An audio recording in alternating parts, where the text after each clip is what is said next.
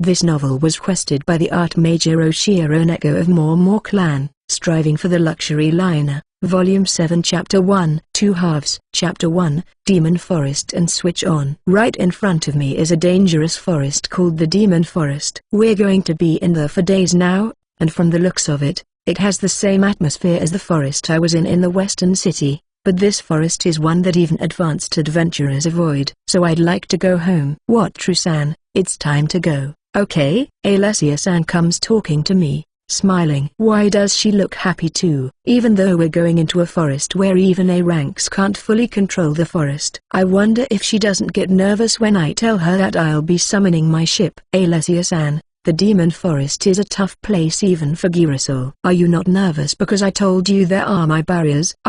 Yes, I guess so. I think it is a tough forest, but we can also rely on what True-san's ship summoning, and we may be able to go to a place that has not been explored yet. Although I'm nervous, I'm more looking forward to it. Oh, and don't worry, I'll make sure you'll be escorted properly. So basically, she is an adventurer at heart, huh? She loves to explore the unknown, doesn't she? I don't know how it feels, though. Yes, please. Then I'll summon the rubber boat. Yes, please. 3 rubber boats are summoned and turned over. The grouping was Alessia-san, Marina-san, Ilma-san, and Fu-chan in the first rubber boat. In the middle Army, Ins, Felicia, and Rim, with Dorothea-san, Carla-san, and Claretta-san in the rear. We lined up in a row and entered the Demon Forest, aiming for the center of the forest. As it turns out, it was a failure. It was not that the monsters were triggered immediately after we entered the forest. We were able to proceed smoothly, but as we proceeded deeper into the forest,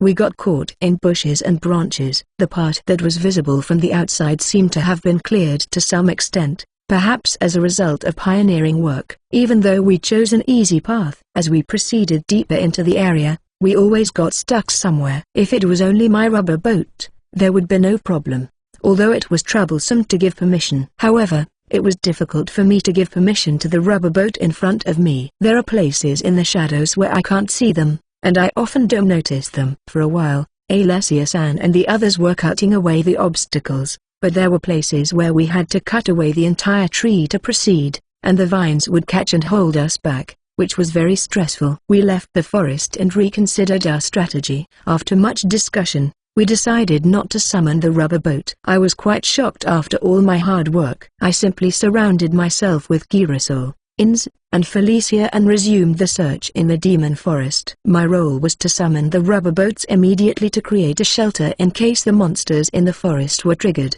and Girasol, who is an A-rank adventurer, said there was no need to rush. We rearranged our formation and entered the forest again. We can go deeper into the forest without any problem, but we are not sure how to proceed. It's a luxury to be surrounded by Girasol, but without the barrier, I get scared when small insects fly by. I guess I'm dependent on the barrier now. When I first came to the other world, I used to go into the forest alone, but now that I'm back in a different living environment, I'm getting weaker and weaker. You don't have to be so nervous, Wataru-san. We will protect you. Thank you, Claretta-san. But I still get nervous. Fufu. That may be true if you are not used to it, but you will be tired, so let's calm down and relax as much as possible. Yes, I feel much more nervous when I'm not in the barrier area. I had a plan to use a rubber boat, but I decided against it because I would have to give permission every time I moved, and I would not be able to act quickly. I regretted it. Well,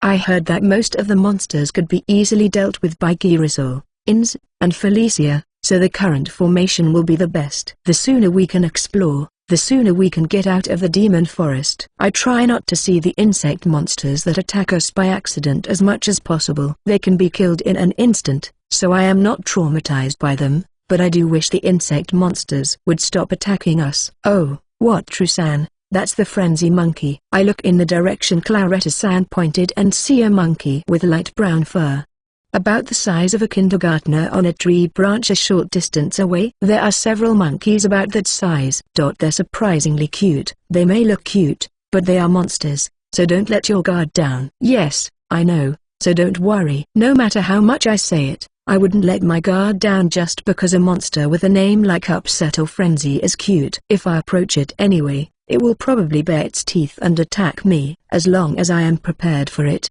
it will not show its ugly face. Are you going to beat them? If they attack us, we'll take them down. But if they don't move, we'll just ignore them. We don't know much about the trigger, but it is very likely that an attack will trigger the switch. Dorothea-san answered my question. It's not that everyone is on their guard when they check the monsters, but they are natural experts. They're A-ranked, so I guess they're experts. We proceeded deeper into the forest, avoiding the frenzy monkeys. As we move, the frenzy monkey follows us, jumping from tree to tree. It doesn't attack us out of the blue but rather observes us, which I don't like. It doesn't seem to be in a frenzy or upset at all. We walk for a while, but frenzy monkey follows us at a distance. They follow us all the way. Are they planning something? I asked Claretta-san, who was walking next to me. Plan? Maybe they are just trying to get an opening in case we are attacked by other monsters. That's troublesome. It's okay. We can handle a monster of that size with no problem. It doesn't feel right when Claretta-san talks about that degree or dealing with it. She's a kind, big-breasted priestess. But when she got angry, she was scary. And she's a first-class adventurer, so it's only natural. I must have imagined it all on my own. But I want to be wrapped gently by those big breasts, so I guess it can't be helped. Please take care of me. Fufu. Leave it to us. After that, we continue walking towards the depths, taking breaks until night. We were attacked several times by vindictive wolves and insect monsters, but Girasol handled them easily. But I can't rest my mind thinking about the possibility of the monsters being triggered by it. By the way, Frenzy Monkey is still following us. After finishing our meal, I summoned 3 hut boats and a rubber boat for lookout, and we each split up to rest, with Frenzy Monkey watching over us from a distance. Should we defeat the Frenzy Monkey yet? I doubt it. Come to think of it, there were no tickets, just like we had in Palermo, so the lookout changes only with who is awake at that time. I'm soberly glad. Incidentally, my lookout was exempted again this time. After entering the hut ship and falling asleep with Ims, Felicia, and Remo, I heard a lot of noise outside. When I opened the door of the hut boat, a Frenzy Monkey attacked the rubber boat, baring its teeth and screaming furiously. So they were looking for a night raid. Marina-san and Carla-san, who were on watch, quickly took down the Frenzy Monkey. In 2 or 3 minutes, the Frenzy Monkey was annihilated. It seems that the monsters weren't triggered. I can sleep in peace. Morning. I kiss Ins and Felicia firmly and walk out of the hut ship with Rimo on my head. We greet each other and finish breakfast. I hear the story, and they say the Frenzy Monkeys attacked them several times while they were on watch. I'm glad they were not triggered. It's a nasty wake-up call when you wake up in the morning, and everything around you is a monster. I heard that sometimes just going into the forest can trigger the switch, so maybe we're lucky so far. Their level is only 15 at most. I don't know if I think too deeply about it, so we resume our search. At any rate, we proceed toward the center of the forest. If there are no dark elves in the center, what should we do after that? I'd like to find some clues as soon as possible. We continue through the same demon forest as yesterday. I finally got used to the atmosphere and walked around while holding Rimo. The attack of the monsters was easily dealt with, and we were able to act calmly when it happened. After Girasol took care of the attack by the vindictive wolf, the atmosphere of the demon forest changed drastically. The howling of the vindictive wolves echoed throughout the forest. What, Trusan? Please summon the rubber boat. Yes. Following Alessia-san's instructions, I summoned 3 rubber boats in a row. Come on in, everyone. At the sound of my voice, we split up into groups of 3 and boarded the boats. The howls come closer and closer, and once a vindictive wolf appears, there is no stopping it, and in no time, the area is filled with vindictive wolves. This is definitely a trigger, isn't it? I checked with Ims and Felicia while looking at the vindictive wolves that were constantly crashing into us. Right. If this weren't a switch on, I'd be scared to death. Ims has a point. If this isn't a switch on, then it's too scary when it is. Yes. So, Master, what are we going to do now? Well, let's discuss it together. I answered Felicia's question and looked around. Well, the number is so large that it doesn't look like it's decreasing at all. On the contrary, they are increasing. Everyone, why don't we discuss what we are going to do? I asked Girasol, who was separated on both sides of me. Well, It won't make any difference if we reduce the number a little now, Alessia-san says and moves over to the rubber boat on which I'm standing in the middle. The other members stop attacking and gather around. It's too cramped when everyone gathers in one rubber boat, so only Alessia-san moves to the boat, but everyone can hear us because I summon the boats right next to each other. Phew, I had heard that a great number of them would gather, but it's more than I imagined. I honestly don't even want to imagine what it would be like if we didn't have the barriers. In addition to the insects and the frenzy monkeys. Yes, that's true. The vindictive wolves alone are in this number. If the insect monsters and the frenzy monkeys join in, we will either be able to retreat just in time, or we will be crushed by the numbers. I try to imagine what I hear from Alessia-san and Dorothea-san's conversation. There is no way. It's going to be sickening. Even now, the whole area is filled with vindictive wolves. Well, we have Wataru-san's ship's barrier, so let's reduce it slowly. Is that okay with you, Wataru-san? Yes, that would be fine. We can move on by repeatedly summoning and repatriating ships, but it will take a lot of time and effort. I'm sure other monsters will join in sooner or later, but let's wait and see for a while, shall we? Deciding on a plan, Girasol, Ins, and Felicio attacked the vindictive wolves. I'm going to attack with Rimmer and Fu-chan, too. When I get tired of attacking, I rest. After I rest, I resume my attack. It's a simple job to thrust spears at the vindictive wolves that are overflowing in front of me. Will it improve my spearmanship skills? When the members of Girasol wield weapons and release magic, they are easily cut, pierced, burned, and shot away. Well, they gather one after another, so the gap will soon be filled. More importantly, even though Rimmer is still working on it, Fu-chan is also firmly releasing wind magic to cut through the vindictive wolves. I was content with my daily life magic, but I should learn offensive magic too. I had room for such thoughts, but that was until the insect monsters and frenzy monkeys entered the fray. Striving for the luxury liner, Volume 7 Chapter 2. Here's the chapter, enjoy. Chapter 2. Large army of monsters and the resumption of the exploration. After the vindictive wolf trigger is switched on, the insect monsters and the frenzy monkey are also switched on, and the area around the barrier is filled with monsters above, to the left, right, front, and back. There is no problem with the frenzy monkey. Even the insect monsters can be managed if we are patient, but not the small insects that follow the insect monsters. They invade the small gap between the rubber boats and stick to the barrier in large numbers. Many wriggling, oozing insects have attached themselves to the barriers on both sides, and Girasol is no longer visible. I can't do this. It's too disgusting. What are we going to do even if you say you can't? I think the only way is to reduce the number of insects. Don't worry, I have an idea. Ins will attack with flame magic right in front of us. Girasol, can you hear me? Ins will now unleash her flame magic, so please focus your attacks on that spot at the right time. I understand. But what are you going to do? After blowing away the trees around the target, I will summon the hideaway there. I responded to Alessia-san's words, and she took care of the rest. I thought it might be okay to summon the Lutto, but the bigger, the better to get away from the insects. Fairy is indeed overkill, isn't it? Then a ranged attack would be better. You all heard me. Attack on count 0. With Alessia-san's count, everyone's ranged attacks were fired. With a tremendous roar, trees and monsters were blown away, and a cloud of smoke rose up. Then, I immediately summoned the hideaway. I had expected to see the hideaway tilted like a wooden boat when the smoke cleared, but instead, the hideaway appeared, sitting normally with a flat bottom. A happy miscalculation, but before buying a boat, I'd better check out the other things as well as the facilities. The hideaway, which I thought was a happy miscalculation and sat normally, also had its drawbacks. The place to board the ship is more than 2 meters higher. What am I going to do? I think I can jump over because my level is higher now. But it would be bad if I fail. In the end, another attack blew away the monsters, and in the meantime, Ins gave me a piggyback ride to the hideaway. After scattering the monsters several times, we all climbed aboard the hideaway, and then I repatriated the rubber boat. I should have summoned the hideaway quickly when the vindictive wolf's trigger switched on.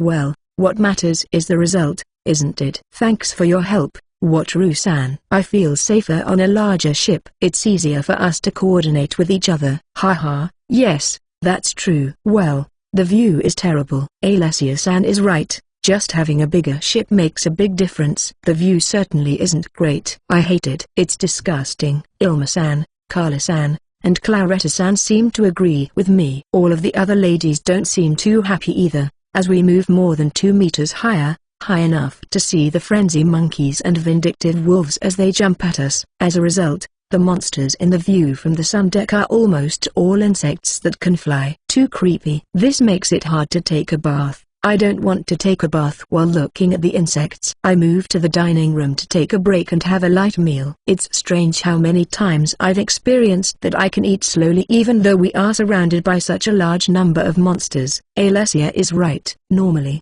we have to take turns eating while dealing with a large number of monsters. The ship summoning was very well received. The other members of Girasol nodded in agreement with Alessia-san and Dorothea-san's conversation. As expected of a skill given to me by Creator God Sama. So what should we do now? Well, we can't do anything unless we reduce the number of monsters, so we'll just have to keep reducing them day by day. They are all weak monsters, so we can cut down a large number of them from inside the barrier, and if we do it steadily, we can get by. Well, I guess Alessia-san is right. Even with the rubber boat, we have killed countless monsters in a few hours. We haven't gotten any materials or magic stones at all, though. Yes, there are other ways. Well, it would be a wild move, but let's say it's possible to repeatedly use the rubber boat and proceed while blowing away all the obstacles in front of us, including the monsters. I don't want to pick that one, if possible.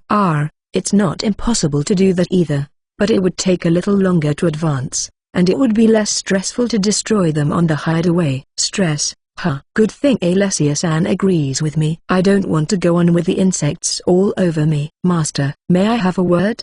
Sure. What's wrong? Can't we just wait until the monsters calm down? It would be helpful if the monsters would calm down as In said, but I thought they wouldn't calm down until the intruder was removed from the forest or killed. Wasn't that a rare thing to hear? They said the monsters won't settle down until the intruders are removed from the demon forest. Thinking about it, I began to feel that the Dark Elves weren't here either. If the trigger is switched on, the Dark Elves will have no choice but to flee or be wiped out. But how can they stay in the demon forest? But there are traces of people here. I wonder what's really going on. I know that. But we've been doing battle so far, defending and such, right? But with Master's ship summoning. So if we don't show ourselves, we don't have to fight, won't they just give up? I think there are barrier masters in the kingdom of Jira, so I'm sure they're trying not to fight as well. What, Trusan? Your assumption is wrong. If you are attacked endlessly by a large number of monsters, no matter how many excellent barrier masters you have, you won't be able to withstand it. What Trusan's ability is extraordinary. I think In's idea is worth a try too. I've reaffirmed the excellence of ship summoning. It got high praise from Alessia-san as well. That's great. Ship summoning. Well, let's give In's idea a try. How long shall we wait and see? I don't know. Maybe 10 days? Is that so? How can we know? No one has tried it before. Then, let's stay on the hideaway for about 10 days. We'll see what happens and think about it. After having decided on a plan for the future, we ate our meal and returned to our room. It's a little late to say this, but even if the monsters withdraw in 10 days, if we resume the exploration of the demon forest and the trigger switches on again, do we have to wait another 10 days? How many years would it take to explore the demon forest? Well, we can try it first. Maybe we'll find out something unexpected. If not, then we'll destroy the monsters. When it gets dark, we don't turn on the lights and spend time flirting in the pitch dark. With the lights on, it seemed unlikely that the insect monsters would retreat, right? The next day, I sneak a look outside and find that the scene is as unpleasant as ever. There's nothing much to do except at night, so I decided to cook up some dried up shark fins. I hope it's a success. I look at my notes on how to cook shark fins, and see that I am missing some ingredients. I didn't think too much about it because I was looking at how to prepare the shark's fin itself, but in my notes, I see the names of shoksing jiu and oyster sauce. There wasn't any shoksing wine or oyster sauce on the ferry, was there? If I bought a luxury liner, I would be able to get shoksing wine at a Chinese restaurant. But would I be able to get oyster sauce? Let's wait until we get the luxury liner to cook the shark's fin. I'm afraid to try a difficult dish when I don't even have all the ingredients. Well, We can't watch DVDs because they will be repatriated when the ferry is repatriated, so what should we do? I can't think of anything special to do, so I spend an uneventful time cooking, playing Reversi and Jenga. If we could have at least taken a bath, I could have seen Girasol in their bathing suits. I sometimes peek outside and see insect monsters and small bugs clinging to the barriers and attacking them. I suppressed my disgust and looked at it carefully. The insect monsters clinging to the bottom are sometimes eaten by vindictive wolves. Wolves eat insects. If the insects are wiped out like this, it will be a great help. It was midnight on the 4th day of our stay on the hideaway. Fighting boredom. Marina-san came to wake me up. I wonder if there has been any progress. Leaving Rima, who was sound asleep, the four of us headed for the dining room, rubbing our sleepy eyes. Fu-chan is on top of Marina-san's head. Rima falls asleep immediately, but I wonder if Fu-chan can handle being up at night. I'm sorry, what True-san? It's the middle of the night. But the monsters are retreating, so I thought we should all check in and discuss the matter. I'm interested too. So it's okay. Thank you, Alessia-san. After saying that, I sneak a peek at the outside. I can't see it. It's completely dark in the forest in the middle of the night. It was pointless to get up. Well, it's not a total waste of time because we have a discussion to have. I think about it while listening to the observation reports of Marina-san, Ilma-san, and Felicia, who have good night vision. I can't confirm the vindictive wolves and frenzy monkeys from here, but I hear that the insect monsters were sticking to the barrier without gaps.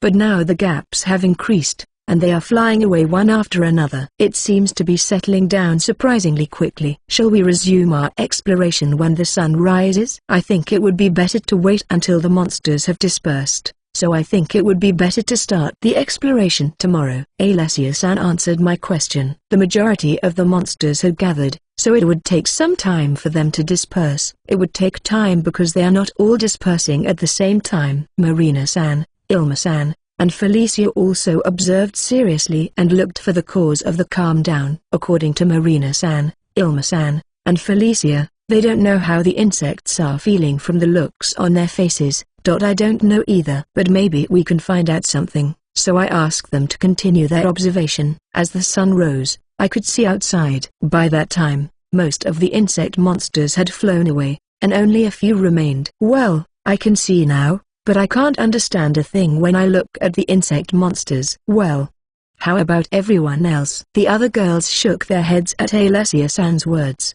And, in the end, couldn't understand anything. It's a shame because if it wasn't an insect, at least we might have learned something. After all the insects had flown away, I asked Marina-san to go check on the frenzy monkey and the vindictive wolf. Marina-san bent down and quickly approached the edge of the ship, and peeked outside. Immediately she moves to another spot and peeks outside. Well, it's a very sophisticated move, but Fu-chan on the top of her head makes me feel nervous. Besides, even if Marina-san only has her eyes out over the edge of the ship, Fu-chan is still in full view, isn't she? Is it okay for slime to be visible? Should I ask her? Since Marina-san circled the ship and came back, walking normally, I assume it is safe and ask her. Marina-san, during the scouting, Fu-chan was in full view from the outside. Is it safe? After being startled by my question, a long silence ensues. Marina-san? The monsters were gone. I can feel the presence in the distance, but I think we are safe now. I see. Then let's discuss it over breakfast. But I didn't understand anything, so I don't really have anything to tell you. That reaction, she completely forgot that Fu-chan was on top of her head. Her face is reddening. Well, it can't be helped. I don't feel any discomfort since it's normal for me to have Rima on my head. So, putting Fu-chan's matter aside for the moment, we all headed for the dining room. We get out some ready-made food from the pantry ship, put it on the table, and have breakfast. Since we didn't learn anything new, we decided to start our exploration tomorrow. After taking a nap today, we decided to take a bath. I'm looking forward to it. After taking a nap, we enjoy a bath with a lot of drinks. We've bathed together so many times, but I never get tired of it. I'll try my best to take a bath with a completely naked Girasol someday. Striving for the Luxury Liner, Volume 7 Chapter 3, sponsored chapter by Patreon. And you may also want to check our new Patreon tier and new Ko-fi for here. Enjoy. Chapter 3 to 2 months and discovery. After the monsters have retreated, we leave to resume our exploration toward the center of the demon forest. The search proceeds cautiously, but the monsters trigger switches on several times, and the team is forced to wait in the hideaway. I have no idea what causes the monsters to switch on. Surrounded by a large army of monsters, we discuss the situation inside the hideaway. Yes, whether or not we defeat the monsters of the demon forest, on the contrary, they attack us even though they are not even visible. Has anyone else noticed anything? All the girls shake their heads at Alessia-san's question. No clue, huh? I know that if we don't show ourselves to the monsters, the situation will settle down in 3 or 4 days. But it's taking too long. Should we switch to exterminating the monsters? Dorothea is right, it would be quicker in the end if we destroy them. Wait a minute, it's honestly not something we should be thinking about, but we do have a problem. What's the problem? What kind of problems will occur when the monsters are gone? I can't think of a problem that Ilma-san says, even after thinking about it. What is the problem, Alma-san? After some hesitation, Alma-san answered my question. Yes, I'm sorry to the beastmen of this country, but if we defeat too many monsters in the demon forest and the pioneering of the kingdom of Jera succeeds, the country of human supremacy will gain power, right? It doesn't make me happy to think of the beastmen as a whole. Ilma-san said her opinion with difficulty but clearly. Ah, I see. If this country can afford it, there is a possibility that it will make a move on other countries, isn't that right? Yes. And the beastmen will be used for those deals. This country is on good terms with the Empire, and it would be even more troublesome if they started helping the Empire that is being pushed into a corner. I see, so the trouble is connected to this place too. To be honest, I don't think it's any of my business, but if the Empire gets stronger, they might try to get in touch with me as well. There is no problem except that it takes time. So I'll take my time. Then I'd rather take my time than work hard for human supremacy. Shall we proceed slowly? We decided to stop exterminating the monsters and proceed slowly because it would be troublesome if the Empire regained its power. We resumed our exploration and proceeded toward the center of the demon forest. I found out that it is difficult for the monsters to switch on as long as we keep our presence off and carefully avoid them as much as possible. But it seems that this is not the only reason. And although the exploration time has increased, we are still surrounded by many monsters and have to take shelter on the hideaway. Now that I think about it, let's say we find the Dark Elves, and they accept the migration. How do we get them out of the demon forest? If they live in the demon forest, maybe they know the conditions under which the monsters can be switched on. If they don't know, I'd have to reveal the ship summoning to get out of there, which I can't do. Basically, it seems that the Dark Elves are in the danger zone, but could it be that no matter where you go, you can't escape without the ship summoning? I don't know. I guess we'll just have to go there and see what happens. I haven't told the people on the Dark Elf Island just to be on the safe side, but the risk of information leaking out is small, and if we can find them, it will depend on the situation at that time. After about 2 months of repeatedly going through the demon forest and retreating back to the hideaway, we arrived at a large lake. The beautiful sight in front of us left everyone speechless. It's beautiful. Yes, we just stared at the lake, and Alessia-san's words brought us back to our senses. Well, I was so surprised to find such a mysterious place in the middle of the demon forest that I couldn't help but admire it. Was it like Lake Moraine in Canada that I saw on TV? The bright turquoise blue color of the lake, similar to the one I saw on TV, shimmered in the sunlight. I thought I remembered Lake Moraine had something to do with melting snow,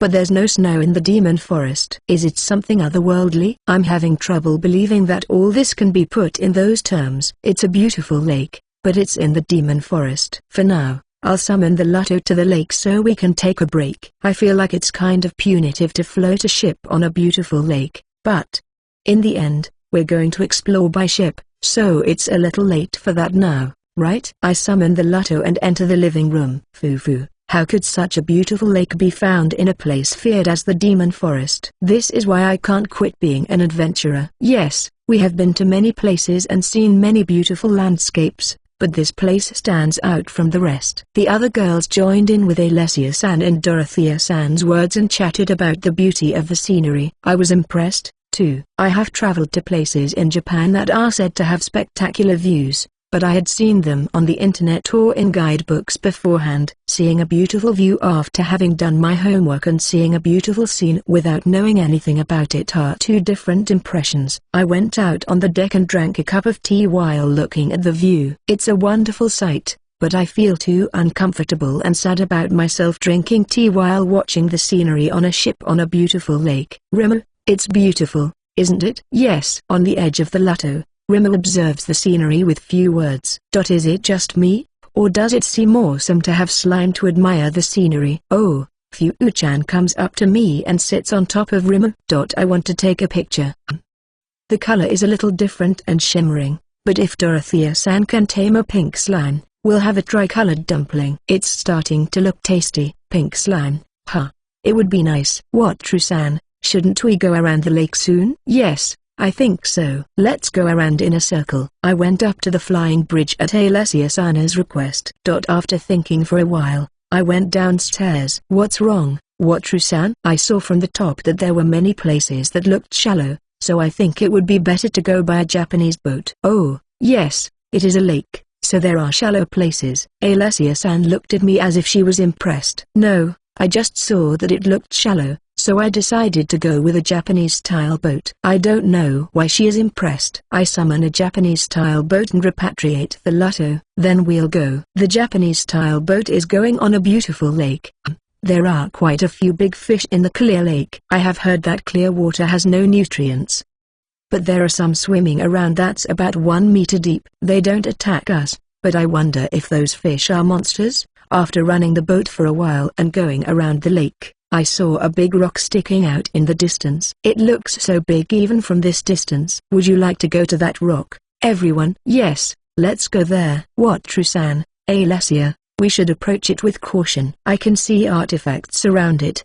Artifacts? Marina-san's words made me look around the rock. I can't see anything at all. But if it's man-made, there must be people there if they haven't been wiped out. It would be bad if we startled them, so let's approach carefully. I understand. I will approach slowly. There is still some distance between us, but we proceed at a reduced speed. It could be beastmen, but I hope it's the dark elves. Is it possible it could be an elf? If possible, I would like it to be a dark elf. The forest exploration is just as unsuitable for me. After some progress, there are rafts lined up around a huge rock and a wooden house built on top of it. I wonder if they live on the lake for protection against monsters. As we approached more slowly and at a reduced speed, we saw a dark elf holding a boat toward us. I'm very happy to discover a dark elf, but I'm not sure if it's in an attack posture. Well, they're hiding because they're being targeted, and when someone approaches them, they're going to be on their guard. What, True-san? Good for you. It's a dark elf. They're very wary, though. Yes, I'm glad. It would have been better if they weren't so alert. That's impossible. We are very suspicious, after all. Well, Alessia-san is right. If Kirasol came to me, I'd suspect it to be a beauty pageant. Yeah, we have to start by relaxing their guard. I'll probably have Felicia do her best to convince her, so please do. Yes, Master. I'll do my best. She's really going for it, isn't she? Well, it's what Felicia wants, of course. Stop. For the time being, we follow the instructions and stop the boat. We need to get them to lower their guard, but will it work? How did you get here? How do you know this place? A great sense of rejection. There is no point in lying, so we'll just tell the truth. Oh, we came here with my skills. I didn't know about this place, but we came here looking for the Dark Elves. Are you trying to enslave us? I knew it. Oh, I'm not thinking of capturing you guys and making you my slaves. Do you mind if we come a little closer to you since the shouting is getting a little loud? No, I knew it was no good. It's hard to talk like this, but I'll do my best. We're here to encourage you to relocate. If you feel comfortable in this forest and have no intention of moving here, then we will leave quietly. Relocation. Did the world change while we were holed up here? Are there no more slaves, and the race supremacists are extinct? Wow, that is a tone of voice that doesn't have a shred of that in it. I feel like a bow and arrow is going to come flying at me if I say that. No, there are slaves, and the race supremacists are still in existence. Nonsense. Why would I go out of my way from this forest to be targeted? Well, I understand what you are saying very well, but it is true that I have a lot of relocation options. I have a dark elf slave. I came here under contract with her. Will you at least listen to what she has to say? What, Trusan? If you say something about a dark elf slave, they will get angry. What are you going to do? Alessia-san, please don't look at me as if I am an idiot because it will hurt me. I know they will be angry, but which do you think is better, Alessia-san? That they find out there is a dark elf slave after we tried our best to put them off their guard? Well, I guess it would be better if we told them first. That's what I meant. You expect us to believe the words of a man with a dark elf slave? His voice is so calm. People who get angry in silence are stiff and scary, aren't they? I see your point, though. But I don't think there's a problem because it's a legitimate slave contract through the God of Commerce, not an illegal slave contract. You may have the contract checked at your place. Do you think there is any way to confirm the contract in a place like this? Oh, there isn't, huh? Well, I had considered the possibility that there might not be since they live in hiding, but it would have been easier to talk to them if there had been. Come to think of it, I don't know the fundamental thing. How can I tell the difference between a legitimate slave and an illegal slave? Felicia, after all this time, can you distinguish between a legitimate slave and an illegal slave? Yes, it is possible. Those who were forced to become slaves by magic are bound by their will and actions, so it is obvious at a glance. I see. Thank you. Good. There is no need to prove that she is a legitimate slave, is there? I've never seen an illegal slave, but that's what's supposed to happen. Well, I can't prove the contract, but since it's a legitimate slave, would you at least listen to what I have to say? Do you think we'd be happy about our people being enslaved, legitimate or illegitimate? Are you saying that the dark elf over there is being enslaved because she wants to be? Well, that's an understandable reaction. She, too, had no choice but to become a slave. But she took a chance nonetheless. Do you guys have a future here? I think it's cool that she took a chance, even though it's a bit awkward. Well, the chance is me. I feel embarrassed. They're silent. Well, there are only a few houses, and they live in the demon forest, so I guess they don't have an easy life. If you just listen to me for now, I'll leave the decision up to you. Of course, we won't force you to do anything just because you refuse, and we'll keep this place a secret. What do you think? I'll listen to you if it's just the dark elf of yours. But when I come to pick her up, you will order her not to lie, to reveal everything, and not to harm us. Reveal everything? Order her not to lie? They'll always ask about me, too. I can't reveal everything. I don't want them to ask about the otherworlder or unique skills, and I'd be too embarrassed if they asked about my sex life. What about you, Felicia? It might be dangerous. What if they take you hostage? Don't worry. I will definitely persuade them, so please let me go. All right.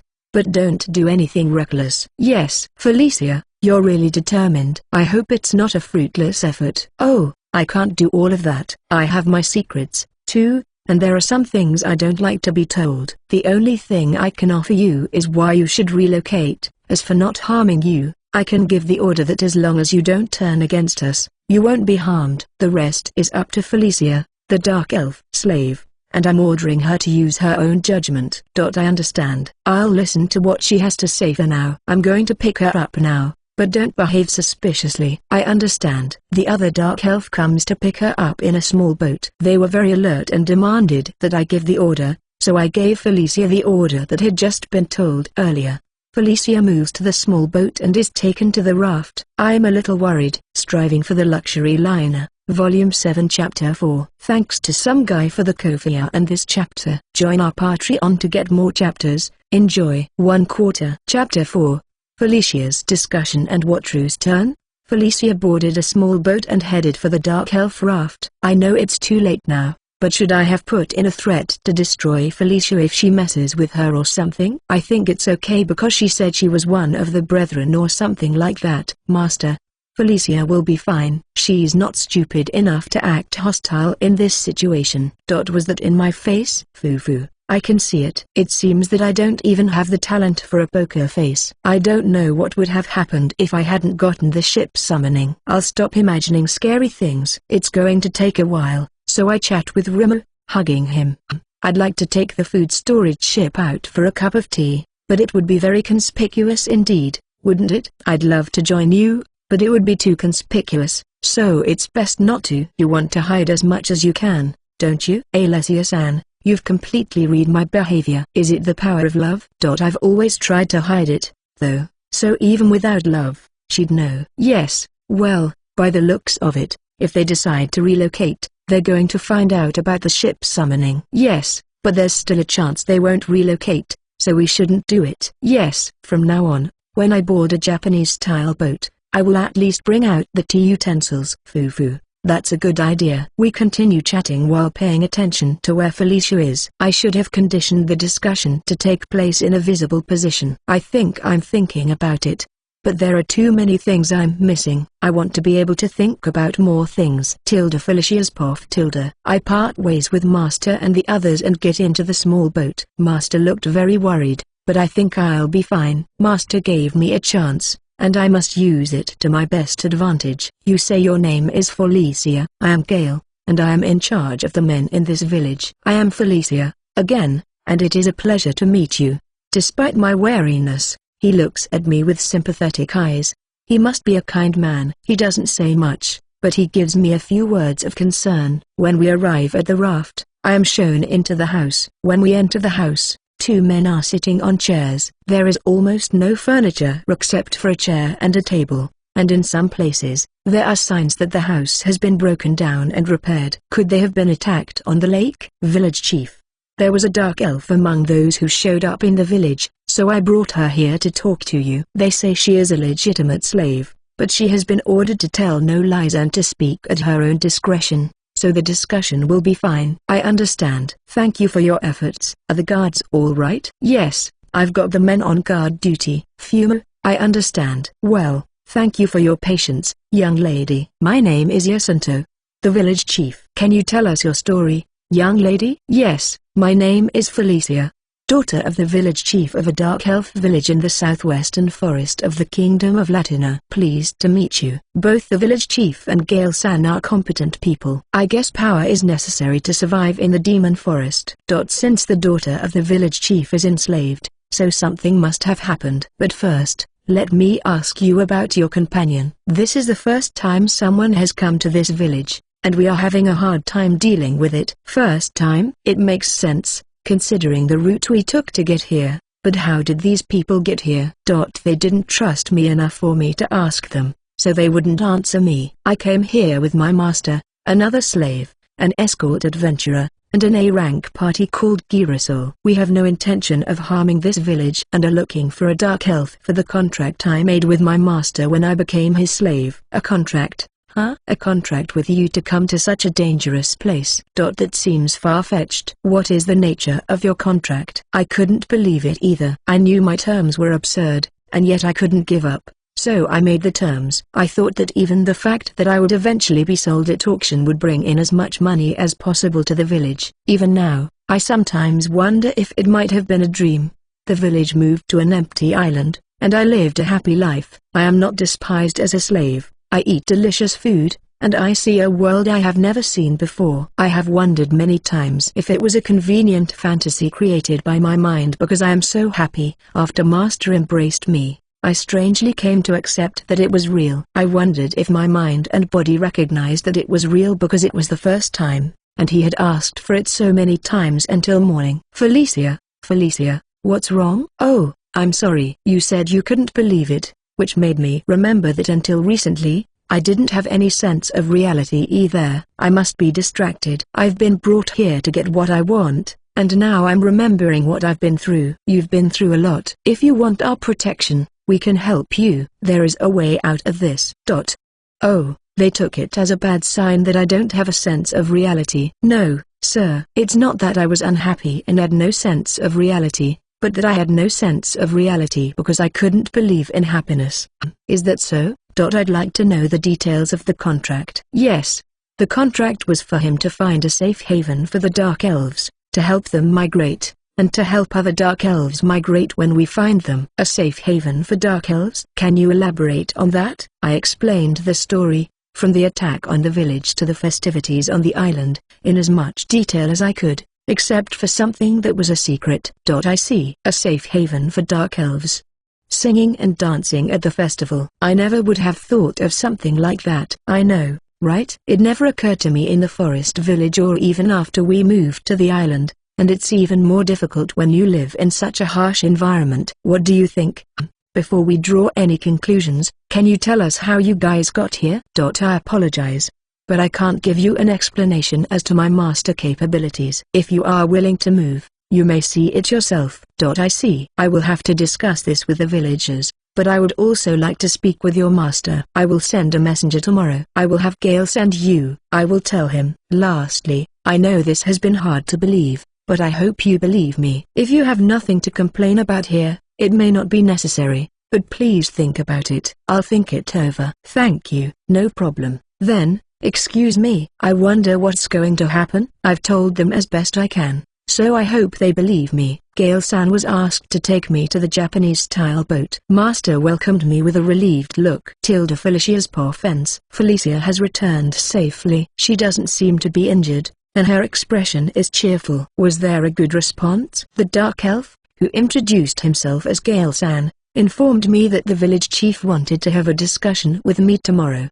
He told me that he couldn't let us stay in the village, so I told him that we would camp at a suitable place and it would be fine. As expected, I don't want to stay in a tense village on guard, so it was a helpful offer. On the contrary, I told them I would be back here tomorrow afternoon, so I decided to leave for the day. Felicia is back safe and sound, so let's just go somewhere out of sight of the village and rest for the day. With everyone's agreement, I drove to a place out of sight of the village and summoned the hideaway. We listened to Felicia's story while drinking tea in the dining room. The village is not in good spirits, and Felicia's story seems to be half believed, although they are interested in it. Well, if someone shows up out of the blue and says they're going to take you to a nice place, it's something to be alerted to, isn't it? It's not like they rejected me because they said they wanted to talk to me tomorrow, so it's up to me from now on. It would be sad if they refused to talk to me and refused to move. I think about tomorrow while talking to Felicia. I've come to the conclusion that I'm just going to have to take it where it comes from. There is too little information. I'm going to eat a meal, get plenty of energy for tomorrow, and go to bed. In the morning, I kiss Ins and Felicia and go to the dining room with Rimmer in my arms. I think about finishing breakfast and relaxing until the appointed time, but I am restless. If this migration is successful, the number of dark elves on the island will increase, so I think it will be enough to recruit the dark elves we meet without having to go out of our way to try to find them. At any rate, I can put a break on my contract with Felicia, and I'd like to make it a success if I can. I'd like to refrain from going into the forest anymore. I've already paved the way to buy a luxury liner, so once I'm done with the migration and have bought the luxury liner, all I have to do is enjoy myself. Oh, I want to help Dorothea-san with her taming. I'm looking forward to seeing what kind of slime will join us. After spending a restless time, we headed for the Dark Elf village on a Japanese-style boat. I was getting sick to my stomach, especially since I was so bad at negotiating. When we reached the village, Gale-san came to pick us up in a small boat. Hello. You said we were going to have a meeting. Yes, but I can't take everyone with us. Felicia and Felicia's master, I want you two to come with me. Wait a minute. I know you want to reduce the number. As an escort, we also need at least one of us to go with them. It is true that 3 people are better than 2. It's never safe, much less in a demon forest, so it's better to be as safe as possible. We can count on you, Alessia-san. She didn't say anything when Felicia went, but that's to be expected since she's not Felicia's escort. I want to believe that it's never because Felicia can handle it but because she's worried about me being there. You are the ones who made it through the forest to get here, and even one more person would make us nervous. If possible, please refrain from doing so. I can't just accept that, can I? I'm also making a big concession to your situation by asking you to allow only one escort. If you can't make a decision, can you go back to the village and discuss it? All right. I'll allow one more escort. Don't you have to go ask? Isn't it pretty great to be in charge of a group of men? Thank you. I'll go. Alessia-san said she was coming with us. Are you taking that slime with you? Is it not good? You might think I'm nervous, but I'd appreciate it if you'd refrain. It's not a quirk to insist that Remo and I are set here. Remo, can you wait here for me? Wait? Yeah, I'm going out for a bit, so you'll have to stay here. Okay, I'll be waiting. I can't help but pet the cute little Remo. Is it okay already? Oh, I'm sorry. It's alright. As I was stroking Rimmer, Gale-san was looking at me curiously. Does he not know how good the slime is too? Should I go proselytizing? We arrive at the village with me, Felicia, and Alessia-san. It's quiet. I wonder, but I don't want to ask because it's our influence 9 times out of 10. Several rafts are floating around a huge rock, and houses are built on the rafts. Their rock, which looked huge from a distance, looks even bigger up close. In terms of size, the visible portion alone is about the size of 2 ordinary Japanese 2-story houses side by side. It is huge when you consider the area below the water's surface. But the houses in this village are almost the same shape. It seems like they are adapted to the rafts. 2 men greeted us as we were led into the house. I am Iasanto, the village chief. The other man and Gale-san stood behind the village chief. I guess those 2 men are his guards too. But 3 beautiful men? Is it my sick mind that makes me uncomfortable when beautiful middle-aged men line up? I am Wataru. Pleased to meet you. They offered me a chair, and I sat down, and Felicia and Alessia-san settled in behind me. There's another chair, and it would be helpful if you could sit next to me. Definitely, I will be the main person in the discussion. The pressure has increased, but I'll do my best for the sake of my happiness. Striving for the Luxury Liner. Volume 7 Chapter 5. Thanks to some guy for the coffee and this chapter. Join our Patreon to get more chapters. Enjoy. 2/4. Chapter 5, Wataru's Negotiation and the Dark Elf's Decision. The discussion with the Dark Elf village chief began in a subtly tense atmosphere. So, village chief-san, you said you were going to have a discussion in the village. What have you decided to do? Please tell me you've decided to go. That would be incredibly helpful. After our discussions, we are all interested. But we cannot deny the possibility that we are being deceived. We need you to give us reason to believe. It's a hassle, but from the Dark Elves' point of view, they're abandoning the village, and I'm the one who came to invite them, so I guess I'll have to show them what grounds I have. I know a great place.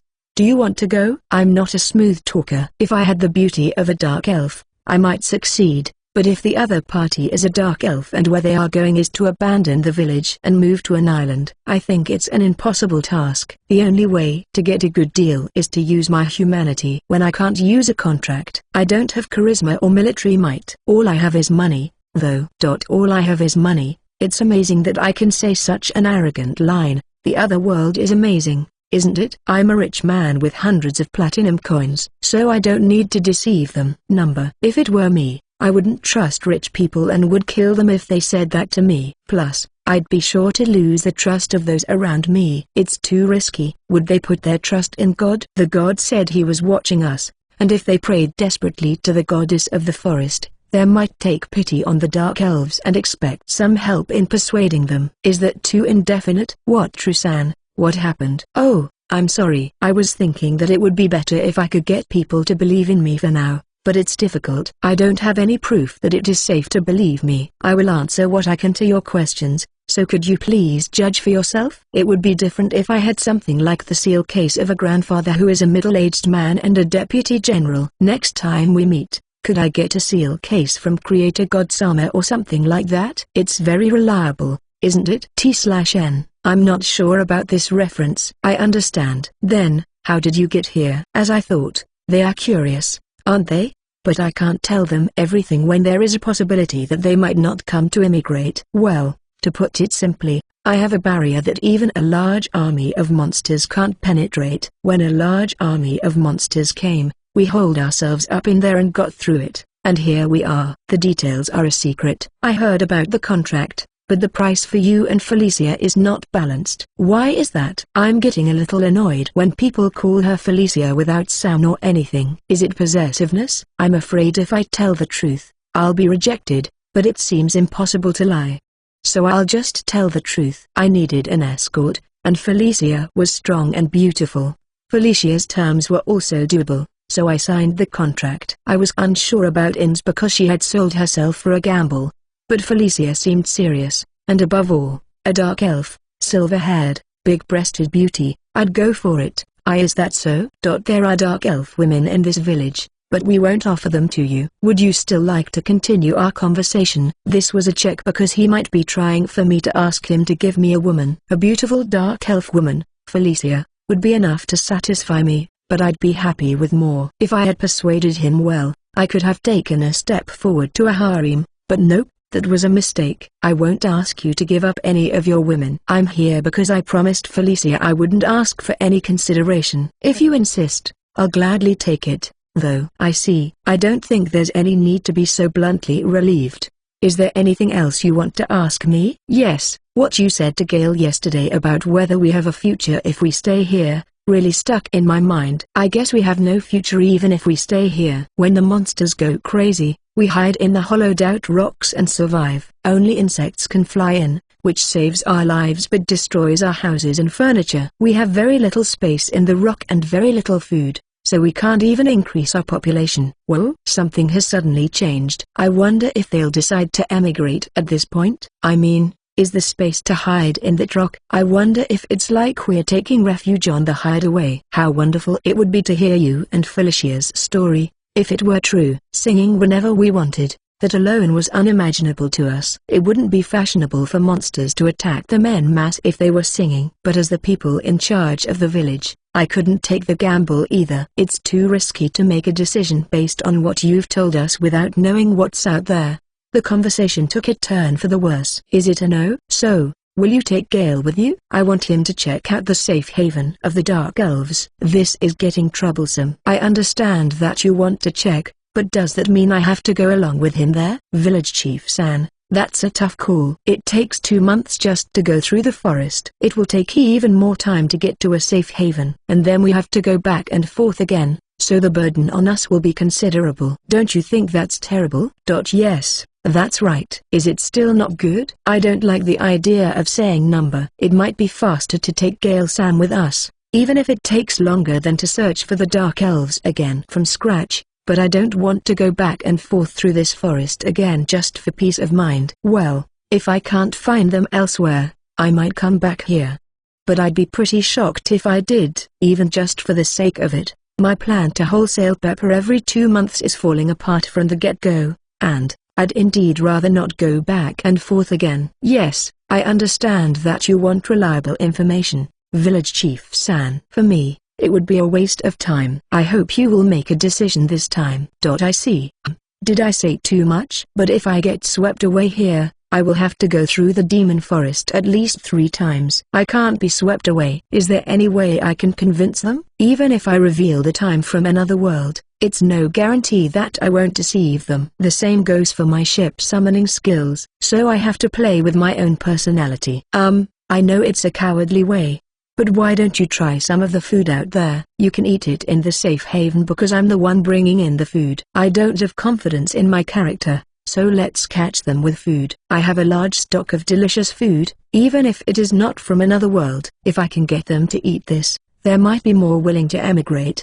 Does that mean that eating good food will make life here less difficult? Well, it does. It is certainly dangerous out there, but there are a lot of things you can't get here. I think it would be a good opportunity to emigrate, and it would appeal to people that once you arrive in the safe haven, you will be able to eat delicious food and not have to live in fear. What, Trusan? We are happy about the delicious food, but the question for us is whether we believe you or not. I understand. But if you guys emigrate, we won't have to force ourselves to look for Dark Elves afterward. If I could reach them with food, I would. If you know there's such good food in your safe haven, you'll want to believe it, won't you? Maybe so, but wouldn't it mess them up if I told them? I am confident that if I offer you food and let you try it, you will like it. But if I let you eat it without saying anything, you would be very suspicious, wouldn't you? As for me, I don't want to deceive you. I just want to tell you how attractive it is out there. I'll stop. I will not gamble with the future of the people in the village because of the food. I guess it's still not good. I think it's too obvious, but if I let them eat without saying anything, that's going to make them lose faith in me. I wish I had been honest with them and they had been interested. What, Trusan? If we were to decide to emigrate, would it be possible for us to get out of the forest safely? Yes, I think so. We don't know what will happen, so I can't say for sure, but I think it will be fine. Does this village have a way to move freely through the forest? No, as I said before, we can hide in the rocks. I see. Then, if you want to migrate, shall we do it my way? I'll give them tickets, and when the monsters trigger switches on, they can jump into the magic circle of the hideaway, and there will be no problem. I understand. I would like to discuss it again with everyone. How much time can you give us? I don't want to take too long, but I can give you a couple of days. If so, can you give us another chance in 2 days? I understand. Okay, I will leave. After having Gale-san take us to the Japanese-style boat,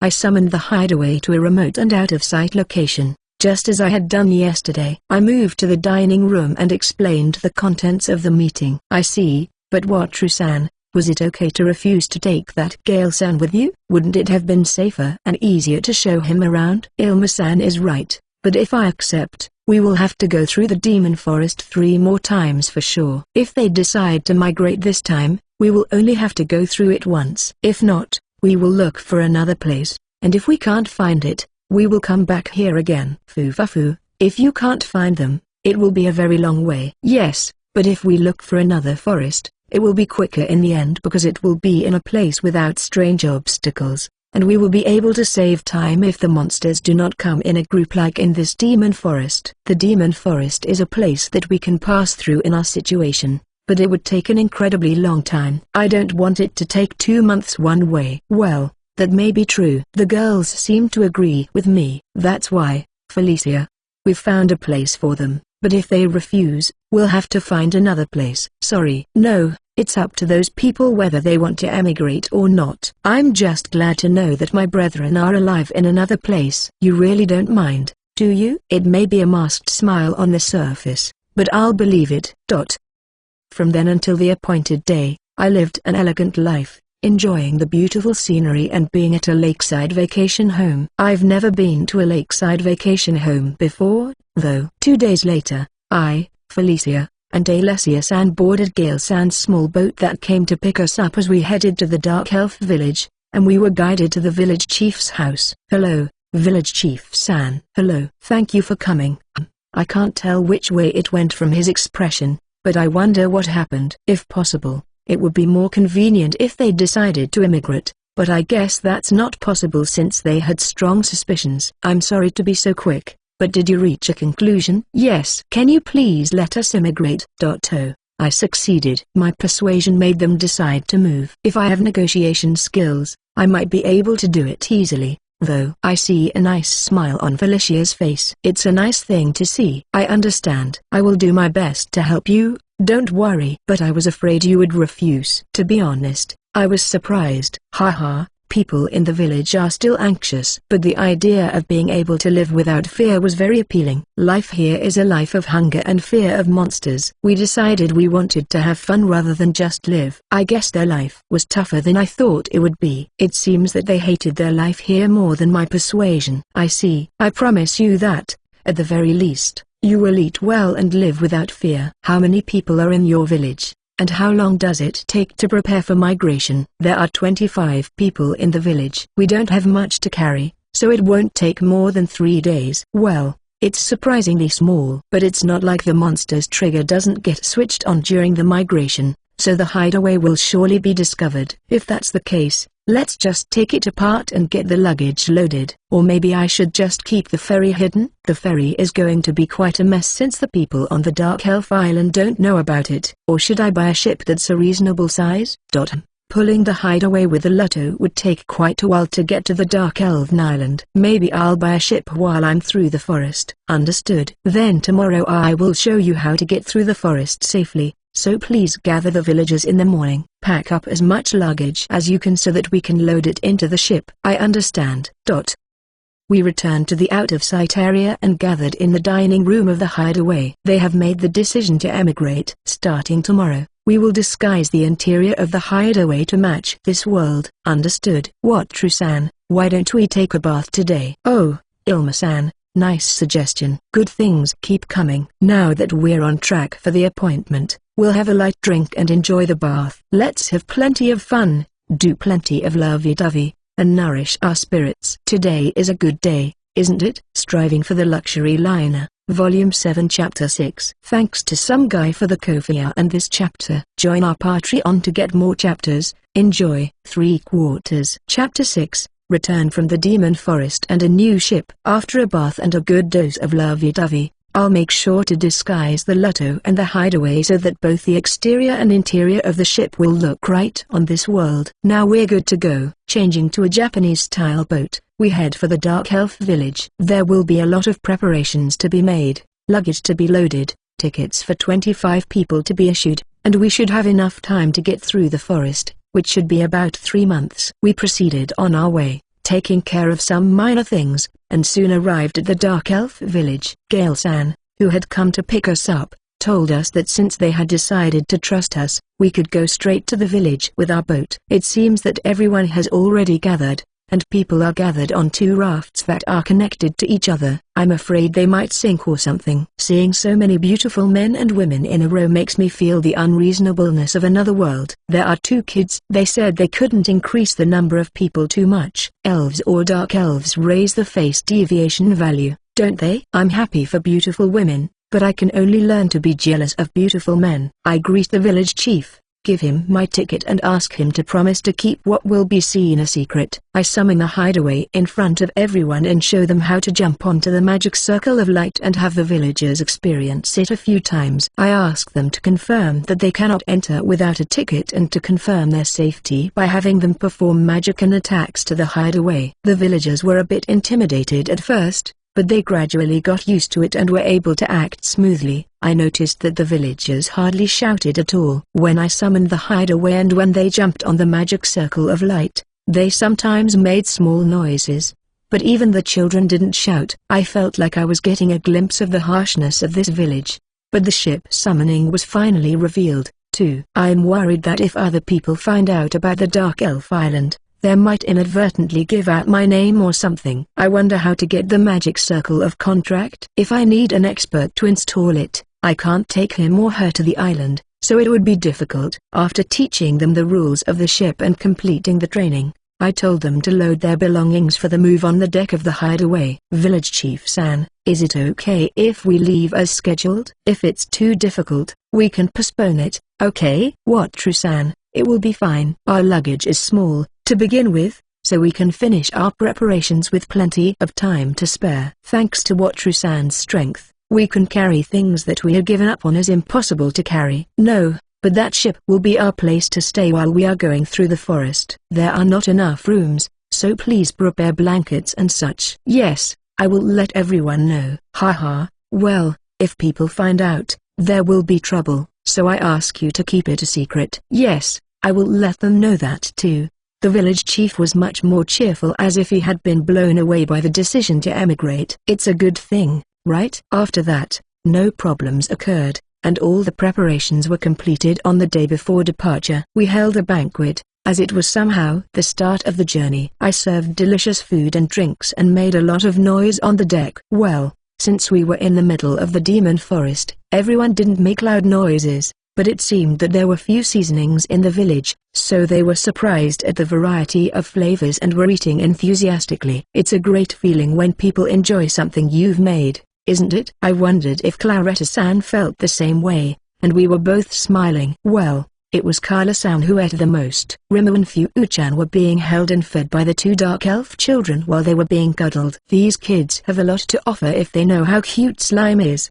The party is over, and everyone seems to have had a good time lying around on blankets. Beautiful men and women are drinking and rolling around. It's a very strange feeling. Well, tomorrow we're going to be in the demon forest, so it wouldn't hurt to have a little fun, at least today, right? Unless you've been drinking so much that you're hungover, though. Well, tomorrow we'll start walking in the forest. I'm not going to get too excited because everyone is here, but I'm going to quietly enjoy lovey-dovey time with Inz and Felicia and then go to bed. I can see the ocean through the trees. It's kind of relaxing. It took us almost 3 months to reach the ocean because of the large number of people and the time it took to travel. I guess I underestimated how long it took to move with a large group of people. It was hard in the beginning. Originally, the women in the village never went out into the dangerous forest, and they were not at a high enough level or physically strong enough. And since there were also children, we were inevitably slow. Girasol surrounded the dark elf villagers and us, and the 2 children were carried on piggyback by turns by the stronger men as we carefully made our way through the forest. We had a bit of a rough time when the monster's trigger was switched on for the first time. but we all managed to get aboard the hideaway and made it through without a hitch. Slowing down means longer time in the forest, which in turn means more time in the demon forest, which in turn means more monsters. It was a vicious cycle. It was a little uncomfortable to have 34 people on board, but the villagers said it was heaven compared to being stuck in a small space carved out of the rock. I don't want to imagine how harsh the environment must have been. Perhaps because they had endured the harsh environment, once they realized that they would be safe even if monsters attacked them, they stayed calm and didn't make a fuss inside the ship, and they acted calmly when evacuating. There were few problems in defeating the monsters because the men in the village could handle it as long as the trigger was not switched on. If they hunted near the village, they would sometimes not be able to evacuate in time if the switch went on. That would reduce the number of people. As for the food, it seemed to be much better than in the village, and even though they were not used to being in the demon forest when it was time to eat, they forgot how tired they were and ate their meals, which was a good stress reliever, and they were able to proceed in a good mood until we reached the ocean. Meals are important, aren't they? While we were in the demon forest, the thing that bothered me the most was the purchase of a ship. We could travel by pulling the hideaway with the Lotto, but it is slow, and it would be tough to slow down even more when we are months over schedule just to get there. I thought about taking the ferry through the open sea and pulling the hideaway with the Lotto from near the Dark Elf Island, but with the ferry, I would have a direct connection with the Mage in case information leaked out. Well, I guess it's too late now when I show the ship summoning, but I would like to avoid the ferry because of the impact it would have on the public. I looked for a variety of ships, especially the sightseeing ships were full of attractive ships. Some were castle-shaped, some were swan-shaped, some had windows on the bottom, some looked like pirate ships, and others were exciting. It doesn't make sense, though, because it stands out so much that it has to be disguised as a ship. I want the Sunseeker 155 yacht the most out of all the ones I found, but it costs 25 platinum coins. And I want a luxury liner as soon as possible, so I'm having a hard time. But it's cool and luxurious, and I want it. I also looked at cargo ships, but if I buy this one, it looks like it would have no problem carrying a lot of pepper, and if I don't mind showing off my closeness to the mage, I want it, but it doesn't look like it would be suitable for transporting people, so I'll hold off this time. After much deliberation, I decided to buy the Sunseeker 155 yacht. The size is the same as a mid-sized boat, and the 25 platinum coins are expensive, but I think it's best to buy the ship you want. I know it's just an excuse, though, but it's cool because it's divided into 4 floors and has a jacuzzi at the top. It has a spinning thing at the top of the ship that looks like a radar. I don't know if it's usable or even what it's for, but it's a nice thing. The hideaway on land. The Sunseeker 155 yacht at sea. There's a proper use for both, and it's not a waste. It shouldn't be a waste. Now that it's a medium-sized ship, it could be used to wholesale a lot of pepper if I give up the mage-related stuff. And it's not a waste. I feel guilty, like I'm on a diet, and I've been indulging in something sweet. Even after buying it, I wonder if it was the right thing to do. But I've already bought it, so I'll try not to think about it. By the way, buying this ship did not raise the level of ship summoning. I guess I have to buy a luxury liner to raise the level. Now I have to think of a name for the ship, because it means something like going to a warm place. I can't think of one. Even if I think of it from the outside, I can't get an image of it without seeing the real thing. I guess the Seeker would be fine. It means someone who is searching for something, so it's perfect in an otherworldly way. It's after I found the Dark Elves, though. As I walk along, remembering the past 3 months, the ocean that I had seen between the trees is already in front of me. Finally, we pass through the demon forest. If the monster's trigger is switched on here and now, it would be the most troublesome thing, so we quietly exit the forest. I don't know how many generations have lived in that place, but it seems they have never seen the sea, and the Dark Elves are amazed at the sight of the sea. Even at a time like this, they don't make a sound. At any rate, me, Ins, and Felicia board the gallet and leave the land. After making sure no one sees us, I summon the Seeker. https://nikestranslation.wordpress.com/2022/09/Sunseeker 155 yacht navigation 1.jpg. Oh, it's cool. Don't you think so? Foo-foo. I guess so. It's about the size of a medium-sized ship, but ships in Master's world have a mysterious charm, don't they? Yes, it's very nice. It seems to be easy to use in terms of size. Master, does this ship go into the harbor? Ins and Felicia seem to like it too. I'm still trying to figure out if we can get it into the harbor. If I pretend that I bought the ship from the mage unreservedly, I'll have to deal with a lot of trouble. That's true. I'd like to take the time to explore the ship, but if Kiriso Lorani of the Dark Elves saw it, it would be a problem. So this time, I'll just disguise the ship and return immediately. Yes, we board the ship and return to land while making tickets for the exterior and interior to match the standards of this world. Since it would be troublesome if we were to be inspected, I asked them to quickly board the ship and head out to the open sea. The exterior of the ship is a little stocky, but it now looks like a normal medium-sized ship. The interior is divided into 4 floors, which is strange. I wonder if mid-size ships in this world are divided into 4 floors. After safely getting out to the open sea, we set our destination to the island of the Dark Elves and gathered in the living room for a breathe there. Village Chief San, now that we're here, we should be fine. We will reach our destination just by getting on the ship. There are not enough rooms on the ship, but the distribution will be decided by the village chief, just as on the hideaway. I'll tell you later which rooms are for us and Kiriso. The chief seems surprised. What's going on? Huh? There's no reply. Village Chief San, what's going on? No. The distribution is fine, but if we stay on the ship, will we arrive at the safe haven of the Dark Elves? Yes, we will arrive. Is there any problem? For some reason, the village chief's face was getting cloudy. I heard it was an island, but since it is a safe haven, I thought there would be more difficulties ahead. So is everything alright?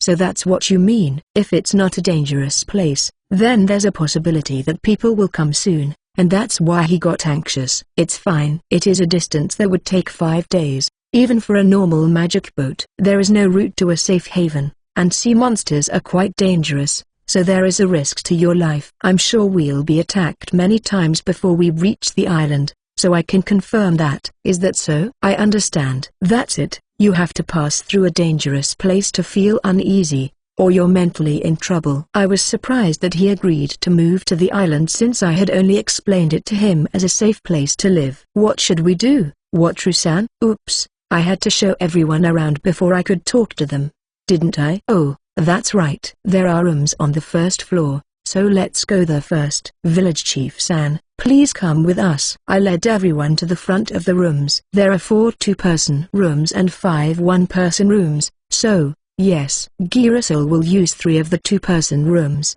and 1 two-person room, and the one-person room will be distributed by the village chief. I'm sorry, but the rest of you can rest in any available space. There is another room on the 3rd floor, but it is connected to the wheelhouse, so let's make it off limits just in case. What, Trusan? We don't have to be in a room either, okay? We are adventurers, so just having a roof over our heads is enough. No, we are accustomed to living in large rooms, so just having 5 private rooms is enough for us. It would be more helpful if the Girasol people could use our rooms. Yes, it might be easier if the Girasol use the rooms rather than the Dark Elves having to share them with the others. If you put it that way, then yes. What room are you going to stay in? What, Trusan? There is a room on the 2nd floor, so that's where I'll stay. After the room assignments were made, the village chief returned to the living room to talk with the villagers about the room assignments. Everyone, how about a cup of tea in the upstairs room? I'll take off the disguise so you can see a little of what this ship is all about. Foo-foo, that sounds exciting. We go to the room and drink tea while bragging about our luxurious room. It's gorgeous, as only a luxury yacht can be. After we drop off all the Dark Elves, I'll put all the decor back, and we can enjoy this ship. Funds on hand: 50 gold coins, 21 silver coins, 38 copper coins. Guild account: 0 platinum coins, 70 gold coins. Savings boat: 920 platinum coins. Pepper boat: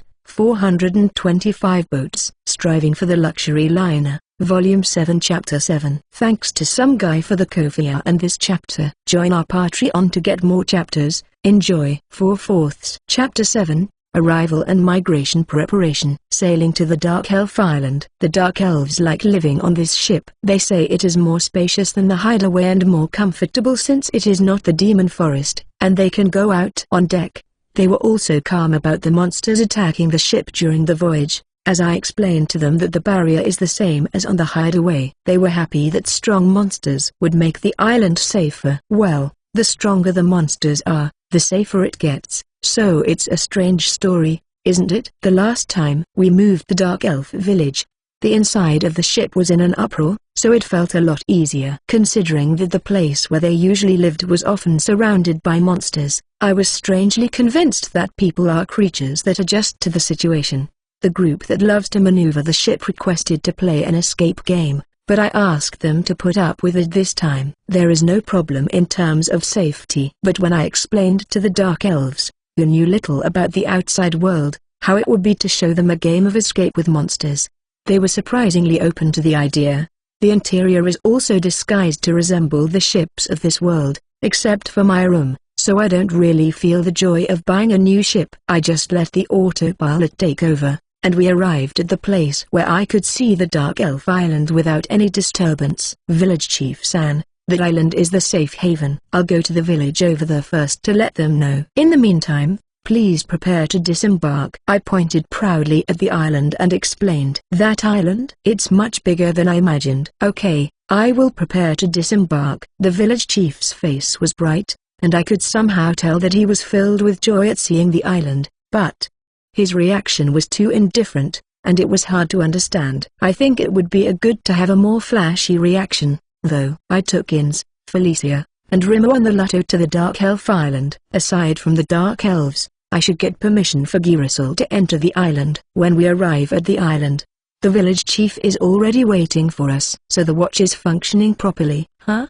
The chief of this island and the chief of the migrated village. It's confusing. Well, they will talk to each other and work it out. My role is to bring them here, and that's it. Village Chief San, it's been a while. It's been a long time. Wataru-san. Where's that ship? Suddenly, well, he must have found the seeker and come here, so it's only natural that he's curious about it. Yes, that's why I'm here to explain it to you. The new Dark Elf migrants, the human and beastmen we hired to escort us, are aboard that ship, so I thought it would be a good idea to ask permission to enter the island. I know it's a bit sudden on my part, but it can't be helped, can it? I didn't know if I'd find any Dark Elves, and I feel like I should have talked about Girasol first, though. Oh, a new resident? The village is going to be lively. If Wataru-san brought the escort, there would be no problem. In the meantime, I will inform the villagers in advance, so don't worry. The village chief said so, and then he went to the signaling the young-looking Dark Elf, and then that young-looking Dark Elf ran to the village. He is well trained. Thank you very much. There are 25 Dark Elves and 6 escorts. I will go back now and bring them here. Yes, I'll have everything ready. Leaving Felicia behind for a detailed explanation, Ins and I board the Lotto. Come to think of it, this is the first time we've entered the island in a mid-size ship class. But what if we are stranded? Stranding at the start of a new life is not good. Let's see. The Isekai should be fine with a maximum weight of 2 meters 70.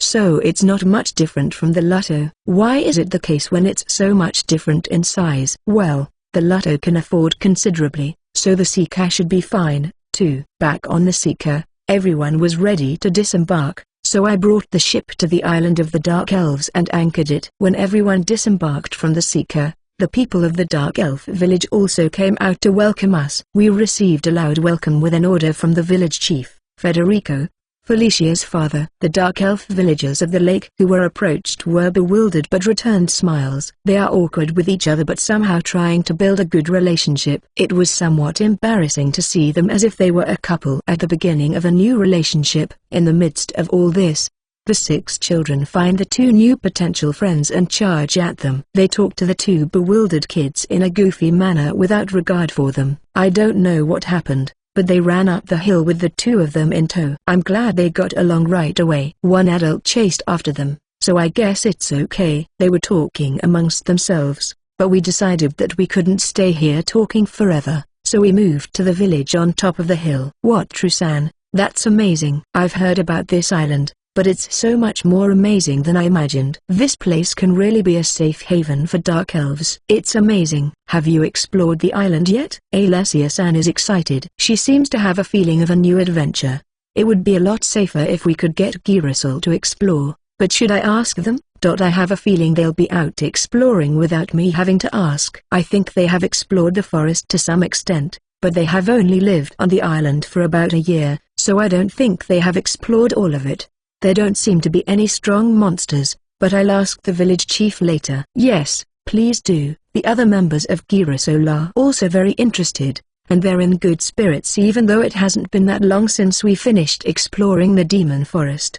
But even if I get them to go exploring, it will be after we return to the southern city. I have to wholesale pepper, and I have to buy some things I need in this village. I'm pretty busy. The Dark Elf village is even more developed after the first time in about 6 months, and the houses of the villagers should have been completed, but there are more houses. Upon closer inspection, I think they are working on the completed houses as well, or maybe they are adding more decorations. It seems that there is plenty of room to spare, and the houses of the new villagers will be completed soon. Until the houses are completed, they will be living in tents, so they immediately start preparing the tents. So far, there has been no friction, and they are talking well and respectfully with each other. I don't like the fact that they talk about the hardships they had to go through when they lived in their old place. Why talk about hardships when you can talk about your future life in a positive way? I don't understand. But since they are consoling each other, I let it go. The newcomers are surprised when the villagers start singing a song while they work. It's a culture shock. There was an anime like that, though that was a different race. I wonder if it has any effect if they are the same dark elves. I talked to Cecilia-san, who was nearby. Cecilia-san, I see that everyone who is working is singing. When we were here, they were practicing their singing, but has it been the same since then? Fufu, not only have they not changed, but they are even more enthusiastic. We sing songs that we've forgotten, but we try to put together the parts that we all remember and sing them whenever we have time. Music boom was coming. Maybe I should go find some instruments from this world and buy some. I see. Then there will be songs also from the migrant villages, and that will add to the fun. That's true, isn't it? What kind of songs will there be? I'm really looking forward to it. Is it really a nuisance to ask about the songs now? They are busy at the moment, but you will be living in the same village from now on, so there will be plenty of opportunities for you. Fufu, that's true. What true-san? Since we moved to this island, every day has been very rewarding. After the festival, singing, dancing, and playing Jenga and Reversi, we had much more fun, and everyone was more cheerful. Thank you for everything. What can I say? You're welcome. Well, Felicia did most of the work, so please give her credit. Cecilia-san nodded happily as I said this while looking at Felicia, who was running around helping with the migration. Everyone pitched their tents and provided food to make a large amount of food for all of us to eat. Oh, by the way, I forgot to give them the Jenga and the Reversi. Everyone is busy right now, so it'll be good for later. Thank you for providing the ingredients, Wataru-san. Oh, Village Chief-san. Felicia's father looks busy, but he seems to be in a good mood. No, there are suddenly more people here. It's only natural. I'll be shopping in Southern City again, so please talk with everyone and summarize what they need. We are thinking of leaving the day after tomorrow. I understand. I am sorry to keep relying on you, but thank you very much. Haha, I'm the one who brought you here, and I'm enjoying watching this village grow and develop, so don't worry about it. Thank you very much. After chatting with the village chief for a while, he returned to his work. After dinner tonight, they are going to have a meeting to discuss various issues. He requested my participation, but I declined. I don't care if they are planning a festival, I don't want to attend a village meeting. The 8 children were running around during the preparations. They seem to have adjusted to the new surroundings, and it's amazing how adaptable children are. After the meal preparation and tent pitching were finished, everyone gathered for dinner and ate noisily as if it were a party. If it weren't for the after-dinner meeting, I would offer alcohol. After the meal, the villagers go to a meeting, and we walk back to the seeker. What Trusan, I'm glad that there was no trouble and that everyone seems to be getting along well. I'm glad you were concerned about how they would get along, too, Alessia-san.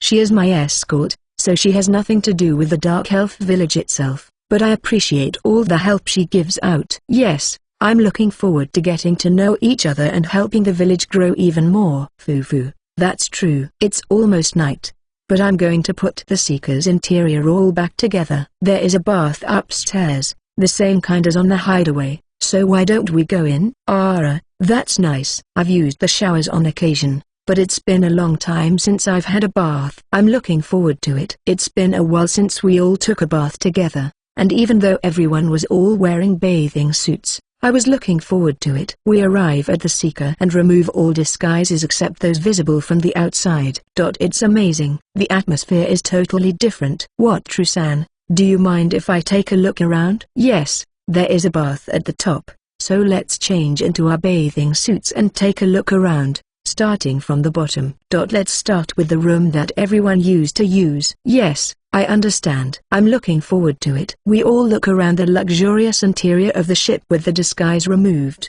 The rooms and living rooms are furnished with sophisticated and cool furniture. Everyone is excited and makes noises when they see them. I thought about this on the hideaway, too, but why are there sofas placed all over the place on luxury ships? There must be some reason that I, a commoner, don't understand, but there are too many. No matter where I walk, in the living room, on the deck, or in the spacious interior of the ship, there is always a sofa nearby. It's a mystery. Also, I was aiming for it, but since I had them change into their bathing suits, my eyes were more drawn to the one that plopped down every time they moved into the ship's facilities. I think it is inevitable that I hugged and cuddled Rimmer for some reason. Rimmer is also happy, so there should be no problem. I look to my right and squeeze Rimmer, look to the left and squeeze him again. If it were in Japan, I feel like I would be sued, but there would be no sexual harassment in another world. If I offended them, they might cut me down, but on the ship, there would be no problem. I think I'm a small and miserable man. But that's okay because I'm happy. I'll be happier in the bathtub, small or cunning. If I can take a bath with a beautiful woman with big breasts, I'm satisfied.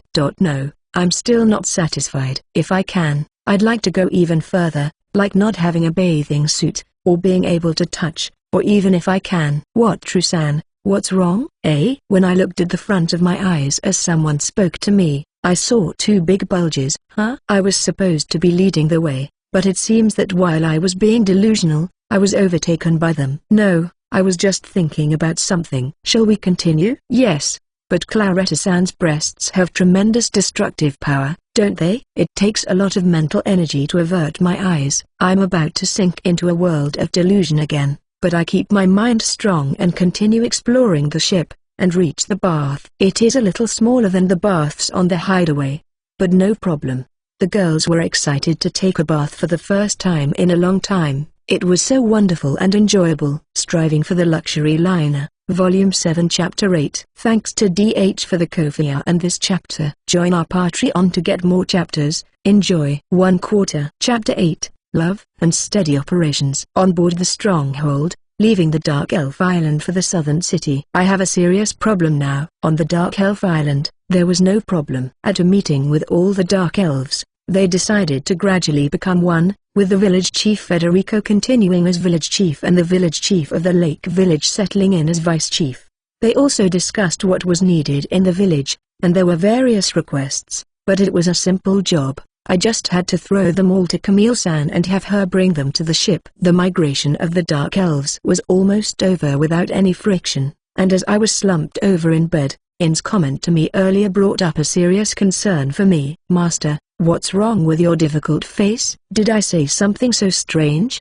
No, well, it's something I hadn't thought about, so I was puzzled. Why did you bring it up in the first place? There's no particular reason. I'm just asking because I thought you were thinking of marrying everyone at Girasol since you've been talking so much about your secret and getting along so well with each other. Marriage? I'd forgotten that word. Hey, Ins, can you marry more than one person in the first place? No, it's a standard thing in otherworldly stories, and there are royalty and nobility, so I suppose it's possible. I had never thought about marriage, so I didn't care about it. Yes, it's possible. But it's different in your world, isn't it? Yes. In my country, you could only marry one person. But I'm thrilled to hear that I can legally create a harem.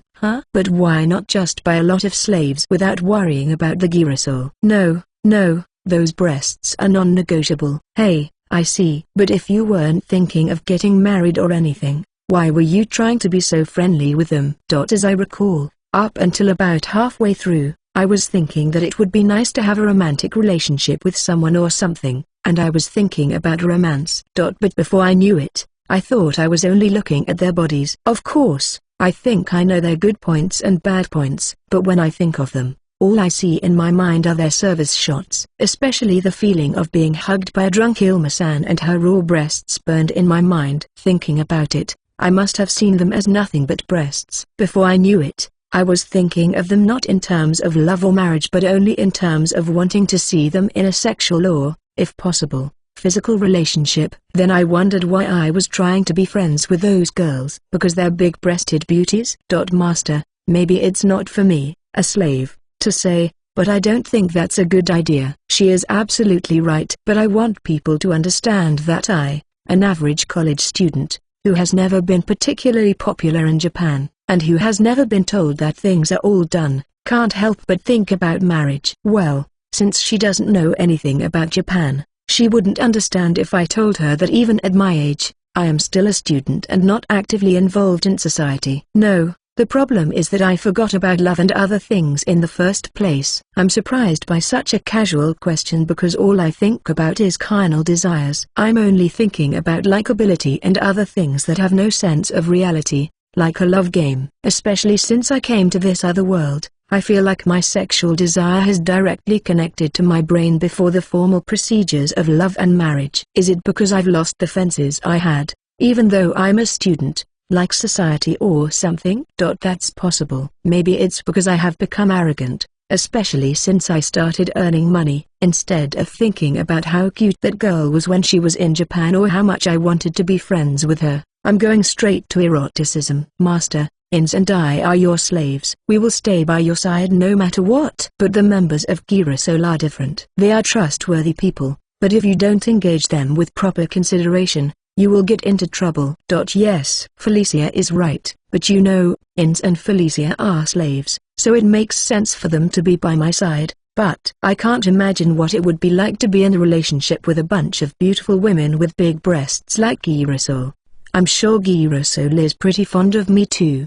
They wouldn't take a boat trip with someone they didn't like, and they wouldn't bathe with someone they didn't like. It's possible that it's for the purpose of the ship's summoning ability or to return the favor for saving Lucca.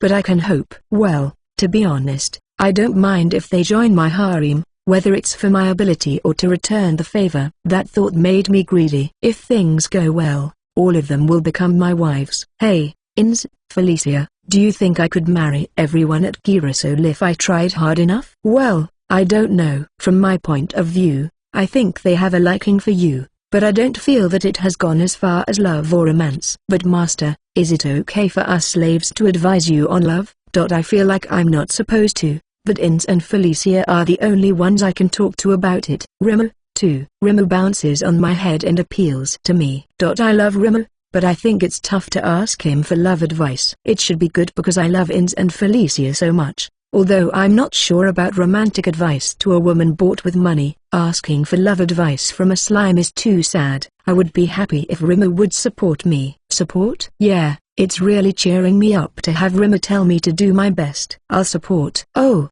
I can feel how motivated Rimu is. Wataru, do your best. Yeah, I'll do my best. Thank you, Rimu. I hug Rimu and stroke him around. Rimu is the best, isn't he? He probably doesn't know what he's cheering for, though. So, back to the point, is there anyone else you can talk to about this besides us? I don't have anyone. Come to think of it, I haven't met any of Master's friends. I don't have any. I've been in another world for quite some time now, and I haven't made a single person I can call a friend. I've already made up my mind. If I had to say, I would say that everyone in Girasol is my closest friend. Master, you should get to know people a little better. Creator God Sama said the same thing to me as Ins. I answered, it's just the beginning, you'll see. The result is as you can see. I've expanded my relationships a lot since Creator God Sama told me, so I think I'm okay. I don't know what to say, but I think you should try harder to make friends before you think about romance with Girasol. Also, I didn't hear you mention Creator God Sama. I agree. I also didn't hear about Creator God Sama either. You know, Creator God Sama said I should think of a way to make friends. It seems that they are going to pretend that they didn't hear about Creator God Sama. But a harem with Girasol is more important than making friends now. But when I say friends, I don't want to bring people on my ship unless there's a reason to. That way, since we'll be at sea most of the time, we won't have time to get to know each other. The only people I let on my ship in the first place, other than for migration, were the guild master and the others at the time of the experiment. Master doesn't intend to tell your secrets to men? Felicia, I wish you wouldn't look so troubled. I don't mind telling them if I can trust them. It's hard to get to know someone well enough to trust them, isn't it? You talk to the Girasol so easily, but that's because they're beautiful, isn't it? Yes, well, Felicia is right. I took the risk because Girasol was right in the middle of my tastes, but I honestly can't imagine taking a risk and telling a secret to a guy I don't get along with very well. Oh, but now that it is called the ship I bought from the mage, I can let it go by, thanks to the mage. Then the ship summoning would be almost unusable. No, it is too inconvenient not to be able to use the ship summoning. I don't like the idea of having to disguise the inside of the ship. Let's stop with that. Well, I don't have to force myself to make friends, I can make friends naturally. Maybe. Master, you won't make friends after all if you keep talking like that. I hope Ins doesn't look so dismayed. Well, if I find someone I think I can get along with, I'll invite them out for a drink or something. It's definitely better to have friends than no friends, so I'll do my best if I get the chance. It's fun to fool around with male friends. That's right. Well, that's a good idea. But Master is the center of attention, so you have to be selective about who you go out with.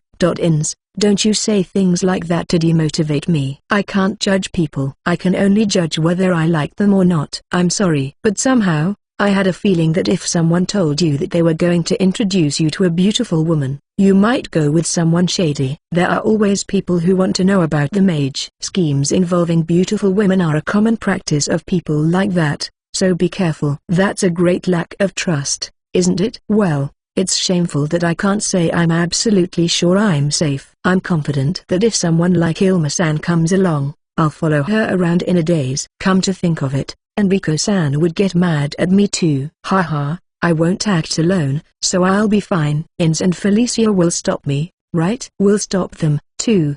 But we can't help it if Master moves secretly. If someone you know a little better invites you two to go to a fancy restaurant, wouldn't you give us the day off and sneak away? I have a feeling that Ins knows my personality so well. As you can imagine, I was too scared to do such a thing in another world, but when I was in Japan, I used to go to such stores secretly. It was fun. I would check out the best times and get excited. Anichi shop in another world. What kind of stores do you think? There are so many races, and the dreams are wide open. Oh, by the way, are there succubus? Well, I know I'm being targeted, so it's okay. And you know I don't have the guts, right? Ins and Felicia nodded at me instantly. I'm aware that I'm a loser, but it's sad when they immediately agree with me. In the end, it's up to me to do my best for Girasol. As for friends, it also depends on my efforts. I have come to the conclusion that I should do my best. It's only natural, but I would like some support. I have to build up my relationship with Girasol. If it doesn't develop into the relationship, I'll catch them with something. A good drink, a good meal, a big bath, fun entertainment, a comfortable living space, a ship that reaches uncharted territory. I heard that it's hard to lower the grade of life once it's been raised, and if I contribute a lot, they won't be able to leave the ship summoning rather than from me. Is that too crude of an idea? But hey, I don't even want to think about all those beautiful women belonging to other men. I am confident that I would go crazy with jealousy. I'll do what I can do, even if it's a nasty thing to do. It would be best if I could have a natural romantic relationship with one of them. They are so beautiful that I can't even imagine having a romantic relationship with one of them. And if I want to have them all for myself, it's too difficult. If it's just one person, if I put in the effort to show that I like her, whether I succeed or not, she may be aware of me, but if she rejects me, it's going to be tough for the other members of the group as well. If it's the protagonist of a novel, before he knows it, Girasol will like him.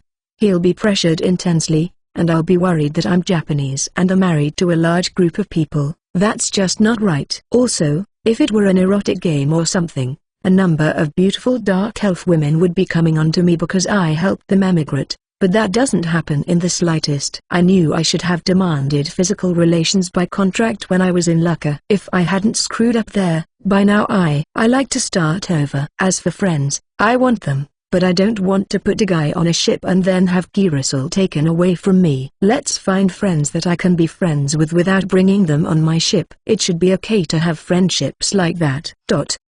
We reached the open sea near Southern City. Since that discussion, I've been diligently preparing Girasol delicious food, evangelizing movies and anime, and steadily creating a comfortable and enjoyable life for them. For now, I don't know what to do in the area of romance, so I just proceeded with the strategy of making them depend on the ship summoning. I don't know how effective it is. Overall, alcohol was well received. After that, let's individually contribute what they like. But I feel like our relationship has deepened if I've been actively talking to them and promoting interesting things. And they told me again to stop using polite language, which they had told me before. But it's hard to stop using polite language. It's usually embarrassing. Well, we're getting to know each other better, and I'll stick with this approach for now. For some reason, Ilma-san praised me for finally getting into the swing of it. Is Ilma-san on my side? I'm afraid that if I saw, she's going to take me off the ladder. Striving for the Luxury Liner, Volume 7 Chapter 9. Thanks to DH for the Ko-fi and this chapter. Join our Patreon to get more chapters. Enjoy. 2/4. Chapter 9. Southern City and the Merchant Guild. After a long absence, I switched from the stronghold to the Lotto in order to get to the Southern City. I thought about taking the Seeker but decided against it because I would be introducing a new spark if my commotion in the Southern City had subsided. If the commotion is still raging, I'll make a return visit aboard the Seeker. If it's still burning, throwing in a spark won't make a difference. Who knows what's going on? If it was forgotten, I don't have a problem with it, but 6 months is a long time from my point of view, but I guess it's a short time from the country's point of view. The plan was to wholesale the pepper every 2 months, but it's been 6 months. How about selling the stored pepper all at once? That's just unnatural, and you want to repeat that? But if I give up, it will take even longer to buy the luxury liner. It's all because of the Demon Forest. It's a very dangerous name to give a cursed name to such a place. I'd like to wholesale a large amount of pepper somehow. But if it's unnatural anyway, should I say that the mage cooperated with me and wholesale all the pepper? I've decided, let's just wholesale 20 boats worth of pepper on the Lotto as usual and then tell Camille-san about the Seeker alone. Well, I think the guild master will get the message, but that can't be helped. If I'm going to mention the same mage, it would be more convenient later to tell him about the Seeker. If there seems to be no problem with the Seeker coming into port, I can board it. And if there seems to be a problem, I can ask if we can do business outside of town. It sounds like drug trafficking, but it's pepper, so no problem. This way, I can get a large amount of pepper wholesale either way. The Seeker could easily do about 100 ships worth, or maybe I can do 120 ships worth. It looks like I'm going to run out of platinum coins, but if I can buy a luxury liner in one go, I might as well wait. Is that a cheap idea? I guess I'll ask everyone else. I don't think there's anything we can't do. Normally, the merchant guilds wouldn't be so accommodating, but if it's Watru-san and the cargo is pepper, I'm sure they'll be flexible. I agree. But, Watru-san, it is safer to take your time and not rush, okay? Or you could pretend that the cargo was stored on the island like before and that you made several trips back and forth. Alessia-san is okay with this. Dorothea-san is also okay, but if there were a less risky way, I would choose that way. If I didn't rush it, it certainly wouldn't be noticeable, but I can't wait. The method of storing the pepper also made Camille-san look at me with suspicion because of the freshness of the pepper. If there are drawbacks to both methods, then transporting it on the Seeker would be easier, in addition to allowing us to wholesale it in larger quantities. In the end, everyone agreed with me. I guess my habit of talking about it has rubbed off on them. Ilma-san told me that if things got troublesome, we could just escape by ship, and we'll be fine. I was reassured that Girasol would accompany me if I had to flee. Before entering the harbor, I put the pepper on the deck and got everything ready to go. When I docked the ship, I felt a rustle in the air around me. Am I worrying too much? Phew, it's been a while since I've been in Southern City. Watru-san, Are you going straight to the Merchant Guild? Alessia-san asked as she turned her body. It would have been a sight for sore eyes if she wasn't wearing equipment, but alas. No, I'm going to have Camille-san come over to carry the pepper. That's when I'll go. I'm also going to ask her to arrange the shopping, so it may take a little time. Is that alright? By shopping, do you mean the things needed in that village? Yes, I am going to ask the Merchant Guild to help me because of the number of items. Well, leave the shopping to us. The Merchant Guild will be interested in what you're doing with the contents of that shopping. Well, even if we disperse our purchases, they will know if they look into it in detail. But you should be cautious. I thought it would be more noticeable if I went around the store, so I thought it would be better to ask the Merchant Guild to do it for me. But wouldn't it be less noticeable if I asked Girasol to do it for me? I feel like it would stand out even more, though. Well, it's a favor, so let's just ask for it. Alright, I'll give you the list later. Yes, leave it to us. I asked an employee of the Merchant Guild at the port to call Camille-san. She should bring the carts with her now. So far, Camille-san has never failed to show up. But what if I had called her even when she was on vacation? If it were me, I would be very annoyed. After waiting for a while, Camille-san came with a cart in tow. She's as beautiful as ever. What, True-san? It's been a while. You haven't been here at all, so I thought something had happened. It has been a long time. I've been in a lot of trouble. But I'm fine. I have the pepper, but it's not a problem, is it? Yes, of course. Let's talk about all that later, shall we? First of all, let's get the pepper away from here. I'm afraid I'll end up talking about a lot of things, so I'll have to be careful. Camille-san's smile is dangerous. While thinking nonsense, I carry the pepper from the ship to the cart and head to the Merchant Guild, surrounded by Girasol, and am taken to a room in the back. As I sat down and waited, Camille-san and the guild master came in. I don't like it when the guild master is present because I can't talk to Camille-san very much. Wataru, it's been a long time. I thought you had run away or been kidnapped. I don't think it's something to talk about cheerfully. I'm still alive somehow, although I don't have any souvenirs this time. Well, that's too bad. But that's fine. So what have you been up to? It's interesting that he seems really sorry. It seems that even the master of the Merchant Guild is happy to receive a souvenir. Let's see, please keep this a private conversation. Although, there's not much I can tell you. Well, go ahead and say it. No, you have to promise to keep it confidential. Why are you trying to listen so normally? I am afraid of merchants, who make some strange pause and give an air as if they understand, but they don't promise their words at all. Well, I get it, but not if it's a crime or something that will cause trouble in the country or the continent. No, not if it's a crime, but a country, a continent. What kind of a dangerous person am I in the guild master's mind? If this is taken so seriously, it's very hard to say that I bought a new ship from the mage because it seems shabby. It's not that big of a deal. Please say that you promise me with words. Is the guild master wary of me? I promise. Will you also sign a contract? Can't you trust the word of a guild master? I feel like I can't trust you because you're the guild master. Do you want to leave the guild? Straightforward threats. It's just plain scary. I understand.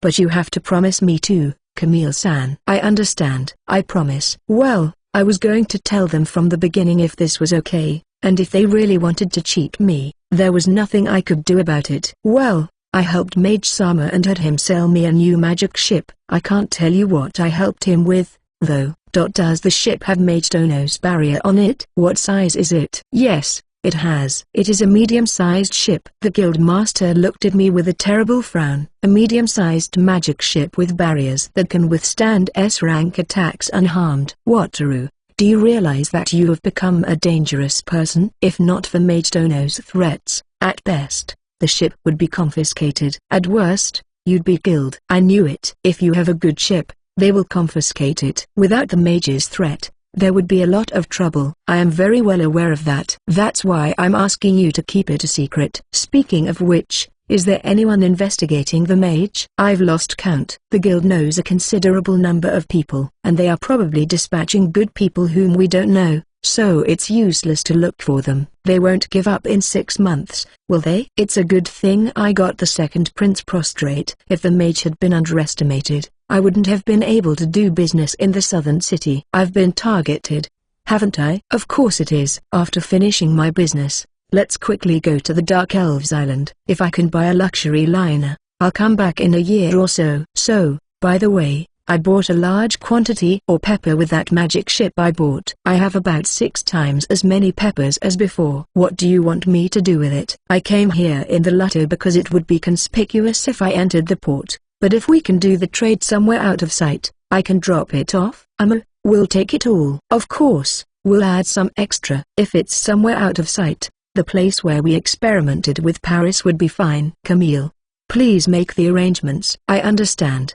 But although we have the platinum coins for the pepper, we don't have enough platinum coins to buy 6 times as much. Also, Paris-san came to visit Wataru-san. He wants us to establish contact between you and him. An experiment. That was the first time I learned how monstrous the S rank was. Paris. I don't want to see him again. So I won't allow the contact. I'm even thinking of finding a friend. But I can assure you that guy is different. A cash deal would be more helpful. Should I drop off the pepper first like last time? Also, I don't want to be in contact with Paris-san, so if you could tell him that would be great. Cash, yes. I would appreciate it if you could unload the pepper first. I will let Paris-san know, but I don't think he will give up, do you? Whether he gives up or not, he will come. When he can get in touch with me, he'll come up with a good idea. Let him try it out. Or something like that, and then he'll slam some ridiculously powerful technique into my ship. I trust the board rejection's power, but I don't feel comfortable just having such a monster-like person nearby. The right thing to do is to avoid him at all costs. Even if he doesn't give up, I'll keep avoiding him. Please don't give my information to Paris-san. We will not pass on information from the Merchant Guild, but there are informants there, and they will find out. Won't they? It will be about 2 years before I come to the southern city again. I'll do my best to avoid him, so don't worry. I don't know why Camille-san is looking at me like that, like it's a problem. It's hard not to see her for 2 years, so let's say a year and a half. So Wataru, I'm going to ask you to sell your boat to me. I asked you before to ask the mage if you could sell the ship to me. Did you ask him? Guildmaster, now is the time for Camille-san and me. Please read the air. As for the magic ship, I don't think you asked me to do that, but I won't sell it. I asked him, but he said he doesn't want to. Did you ask properly? I asked him very earnestly. Why do you look so sharp just now? It doesn't suit you, and it smells fishy. Just leave me alone. It's hurtful to be told that much just because I put on a serious face. Anyway, it didn't work, so please give up. I can't help it if he looks at me with terrible resentment. I pretended not to notice and decided on my future plans with Camille-san. It seems that she was telling the truth when she said she had some platinum coins waiting for us, and she bought the pepper we wholesale today for 75 platinum coins, cash on the spot. It was also decided that the rest of the pepper would be delivered at the place tomorrow around dawn when there would be few people around. Camille-san, that's a lot of money, isn't it? We've already sold quite a bit of pepper. But is there still enough to go around? Foo-foo. Pepper is a very popular product among royalty, nobility, big merchants, and those who have a lot of money. It is also a consumable product, and we are still doing well. It seems they are making a lot of money. I wonder how much profit they are making. I've made a lot more money just by wholesaling directly to the stores. I wonder how much profit I would make if I brought pepper directly to the royalty. Camille-san, the Merchant Guild makes a lot of money from the pepper I wholesale, doesn't it? What does the Merchant Guild do with the profits? It seems strange to me that a Merchant Guild would make a profit in the first place. Oh, that's a misunderstanding. It is true that we make a profit, but it is more important to increase our influence by distributing pepper to the merchants. Thanks to Wataru-san, who distributes large quantities of pepper wholesale, the merchant guilds in the southern city are making a tremendous amount of influence and profit. Our salaries have also gone up. Thank you, Wataru-san. I didn't know it was that kind of system. I guess the pepper must be very powerful to make a lot of money in order to increase influence. Naturally, the ranks of the merchant guild would be important, too, and that would be all smiles. I see. Well, if it helped Camille-san, I'd be happy too. We parted ways with the guildmaster of the Merchant Guild and Camille-san and returned to the Lotto. After returning to the Lotto, we separated from Girasol. We stayed on the Lotto, and Girasol went off to the Adventurers Guild and shopped for the list. Oh, I forgot to check the patent fee for reversi and such. Funds on hand, 48 gold coins, 19 silver coins, 77 copper coins. Guild account, 0 platinum coins, 70 gold coins. Savings ship, 995 platinum coins. Pepper ship, 405 ships. Striving for the luxury liner, Volume 7 Chapter 10. Thanks to DH for the Ko-fi and this chapter. Join our Patreon to get more chapters. Enjoy. 3/4. Chapter 10, Trading and Dark Elf Village. Before dawn, Inns and Felicia gently wake me up, and I save my happiness with a routine kiss. Master, what's wrong?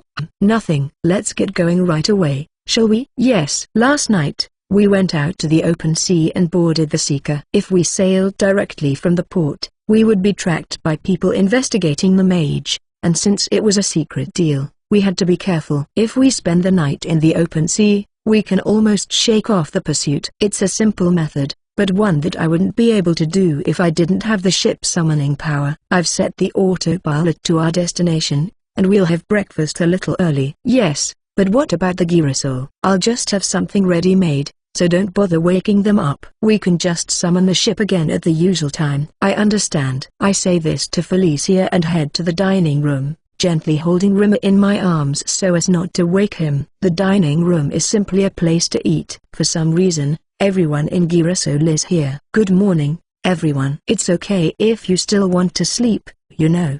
Did I wake you up? Good morning, Wataru-san. It's okay. I only woke up because the ship started moving. I could have slept again, so don't worry about it. They wake up when the ship starts moving. I didn't know that because I was always the last to wake up. I guess they are sensitive to changes in their surroundings, except when they are hungover. I summoned the ship for now and laid out breakfast. Rimmer and Fu-chan started to move. Even if it's earlier than usual, they wake up when it's time to eat. How cute. After we all had breakfast, we arrived at our destination. So I summoned a rubber boat and brought it down to the land. It would be quicker if I summoned the rubber boats on land, but the magic circle of light stands out, and there is a possibility of being seen by accident, so I summoned them in the ship and carried them to land, though it is troublesome. It is a great amount of pepper.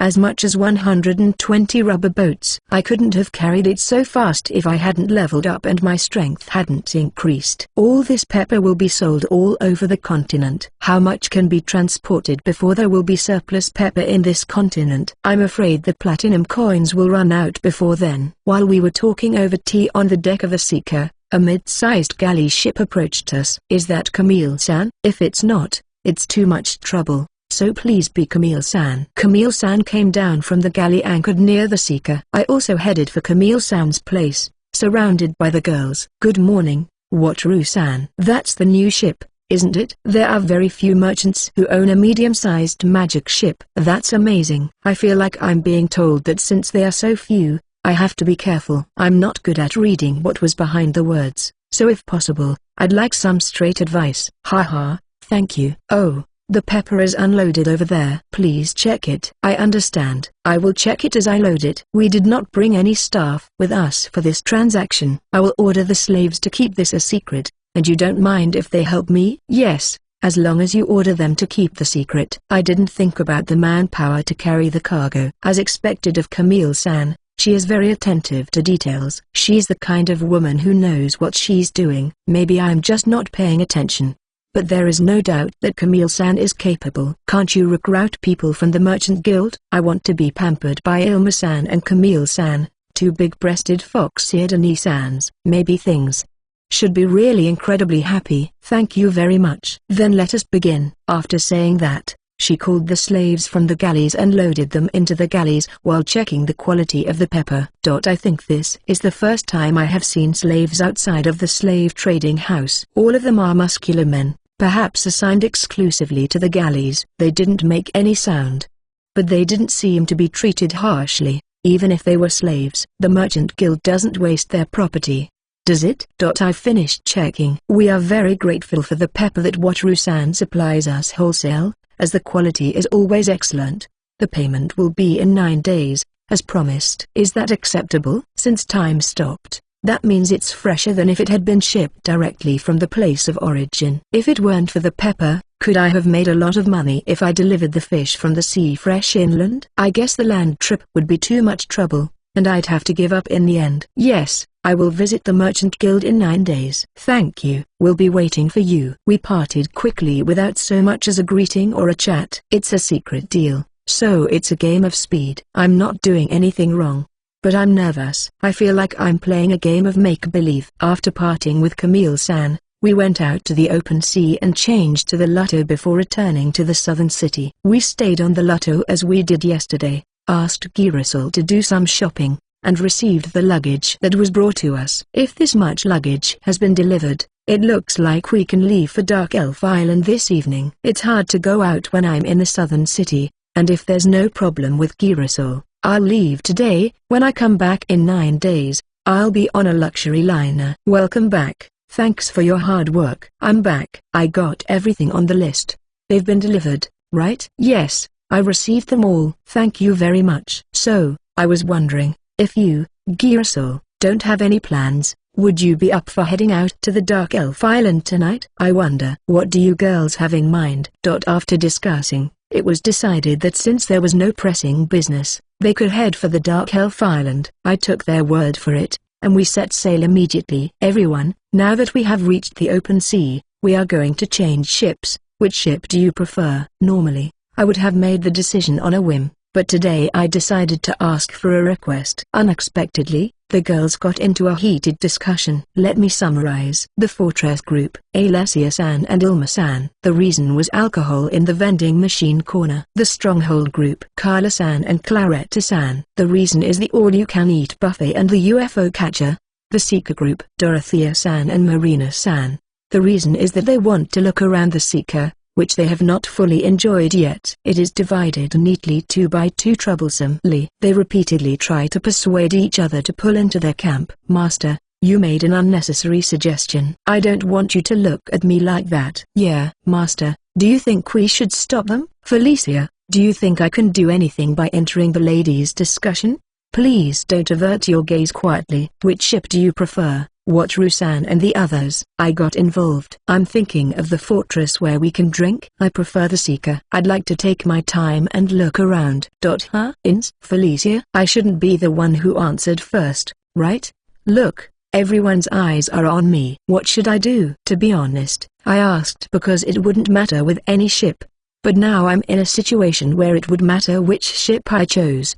Maybe after we eat the buffet on the Stronghold and play some UFO catcher, we can go on the fortress and buy a bunch of whatever we want, and then have a drink on the Seeker. I took everyone's opinions as far as I could safely, for now. It seemed to be fine. I also wanted to watch a DVD, so I decided to rent a DVD on the fortress and watch it on the Seeker. It's in the open sea, and I'm going to leave the ferry summoned. If anyone finds it, it won't matter because they won't be able to get in, and I can just repatriate it when I'm done watching the DVD. From now on, I'll decide according to my mood without asking for opinions. Maybe we could go out to the open sea for a day or so on a Dark Elf Island and put the fortress, the Stronghold, and the Seekers side by side for a vacation. Thinking about it, I've always summoned these ships separately, and it would be nice to enjoy them side by side. It's not that inconvenient to have only one summoning slot available. It would be fun. We all went to eat at the all-you-can-eat buffet,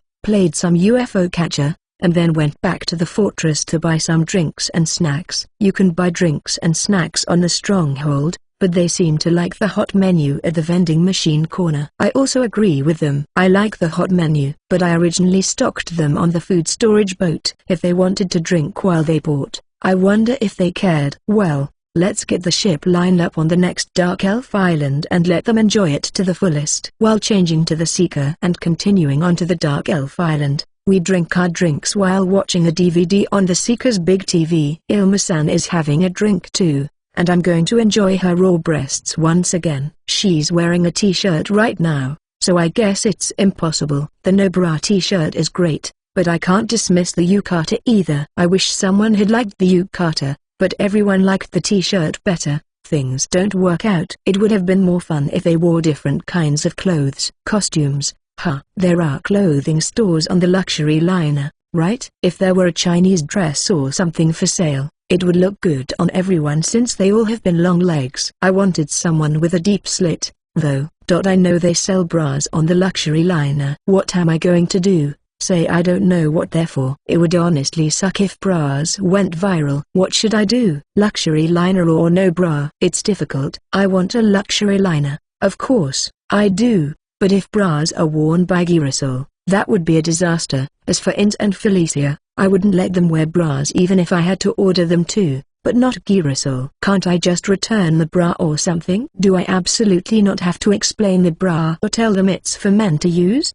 Yeah, there's a swimming pool, so I'm sure they sell swimsuits too. Is it hopeless? I can't think of a good idea. Should I go to the cathedral and ask Creator God Sama to meet me when I can buy a luxury liner soon? It would be too painful if he didn't meet me. The last time I met him, the God of Light Sama was angry with him, and there was a chance he'd be annoyed if I went. I'm troubled. We arrived at the Dark Elf Island. After unloading the supplies we had bought from the Seeker, the people of the village who greeted us carried them. The more people there are, the faster they're carrying the goods. Village Chief San, Vice Village Chief San, how are things in the village? Are there any problems happening? There is no problem. Both of our villages were lacking in numbers, so it is a joy to see the number of people increasing. Village Chief is right. Especially in the village of the lake there was no freedom, so now that we have come to this village, everyone is full of joy. The children are very excited to have new friends. I'm glad it's going well. Let's not think about the children who are easily making friends. As we headed to the village, I heard that they were building houses quickly, using human wave tactics. Originally, they had an abundance of dried lumber from the forest, so they were able to start building houses right away. They could afford to burn it on the campfire. But I wondered about the dark elves who cherish the forest and cut down the trees without a second thought. When I asked them about it, Village Chief San and the others replied that it was an untouched forest and that it had to be thinned out. Come to think of it, I think I've heard that before in Japan. So even after the village has finished building their houses, they still send the thinned wood. They have no choice but to dry it and store it for now. It's good that it's useful this time, but it's a big forest, and the village will eventually be flooded with wood. Don't you think? Everyone is so enthusiastic about carpentry work. If there is an overabundance of wood, they might create all kinds of interesting things. It might be fun to bring some architecture books or something if I can find them. Dark elves living in Japanese-style architecture. Is it a mismatch? When we arrived at the village, as I had heard, the inside of the village was noisy with thumping, clanking, and the sound of cutting wood. The supplies I bought included carpentry tools, so it must be even noisier. Huh? Did you change the location of the fence? Yes. The number of people has increased. We will probably have children in the future. It was a good opportunity, so we decided to expand the area of the village. You are doing a great job, Village Chief San. I heard that he is very concerned about Felicia, so I hope he doesn't work too hard. Well, if it's worthwhile, it's good. I think it's not right for me to worry about Felicia since I bought her. They are planning to increase the number of people staying in the forest and build a small village. It seems that when you can do whatever you want without worrying about anyone else, you can find a lot of things you want to do. Striving for the Luxury Liner, Volume 7 Chapter 11. Thanks to DH for the Ko-fi and this chapter. Join our Patreon to get more chapters. Enjoy. 4/4. Chapter 11. Hot Spring Possibilities and Holiday. While looking at the Dark Elf Village, I decided to ask the village chief what Girasol wanted to know about the state of exploration on this island. Oh, I had Felicia go to help Cecilia-san. It is impressive that the village chief looks a little disappointed. The status of exploration on this island, is it? Yes, they are adventurers, so they are curious when there is an uncharted area. It would be helpful if you could tell us the status of the island. I see. Adventure, huh? The young people of the village also seem to enjoy themselves when they go out to explore, so I can understand how they feel. But because there are so few of us, we haven't been able to explore a large area. Is that information sufficient? Yes, that's enough. The more places that have not been explored, the more they will be happy. They just want to know where it has been explored in order to go where it hasn't been explored. Girasol nodded at my words. It's like they can't stop being excited. I see. I understand. We are focusing our exploration so far on the forest between here and the mountain, so we have hardly explored the other side of the mountain. The only monsters are slimes, horned rabbits, and goblins. There are a lot of plants and animals, and it seems that there are many goblins in the forest. We are thinning them out a bit because there are so many of them. Oh, and I heard that there is a place behind the mountain where you can smell rotten eggs, so be careful. I hear a harsh smell is always lingering in the air. Mountains. Rotten egg smell. Is that sulfur? A hot spring? Perhaps it's a hot spring? What is that? Was Creator God Sama rewarding me for my hard work? The island I discovered was the best island, with weak monsters and hot springs. That's the best kind of convenience. Where is the place that smells like rotten eggs? Village Chief San. Can you approach it without difficulty? Yes, I heard it is on the backside of the mountain, a little lower than the middle of the mountain. I heard that the smell wafts through the air, so I think you'll be able to find it right away. I see. Thank you. What should I do? Should we go now? No, I can stay only 2 more days this time, and if I'm going to go anyway, I want to be prepared and take my time to enjoy it. No, I don't know if hot springs have poisonous gases in the first place. Also, I think the temperature of the water may be too high or too low. I'm also worried about the amount of hot water. It's going to take some time just to investigate. But if there is a possibility of hot springs on an island where we can freely walk around, I should do my best. What would it take for me to enjoy the hot springs? Was it a patch test to see if it's safe to go in if there's hot water? I would have to do something like that. The place that smelled was halfway up the mountain, wasn't it? It's going to be hard to find a space where I can summon the hideaway. Should we shoot some magic into the ground and get the ground leveled? I'll summon the hideaway there and take my time to check out the hot springs. What's wrong? What, Trusan? Did I say something funny? I don't think it's a bad story since Master is taking it seriously. Maybe he came up with something interesting. The village chief and Inns are talking. Did I think it over a bit? I can't go there now, so I'll think it over later. Luxury liner and a hot spring. I am getting busy, aren't I? I just had an idea about the smell of rotten eggs. I'll look into it next time. Is that so? I've issued a warning to anyone exploring the area to stay away from it. But isn't there a danger? Well, if it's what I think it is, I think it's safe, but it could be dangerous. So could you please stay away from it until I investigate? I should be able to check it out to some extent. I understand. I'd appreciate it. In the meantime, I decided to think about the hot springs later, so I looked around the village and met up with Felicia. Hello, Cecilia-san. Hello, Wataru-san. Thank you for giving me time to talk to Felicia. No, don't worry about it. How are you doing with the increased number of people in your village? Yes, we are having a lot of fun and teaching each other new songs. The village has become more lively, and that's a good thing. There seems to be no friction among the women. When the number of people increases, I have an image that there will be trouble. But is there a difference between humans and dark elves? After chatting for a while about the village and Felicia, I told them that I was leaving the island from this evening until the morning of the day after tomorrow before returning to the Seeker. What, Trusan? Why are we leaving the island? Alessia-san asked curiously, which was strange since I had told her we would be staying on the Dark Elf Island for 3 days. That's because, you know, last time I asked you which ship we should change to. Everyone's opinions were so varied at that time, so I thought I'd summon the fortress, the stronghold, and the Seeker side by side for a good night's rest. What do you think? Fufu, I think that would be fun. We can come and go as we please, can't we? Yes, although you need a ticket. It would be fun to be able to do whatever you feel like, wouldn't it? Yes, that's true. It sounds fun. The drinks are different on the fortress than on the stronghold, so it's nice to move from one ship to the other depending on how we feel at the time. Alessia-san, you are ready to drink,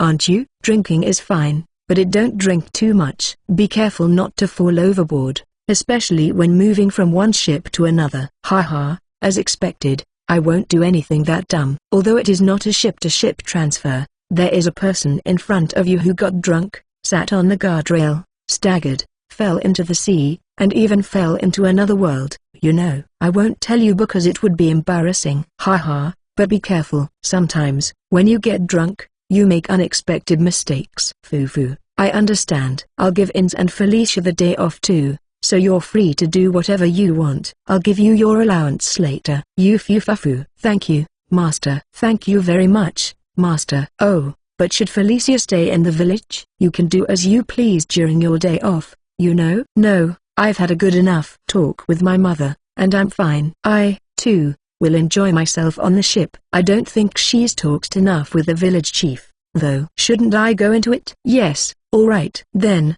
after we go out to the open sea and summon the ship, we will rest until the morning after tomorrow. Let's take it easy and freshen up. At my words, the ladies happily start making plans. It's good that they are having fun while giggling, but I don't think it's good that almost half of the ladies are discussing in which order they will drink their booze. I have a quick drink at the vending machine corner on the fortress and go to sleep. When I wake up, I'll drink while eating the breakfast buffet on the stronghold, and then at noon I plan to drink my way through my vacation. Well, it's my day off, so there's no need for me to interfere. Let's act with the idea of having a lucky strike with these drunken girls. Master, would you like us to take care of Rima-chan?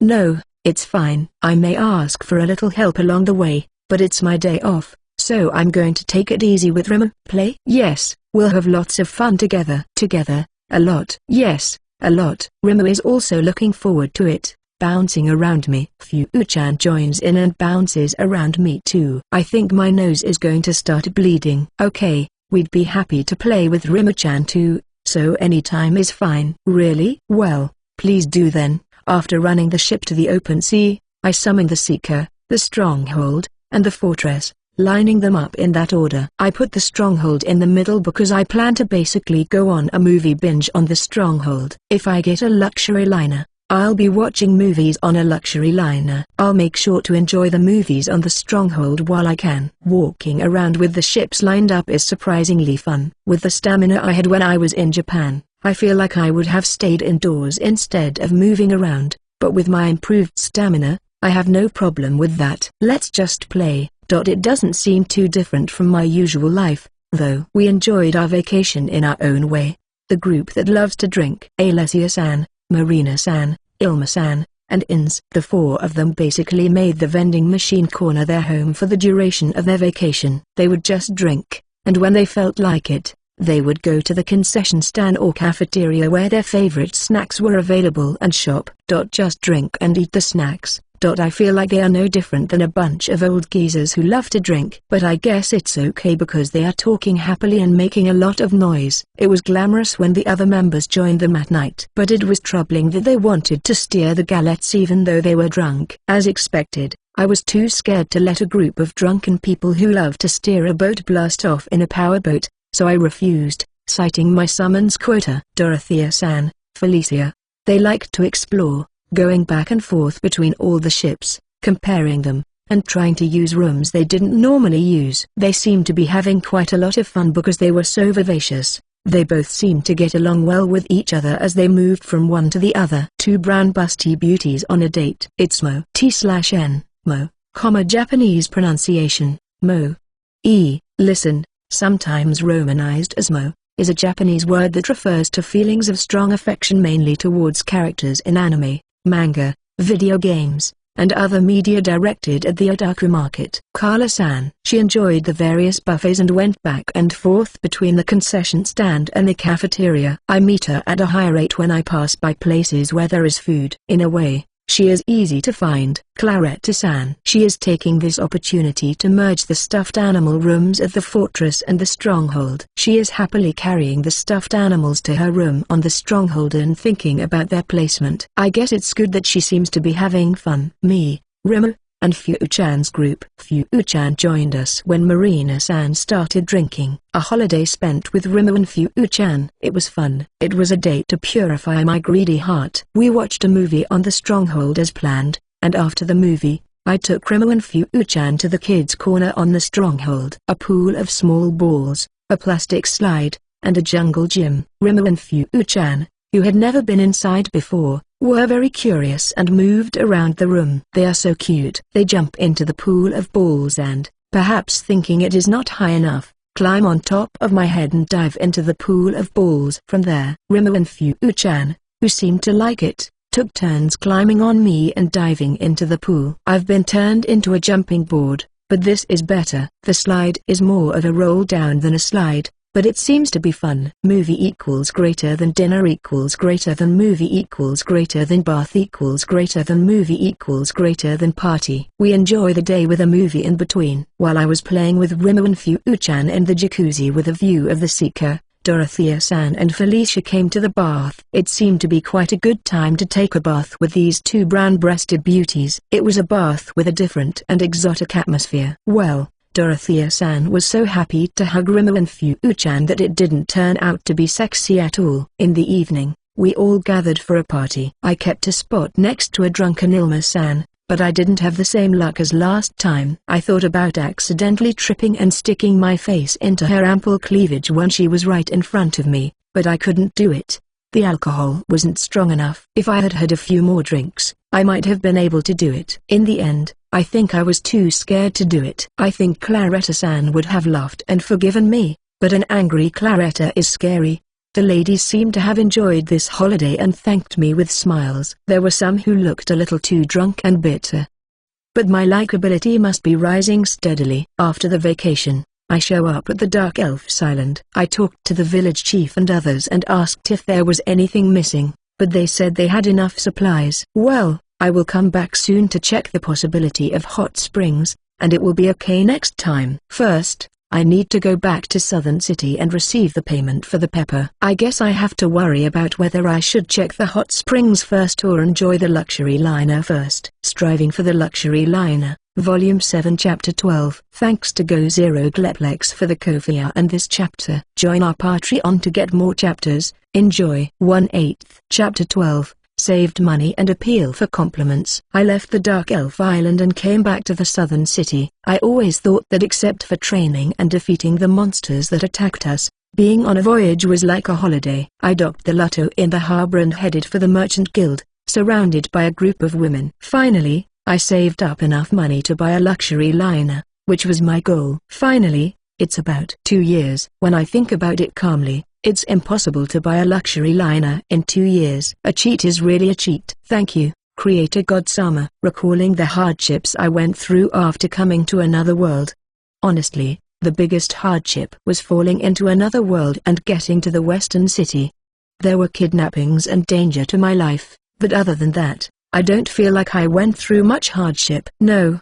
I'm sure I made efforts like hunting horned rabbits every day and building hut boats while sleeping in a big room with a bunch of people. Even being involved in the war was a big deal, and I'm proud to say that I did my best. I worked very hard in the other world, overcame many hardships, and got the luxury liner of my dreams. It's more impressive to think that way. I'll fabricate a lot of great adventures and hardships in my head. I entered the Merchant Guild with a silly thought in my mind and called out to Camille-san. Hello. Camille-san. Hello, I've been waiting for you. Let me show you to the back room. Camille-san leads me to a room in the back and offers me a cup of tea. What, True-san? Here are the 450 platinum coins for the pepper. Please check them. Camille-san, you work fast, don't you? I received the platinum coins and continued my conversation with Camille-san while checking them. What, True-san, are you thinking of doing the pepper trade again? Well, I'm not thinking about it at the moment. I've made a lot of money, and I'm going to take it easy for a while. I am going to buy a luxury liner. I'd like to finish things off with inns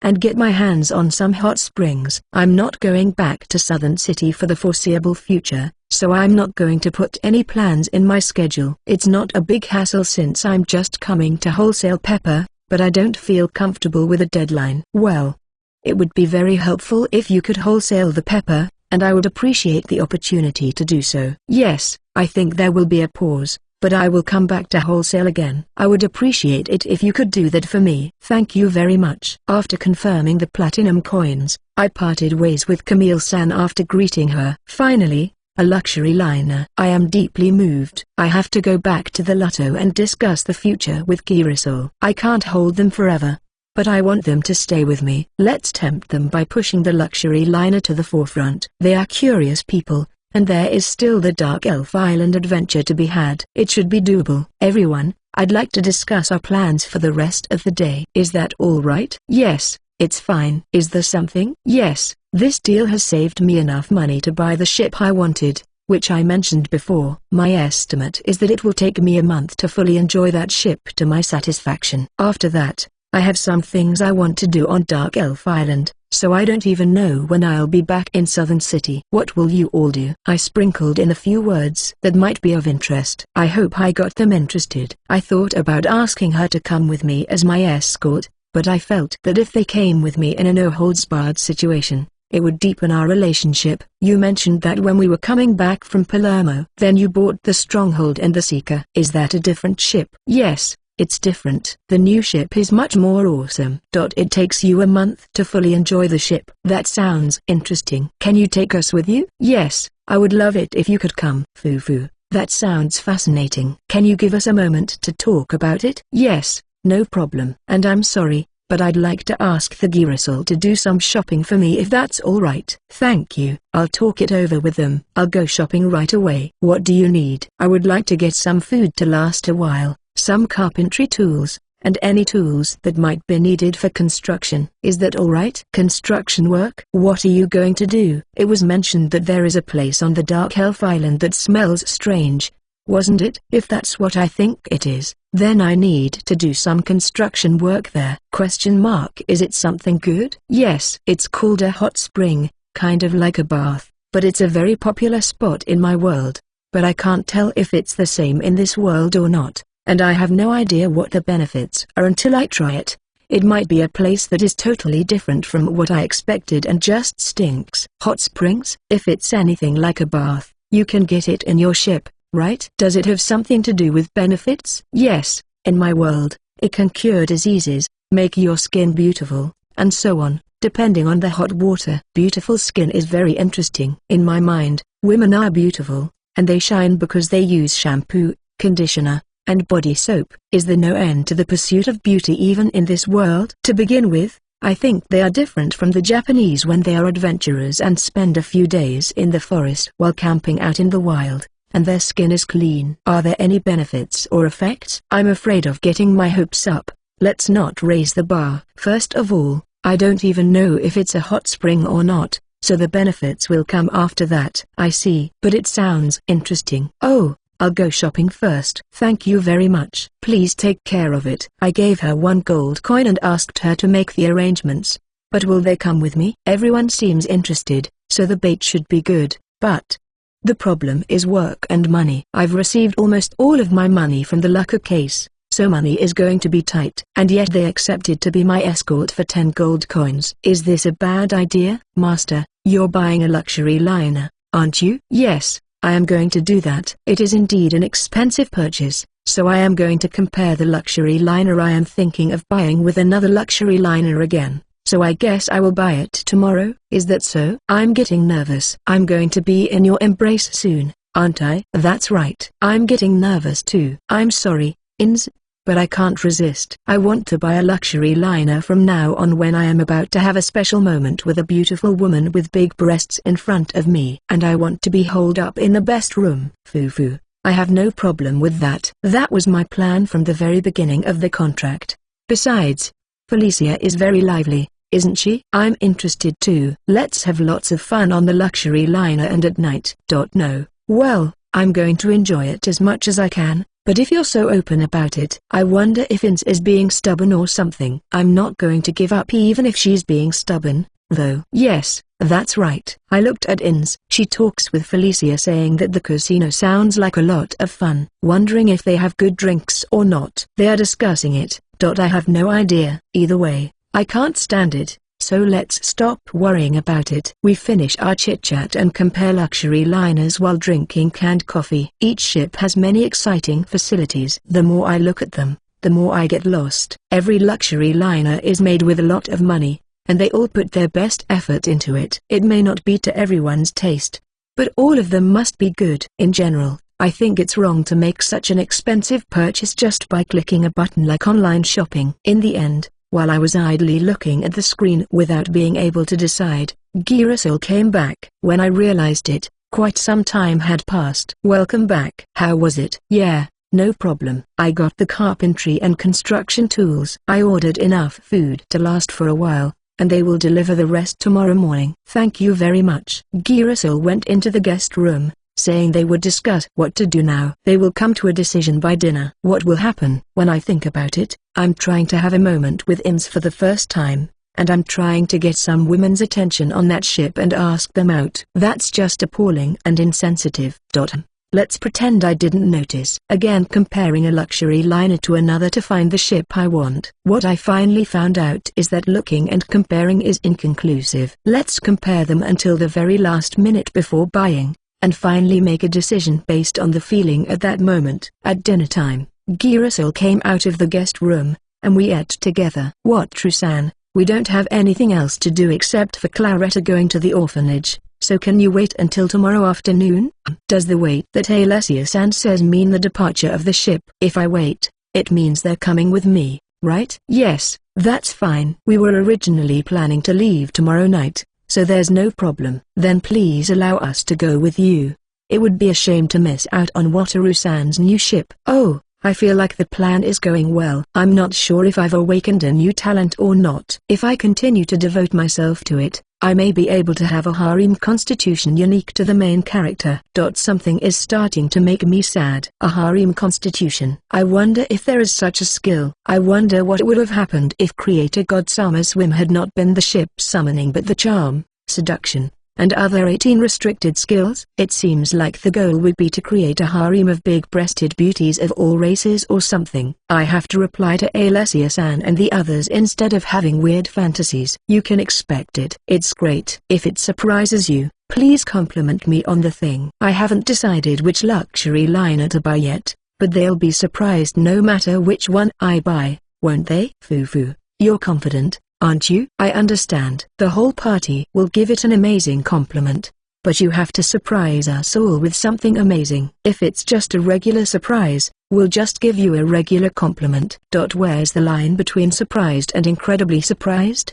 But all the Girasol are going to give me incredible compliments? That makes my heart flutter. I was supposed to get Camille-san's compliment, but we talked about business, and she forgot about it. Maybe I should have asked her to be more flattering than praiseworthy. It's too late now. You're going to be in for an incredible surprise, so you'd better think of a way to give me an incredible compliment. Yes, you can count on it. We'll think of something incredible. The use of the word incredible is too much. It's very uncomfortable to talk about. The words that can be changed to incredible are very, quite, unbelievably, and so on. I want to be a man who can have a sophisticated conversation with a beautiful woman. I expect incredible things from you. No, I know. You don't have to say incredible, just say, I'm very much looking forward to it.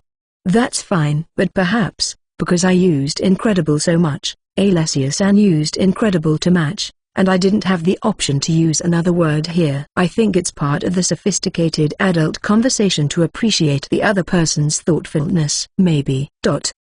I wake up in the morning and get a kiss from Ins and Felicia. My head is in a daze, but as soon as I wake up, the tension rises. Today should be a memorable day. I head to the living room, excited, and have breakfast. I receive the luggage that has been arranged for me, and I compare the luxury liner till Claretta-san comes back from the orphanage, and when she comes back, we will set sail for the open sea. I can't help but be excited. I continue to check the luxury liner while repatriating the luggage brought to the storage ship and the food storage ship. What, Trusan, are you alright? You seem busy smiling, making difficult faces, staring off into the distance, grinning. Does my facial expression really change that much? Smiling means I'm looking forward to seeing the amazing facilities on the luxury liner. The difficult face is when I'm worried about the other luxury liner. The faraway stare is when I was escaping from too many things, and the grinning face would have been when I had an erotic fantasy. I think that the fact that they go to the trouble of separating smiling and grinning means that when I'm grinning, I'm full of desire. It's embarrassing. Yes, it's alright, Alessia-san. Did my facial expression change that much? Yes, very much. Alessia-san looked around at the other women. I was also taken aback and looked at the women's faces, and they were all nodding. I see. It's bad for a merchant that his inner feelings can easily show on his face. I see. Well, I've already decided which ship is my best choice. But I've been looking at other ships, and my emotions have been wavering. so I guess they showed on my face. What kind of ship is it? Can you tell me a little bit about it? That's not good. I have to make Alessia-san and the others surprised and compliment me incredibly. I'm a confident guy, so you'll have to think of a way to give me a great compliment. Foo. I get it. I'm going to go to the guest room to talk about it, even though Claretta is not here. No peeking, okay? I won't. It's more fun if I don't know. I'm looking forward to it. Alessia-san and the others laughed and went into the guest room. Was I a little persistent? But with all this appeal, I'm sure I'll get a big compliment. I have a lot to look forward to today. Funds on hand, 47 gold coins, 12 silver coins, 32 copper coins. Guild account, 0 platinum coins, 70 gold coins. Savings ship, 1,445 platinum coins. Pepper ship, 285 boats. Striving for the luxury liner, Volume 7 Chapter 13. Thanks to Go0 Gleplex for the Ko-fi and this chapter. Join our Patreon to get more chapters. Enjoy. 2/8. Chapter 13. Ship Summoning Ability and Oasis of the Seas. After receiving all the arranged luggage and Claretta-san's return from the orphanage, we set sail for the open sea on the Lato. What, Trusan, have you already purchased the ship? Alessia-san asked me. She seems interested in what kind of ship I am going to buy. No, not yet. I haven't made up my mind yet. Really? Are you going to decide? Well, at this rate, it won't be decided no matter how long it takes. So I'm going to buy the favorite one. There is no doubt that this ship is wonderful. It's probably not a good idea to show too much indecision. I'm showing a pretty lame part of myself, so I guess it's too late. As for other luxury liners I am interested in, I can just buy another one. As long as I don't end up flooding the whole continent with pepper, I'll still make money. If I decide to do it, I'll just buy it quickly. If I keep putting it off, I'm going to start worrying about it again. Then I'll buy it. I summon the savings ship and put the platinum coins into the coin slot on the ship summoning screen. 1,255 coins. It's also a lot of work. If it were a vending machine, the money would come back due to the time limit. Forgetting that each platinum coin costs 100 million yen, I just throw in the coins mindlessly. Finally, 200 coins. I just need 1,055 more coins. It's so hard. I know what Rusan is making a lot of money because I've seen him do it, but it's amazing to see so many platinum coins right in front of my eyes. I wonder if there will be a shortage of platinum coins? Alessia, of course, it's going to be fine. Watru-san's unique skills were given to him by Creator God Sama. This should be no problem. Claretta-san, you sound very confident. But wasn't that Creator God Sama who was forced to see Isa and scolded by the God of Light? T/N. See Isa is the formal, traditional way of sitting in Japan. It involves a specific positioning and posture in a kneeled position so as to convey respect, particularly toward elders. It developed among samurai during the Edo period and was later widely adopted by the public. That's right. It was a skill given by Creator God Sama. Wasn't it? It's no use worrying about it. That's not true, Alessia-san. He overdid the statue of himself in the cathedral because he thought it looked cool. I have my doubts about believing it's perfect. Isn't that right, Watru-san? Why yes, he is Creator God Sama. After all, Claretta-san is right. I can't say that I have any doubts in the face of the spirited Claretta-san. I finished putting in 1255 platinum coins and clicked the buy button. It was so quick and easy that I don't feel like I've made a $12.5 billion purchase at all. Now let's check the screen. Oh, the level of ship summoning has gone up. I have completed the purchase of the ship. The level of the ship summoning has been raised, and its ability has increased. So I'll check it first. I understand. Foo. I'm so thrilled. Alessia-san and the other women were discussing what kind of ship they were imagining. Ins knows some of it from the screen when she signed the slave contract, so she watches on with a smirk. But I think Ins would be surprised, too. It's bigger than the one I showed her before. But hey, I don't want the ladies to have a big imagination. Perhaps their imaginations were stimulated by a large amount of platinum coins. But they imagined that it was as big as a mountain, or that it was a shining ship, or that it looked more impressive than the ship I bought. I'm in trouble because if I don't surprise them incredibly, I won't be able to get them to compliment me on the amazing things I've done. Let's find out what it's capable of and summon it quickly. If it takes too long, they might say it can fly. Ship summoning level 5. New, you can summon the purchased ship. +4. New, you can keep your purchased ship in the best condition and control it at will. Can purchase a new ship from the purchase screen. Autopilot. Linked to the mapping system, if a place has been mapped, it is possible to set a destination and automatically reach it. Although it is limited to water mapping, places you have been to are automatically mapped. Ship disguise. You can change the appearance and texture of the ship without changing its performance. Issue boarding tickets. You can select a ship you own and issue a ticket for a specific period of time. You can board the ship as many times as you like within the time limit. The issuer can cancel the ticket at her discretion. If a person is designated, only that person can use the ticket. If a room is designated, only that room can be used except for shared spaces. Staff appointment. When a staff member is appointed, he or she will be able to perform tasks in the assigned area. Summoning support staff. New, you can summon a support staff member to the location of the ship you summoned. The support staff can only do the minimum amount of work in their assigned area. This is an auxiliary staff member in case the staff appointment is not sufficient. I changed it to the one what Rukan likes. By Creator God. Rate setting. Can set room rates. The ship owner can add a fee to the base rate for the ship's facilities.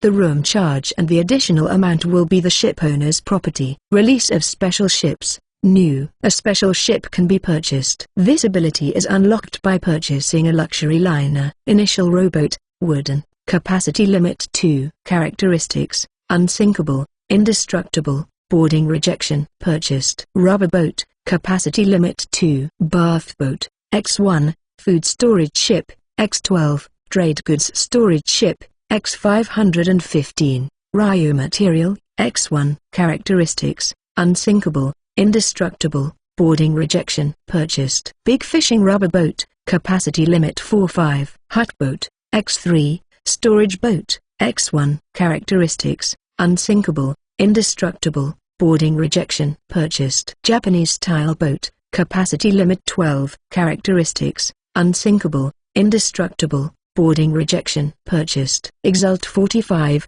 Lotto, capacity limit 15. Characteristics, unsinkable, indestructible, boarding rejection. Purchased. Orsos, hideaway. Characteristics, unsinkable, indestructible, boarding rejection. Purchased. Ferry, fortress, capacity limit 632. Characteristics, unsinkable, indestructible, boarding rejection. Purchased. Ferry, stronghold, capacity limit 777. Characteristics, unsinkable, indestructible, boarding rejection. Purchased. Sunseeker 155 yacht, seeker. Characteristics, unsinkable, indestructible, boarding rejection. Purchased. Oasis of the seas, capacity limit 5400. Characteristics, unsinkable, indestructible, boarding rejection. I see it on the purchase screen. It would indeed be unfashionable if I hadn't been able to purchase it after paying 1,255 platinum coins. The increased ability is,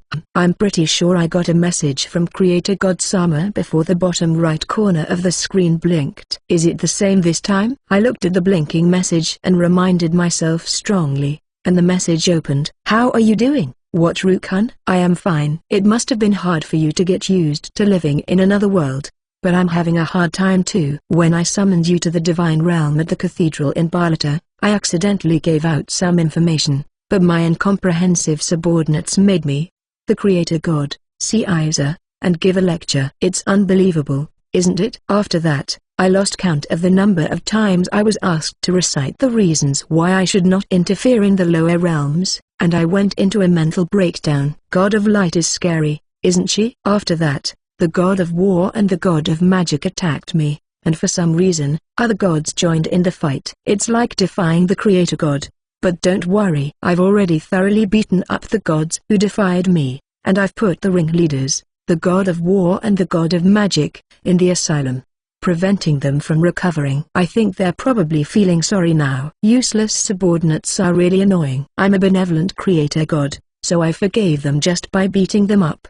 But normally they would be obliterated. Is it wrong that I am too kind? The other gods who are living idly are complaining about the Creator God who is working so hard. I am wondering if I should be stern with them as a boss. As a gentle person, it is hard for me to be strict. but when I think of my subordinates, I think I should be strict and guide them. It is difficult. Even the Creator God has endless worries. I hope we can meet again. Good luck to you, too.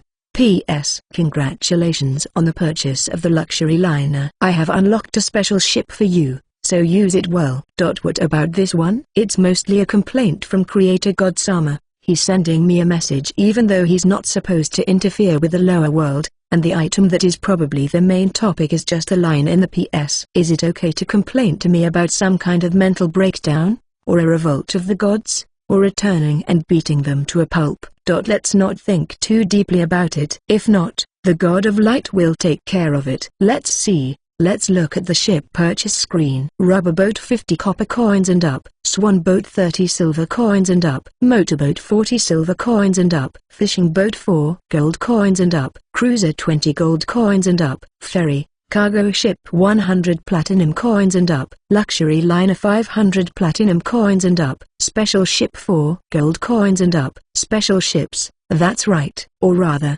this list will increase. So then, as time goes on and new ships are developed, will the ship catalog be updated? Well, okay, let's take a look at the contents of special ships. Let's see. I see, special ships. A lot of exciting ships are being unlocked. I wish I had this list from the beginning. Amphibious vehicles, amphibious buses, hovercrafts, jet foils, glass boats, submersibles, and drift ice sightseeing ships. There are many. There are also a lot of ships that I don't understand. I'm sure they make getting around easier, but can they be used effectively in this world? Could it be? I thought and tried to find an airship, but I couldn't find one. Is the sky indeed impossible? If there are submersibles, it seems like there should be airships. I am curious about amphibious vehicles. First of all, is this a ship, not a car? I've heard that you need a marine license. Is it treated as a ship? I'd like to have a quadski and a gibsaquada. The quadski would be useful to drive around in the woods like a buggy. 5 cars for 2 people, or 5 boats? If it's a 2-seater, I can summon 5 cars or boats, and we can all move together. I'd like to have an amphibious car like the gibsaquada that I saw on TV, but in another world. An amphibious car like a jeep would be more convenient. But I want it. What about an amphibious bus? It would be convenient for all of us to ride in, but it would be hard to drive on the harsh terrain of another world. If it doesn't break down, would it be okay if we just endure it? I'd hold off. No, I have to prioritize checking on the luxury liner now. I won't be able to do it with IMS by the end of the day. I'll think about the special ship later. Let's see. The level of ship summoning has been increased, and the number of ship summoning slots has been increased by 1. The rest of the increased ability is support staff. What's the minimum amount of work? Do I really need a support staff in the first place? Even on the ferry, I just appointed a security guard, and the rest of the time, I didn't need it at all. But on a luxury liner, I wonder if it's necessary. Then it's possible I'll need staff too. Also, a change to my liking. Creator God Sama changed the support staff to one I like. I wonder what it is. A beautiful woman with big breasts? A slime? It would be great if I could summon big-breasted beauties. Suppose there were cute slimes bouncing all over the place.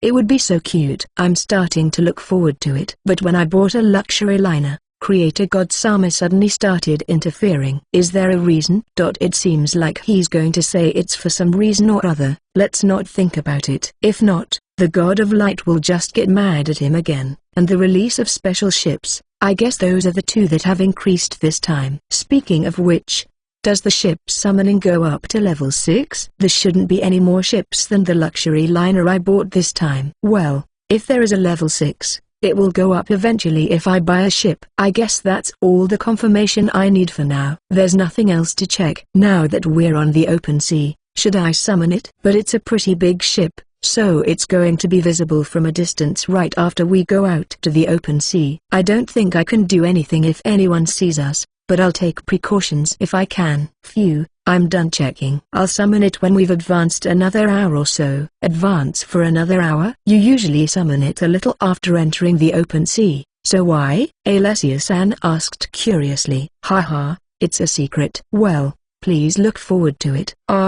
You're going to tease me, aren't you? If you keep teasing me, I'm going to have to give you a hard time, you know? I don't want it to be too severe. but I'm sure it will be fine. I am ready to be complimented. No problem. Alessia-sana and the others should be ready to compliment me immensely. Fufu, I understand. We talked about it, and Ilma devised a way to make Wataru-san extremely happy. It's embarrassing for us, too, so we'll be very strict in our evaluation. Ilma-san's idea is something you'd all be embarrassed about. I am very much looking forward to it. I'm thrilled. I'm sure Ilma-san will add some erotic elements. It would probably be soft erotic if Alessia-san and the others are okay with it, but I'd expect a lot. After chatting for a while and getting out to sea enough, it's time to summon the luxury liner. Well, let's summon it. Shall we go out on the forward deck? The women were excited and gathered on the forward deck. Rimuru and Fu-chan followed happily, bouncing along. How cute. Summon. I stand at the front of the forward deck and summon it, looking a little smug. As soon as I say the word, a huge magic circle appears on the sea. I was quite surprised at the ferry, but an even bigger magic circle of light appeared. A luxury liner appears from the magic circle. This is big. The length, width, and height are overwhelming. The women are also just staring at the luxury liner in front of them in amazement. The Oasis of the Seas. I knew it was one of the world's largest luxury liners on the purchase screen, but I didn't realize how impressive it was when I saw it in person. 220,000 tons is no exaggeration. Yes, including customers and employees, it can accommodate more than 8,000 people with room to spare. In this world, that's the same as the population of a city. Since the ship can accommodate that many people, it's no wonder it's so big. While looking at the Oasis of the Seas, I desperately think about the name of this ship with a head that can't get it together for some reason. Funds on hand, 47 gold coins, 12 silver coins, 32 copper coins. Guild account, 0 platinum coins, 70 gold coins. Savings ship, 190 platinum coins. Pepper ship, 285 ships. Striving for the luxury liner. Volume 7 Chapter 14. Thanks to Go0 Gleplex for the Ko-fi and this chapter. Join our Patreon to get more chapters. Enjoy. 3/8 Chapter 14. Royal Promenade and the Store. Oasis of the Seas. 360 meters long, 64 meters wide, and 65 meters high. It looks like a castle. It looks more elegant than a castle, so maybe it's a palace? If it were a palace, I would be the king. I don't have any vassals, though. I wonder if I should name it the Palace. The name is kind of similar to the S-rank adventurer Paris. I don't like it. Let's call it the castle. https://nikestranslationhome.files.wordpress.com/2022/09/rc_770.png. To the stun ladies, I call out to them. Everyone, were you all surprised by the whole thing? The women respond to my words. Why yes, it was amazing. We were joking about the ship looking like a mountain, but it was more than we imagined. Oh, that settled it before I could show them the facilities inside. I thought they could tolerate a big ship with a ferry, but it looked like it was bigger than they imagined. Okay, I'll take that as a compliment. There is a good chance they will forget if I show them around the ship like this. Now, please give me your compliments on the thing. Alessia-san and the others remembered the promise I had made to them. Wait a minute. What should we do? Alma, are you sure about this? I'm a little embarrassed. We made a promise, and we were so surprised, weren't we? I'm fine.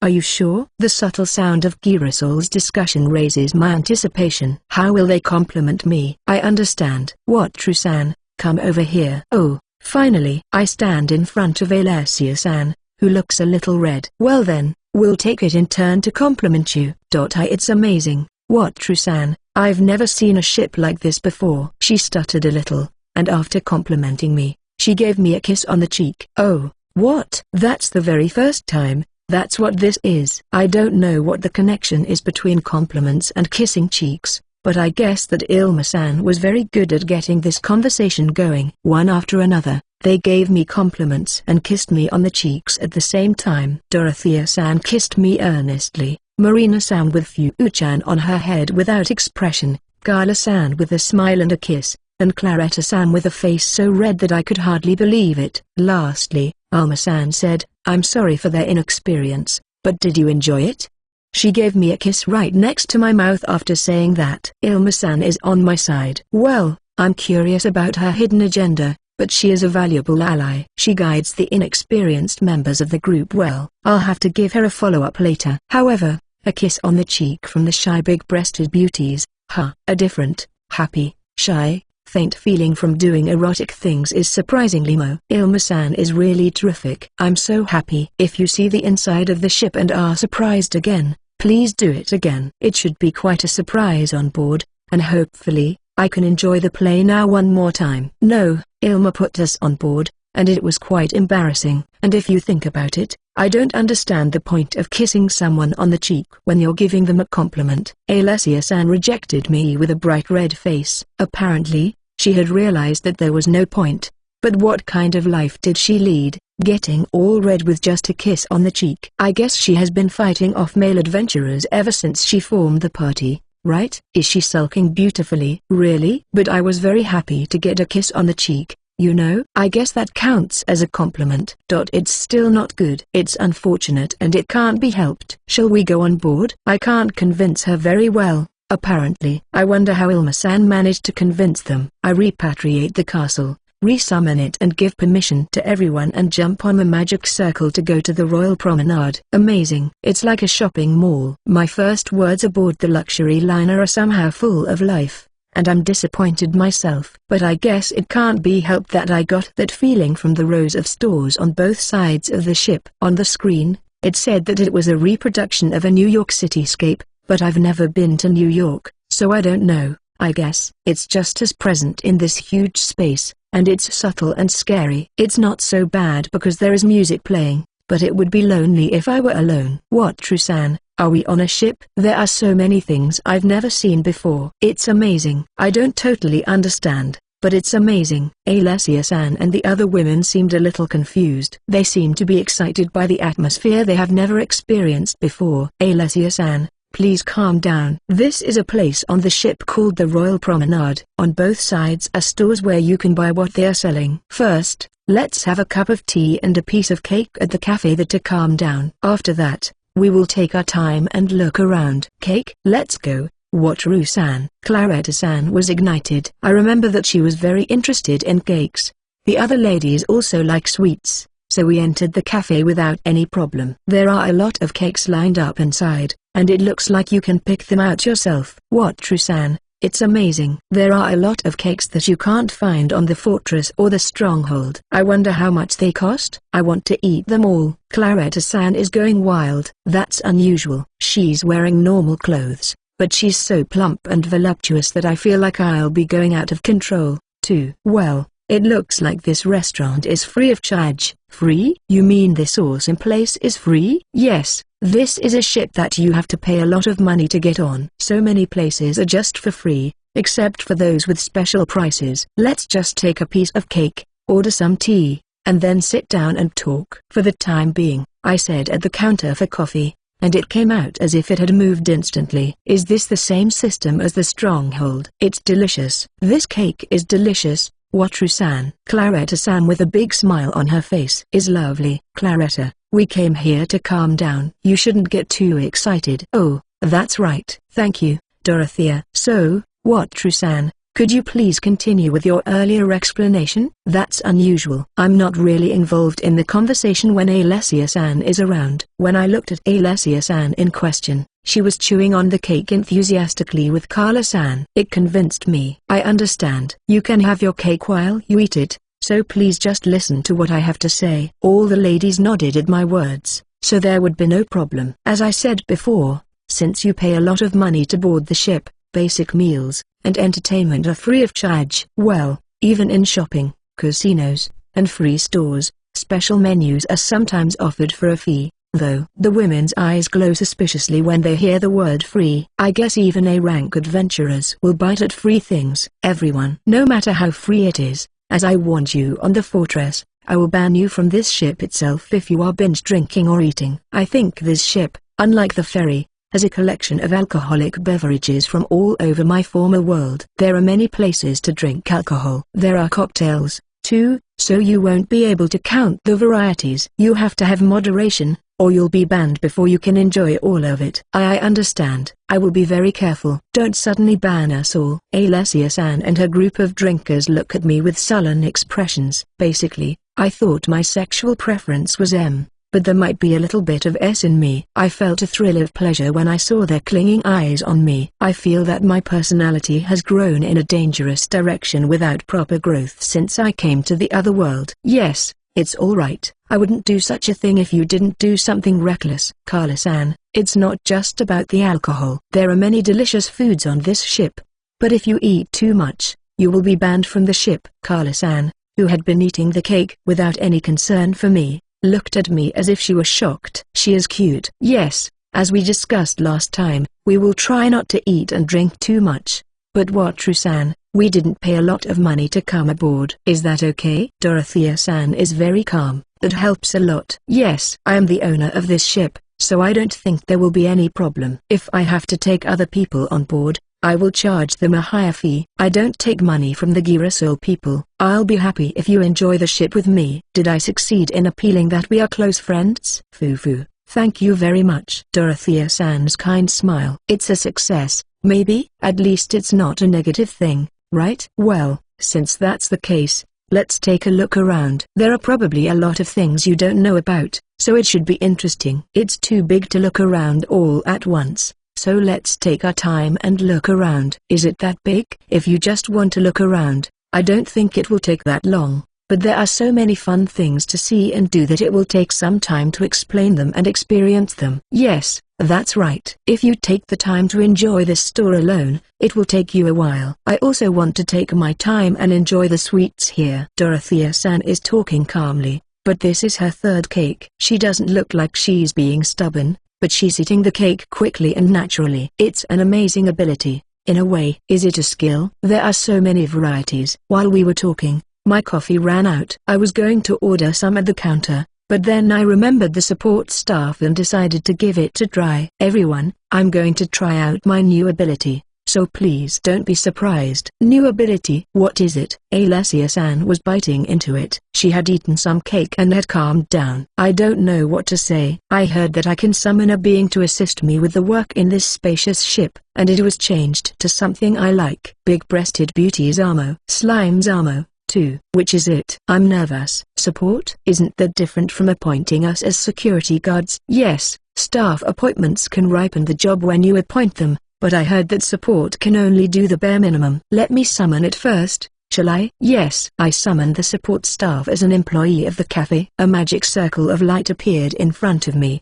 and out of it appeared a horned rabbit. A large, plush, deformed, stocky, horned rabbit-like creature with a small horn on its head appeared. It was dressed as a waiter and carried a silver round tray. It's very particular. No, it's not. No, Creator God-sama. What I like are big-breasted beauties and slimes. If you've been watching me, wouldn't you know that? I like to hunt horned rabbits because they're profitable, not because I like them, you know. If anything, I'm afraid that they will take revenge on me because I was slaughtering them. Please, Creator God-sama. Please change it. Should I go all the way to the cathedral in Barletta? I only hunted horned rabbits until I came to the other world and left the western city. Why did you choose the horned rabbit? Was it because they looked so good when roasted whole? Is it because it can be turned into something much like a food source? Even if the big-breasted beauties were impossible, if you can do horned rabbits, you should be able to do slime, too. So cute. A horned rabbit? It's strange since it's a monster. But it's not dangerous, is it? Cute? To me, it looks like there's resentment in its eyes. Is it paranoia? I don't think there's any danger. At the very least, it can do the job it was summoned to do. Maybe. Well, let me ask it to do its job. Waiter, can I have another cup of coffee? It nodded its head, picked up the empty cup of coffee, and went into the back. If it's the same as the Stronghold's dining room, the dishes should disappear on their own. I'll have to try a lot of things. The ladies seemed to like the horned rabbit waiter and were screaming about how cute and pretty it was. The horned rabbit is a monster that attacks me, and I'm sure Girasol has defeated it before, but is it different when it is deformed? The horned rabbit waiter comes back and puts the coffee in front of me. It's not poisoned or anything, is it? I say thank you, and it nods and is about to go away. Kaiawa, Cute. Alessia-san and Claretta-san couldn't hold back and started hugging the horned rabbit waiter and cuddling it. Well, Claretta-san likes stuffed animals too. The horned rabbit waiter is being cuddled and moffued as it is. I envy it. When I drank the coffee, it was an ordinary coffee. Was it really paranoia? But you know what? I don't have the moffu attribute. I would definitely prefer a smooth, soft, and supple one. I patted Rimmer, who was eating the cake I'd brought over with all my heart. What, Drew? Oh, it's nothing. Is it delicious? Yeah. I see. That's good. Yeah. As I watch Rimmer get absorbed in the cake again, I'm convinced that the slime is cuter than the horned rabbits. What's that? If the support staff is horned rabbits, will they do musicals and stage performances, too? Will the horned rabbits going to do cats and so on? I feel so uncomfortable. T/N, cats, musical. Well, let's try it on the stage. Now let's think about the future route of the luxury liner tour, shall we? It's only the first one, right? When will we finish seeing them all? Striving for the Luxury Liner, Volume 7 Chapter 15. Thanks to GoZeroGleplex for the Ko-fi and this chapter. Join our Patreon to get more chapters. Enjoy. 4/8. Chapter 15. Saparabi and Royal Promenade 2. I was thinking about the tour course while watching Alessia-san and Claretta-san cuddling the support staff, but there was no end in sight for the two of them. I should call out to them and go on to the next one. Is it okay to leave the support staff as it is? It doesn't seem to reduce my magic power. If I summon a lot of them, won't they start to run amok in groups like in some panic movie? I'm a little scared that creator God Sama might have put in some weird gimmick. Alessia-san and Claretta-san, we'd better get going. My voice brings them back to their senses with a startled look on their faces. When they understood the situation, they apologized a little shyly. What is this child's name? Wataru-san? Claretta-san suddenly asked me. Its name? I checked the screen, but there's nothing on it, and it doesn't seem to have a name. Is that so? But it's kind of sad if it doesn't have a name to call it, isn't it? Come to think of it, I heard that she also gave names to the stuffed toys she took from the UFO catcher. I was a little taken aback, but don't tell anyone, okay? But I'm sure I'll be summoning them to other stores as well, so it's hard to name every single one of them. Even the name of the ship I had bought was a difficult decision to make, but if the same type of support staff were to be summoned, a name would be too difficult a task. Is that so? Can you decide on a name for the species, or rather, a way to call this child in general? It would be pitiful to call them just horned rabbits. It would be more convenient to have an overall name. Horned rabbit, support staff, Saparabi. It's easy to understand. T/N, support from Sapoto, support, Rabi from the rabbit. Then, let's call the whole horned rabbit Saparabi, shall we? Oh, by the way, I named this luxury liner castle Saparabi and the castle. Aren't you good at thinking of names, Wataru-san? Alessia-san, aren't you indirectly dissing my sense of naming? Well, I'm aware of it. I'm not very good at it. It's difficult. Well, it's certainly difficult. Saparabi, castle. I will make sure to memorize it. Well, I hope it was enough to convince them. I don't want to go into too much detail about the name. It could be dangerous. Well, I guess we'd better move on. We walked out of the store and walked along the Royal Promenade in the light shining through the large glass dome. Master, that's pizza, isn't it? Yes, that's right. That's the proper pizza store that I made in Sina Village. We're going to eat in the main dining room today, so we'll come back next time. Well, we're going to eat at all the restaurants on the ship. Fufu, I'm looking forward to it. Wataru-san, there are that many restaurants? Are they good? Carla-san is biting it. Her eyes are sparkling. It doesn't look like she's drooling. Her anticipation level is maxed out. Yes, there's so much. I don't think we could eat it all in one day. We're going to enjoy the castle for a month. After you've eaten at all of the restaurants, you can go back to your favorites as often as you like, so you can look forward to it. Yes, I'm looking forward to it. Rimmer, who had been listening to the conversation over my head, jumps at the happy Carla-san. Wataru-san, what's wrong with Rimmer-chan? He said he's going to follow Carla-san when you go out to eat. Rimmer? Certainly, if he follows Carla-san, he will be able to eat a lot of food, but I was feeling a little sad, and Fu-chan also jumped on Carla-san. The reason seems to be the same. Fufu, Rimmer-chan, Fu-chan, Let's eat a lot together. The gluttonous trio is now complete in an unexpected way. If all the food on board was to be paid for, I'd have to worry a great deal about food expenses. What, Trusan? This is the magic vehicle from the movie, isn't it? What Marina-san asked me was a car. A ship with a town on board and a car on display. I don't understand what that means. If I couldn't afford an amphibious car, I would have tried to use this car somehow. It seems difficult, though, because the effect of indestructibility would have been affected. Come to think of it, they didn't ask about the car in the movie, either. Magic vehicle? Did they have an understanding of it? It's a vehicle called a car in my world. It looks cool. It must be an old car, but it has a unique atmosphere. I wonder if it's a great car because it's being carried on a luxury liner. If I had known much about cars, I might have been overjoyed. It's amazing. It's very valuable. Marina-san's tension soared. I heard there is a vehicle called a magic vehicle. Then maybe an amphibious car would be less conspicuous. No, she said it's valuable. How valuable is it? I've never seen a magic vehicle before. Is it as valuable as a magic boat? Yes. They are less likely to be discovered than large magic ships. I've heard that some countries don't even have them. That's the level of fuss that would be made if we were on board. Why is that? Cars are more likely to be found, though. In my world, as you have seen in the movies, there were more magic vehicles than magic ships. But is it different in this world? After a little hesitation, Marina-san answered. There are many magic vehicles found, but almost all of them are broken. But although they have been studied, they have not been understood in the same way as the magic ship. You mean to say that the magic vehicles were not enchanted for protection because they are easier to use than the magic ships? That would limit the use of amphibious cars. I can now summon something similar to a magic vehicle, but that would be a problem, wouldn't it? It would be a big problem if found out. Not only Marina-san but the other ladies nodded their heads. Wataru-san's ability is extraordinary. It may be natural because it's an ability given by Creator God Sama.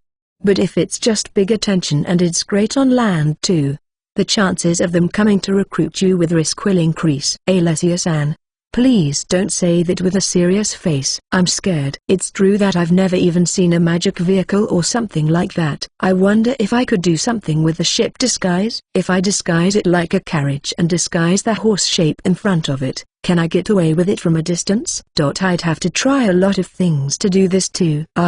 I'll think it over. Shall we take a tour of the ship now? Let's postpone the problem. I'm not that attached to land-based activities. Land doesn't matter when you're holed up on a luxury liner. It would be fun just to ride around in a place where there are no people. We visit food shops, bars, and so on. What kind of store is this, Wataru-san?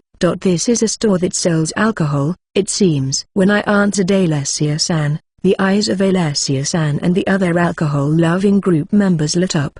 They looked like they wanted to go into the bar, too, so there would be no stopping them here. Once inside, I saw a line of high-end liquors that I had never seen or drunk before, but I had heard of them. I make enough money to buy one, but I don't know what liquor tastes like. What's the point of drinking it? Will I be able to taste it when I get used to drinking it? I see that the alcohol is in this beautiful bowl. Hey Wataru-san, am I wrong that the price of the alcohol ranges from a few dozen copper coins to a few dozen silver coins? It's this little vessel, right? They don't sell it in kegs, do they? I don't know, I've never had it myself, but this is a collection of some of the finest liquors in my world. At my words, the eyes of the alcohol-loving group turn lusty. I see, so it's a high-class drink in Wataru-san's world. Marina-san, Ilma-san, and Ins gather around to discuss the matter. I'd like to try it. I'll buy it. The question is which grade to try first. I'm glad I saved up the allowance Master gave me. They're ready to buy. Ins is a natural participant in the consultation. Isn't the allowance you've been saving up for spending at the casino? Everyone, there are many bars in the casino, so it would be better to drink at one of them and buy the drinks you like. The group of drink lovers agreed with my words, but their eyes became even more suspicious as they checked out the bars. Anyway, we left the bar and looked at the next store. This is the store that sells cosmetics, isn't it? Cosmetics? Is it a beauty shop? What kind of products are there? The women were very excited. Why yes, well, yes, but I don't know anything about cosmetics. Oh, right, I'll summon Saparabi. For the time being, I summoned Saparabi, and a saparabi in a female shopkeeper-like uniform appeared. Are there males and females? I don't know what the difference is except for the clothes. Saparabi, please explain about the cosmetics. Huh? Doesn't the minimum job description include explaining cosmetics? Can they speak in the first place? Can Saparabi speak? She nodded her head and then shook her head to the side. Which is it? Are there cases where you can speak and cases where you can't? And you can't speak in this job? She nodded her head again. I wonder if they can speak in jobs where there is vocalization, for example, on stage. Even if it's a clerk in a store or something like that, should they be able to speak in explaining products? Doesn't the minimum job include explaining products? Is it chore only? It seems she can't explain the products. What should we do? Would you like to try it at random? Wait, what? Trusan, will you appoint me as a staff member of this store? Oh, Ilma-san, you are so smart. That way, you could understand how to use the products. I understand. I will appoint Ilma-san as a staff member. When I appointed her to the staff, a magic circle of light was sucked into Ilma-san. Wow. This is amazing. I didn't know what Trusan's world was so concerned with beauty. It's amazing. Ilma-san's sex appeal is more amazing as she is so excited. A bewitching sexuality is being radiated. It is erotic. The women swarmed around such an erotic Ilma-san. Spell-like words started to be exchanged among the women. It would be quicker if I appointed all of them to the staff of this store, but my words don't reach them. The women's quest for beauty is extraordinary. They probably didn't hear me, but I just said a few words and left the store. My voice didn't reach the ladies, but Fu-chan seemed to have heard me and jumped on me. I bought a cup of coffee, got some cupcakes, and sat down on the bench. I gave cupcakes to Rimu and Fu-chan and played with them. It's going to take a while, so we should take it easy. It's possible that everyone will become even more beautiful. I can't even imagine it. But I wonder if I can control my desires. While we were relaxing and playing, the women came out. I'm sorry, Wataru-san. I got carried away. Alessia-san apologized sincerely. The other women also bowed their heads. But it seems that all of them are buying the products. Haha, I also had fun with Rimu and Fu-chan, so I don't mind. Let's see what's next. I look around the rest of the store and see, is this okay? Is it okay that I can get it?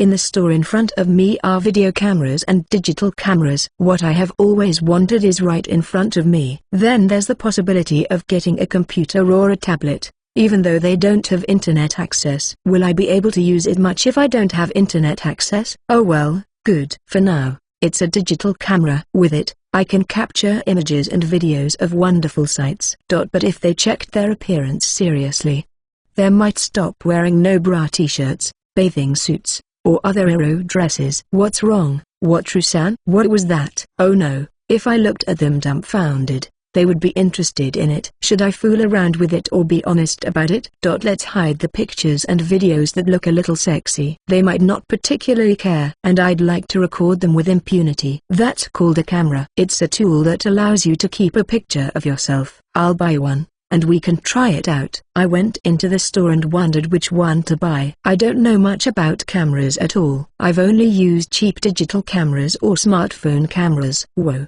there's a Sony product. I don't know much about them, but I wonder if Japanese manufacturers are easier to use, whether it's a video camera or a regular digital camera.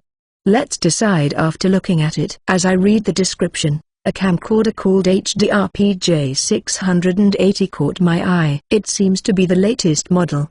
The description says that it has 30x optical zoom, but to be honest, I don't really understand it. But it has a projector function. And this one is very good. And it can project recorded video. 7 silver coins. I'll take this one. I choose a product, a coin slot appears, and I buy it. I walked out of the store, opened the box, and got my digital camera ready. At first, it would be better if the camera didn't capture too much breast swinging and such. I asked the ladies to line up side by side and introduce themselves. After everyone has introduced themselves, we watch the video together. Since I was holding the camera, I was surrounded by the women, and we all watched it together. It smells good. Oh, it's soft. They make a fuss about the fact that they are in the video, and they are happily fussing about how uncomfortable they sound in their own voices during the self-introduction. Thank goodness I didn't say anything about my soul being taken. I thought they would want a camera, but they don't seem to have the sense to use it by themselves. Probably because they don't have the culture to preserve memories in images. Well, if I record a lot, they will want one soon. Striving for the Luxury Liner, Volume 7 Chapter 16. Thanks to Go0 Gleplex for the Ko-fi and this chapter. Join our Patreon to get more chapters. Enjoy. 5/8. Chapter 16, Rooms and Bar. After shooting the video, we next entered a jewelry store. The women are excited to see the glittering store. I guess even adventurers like jewelry and stuff. Maybe it's because they are adventurers, searching for treasures and such. I'm not particularly interested, so I wander around and see a watch. Watches. Are they necessary in this world?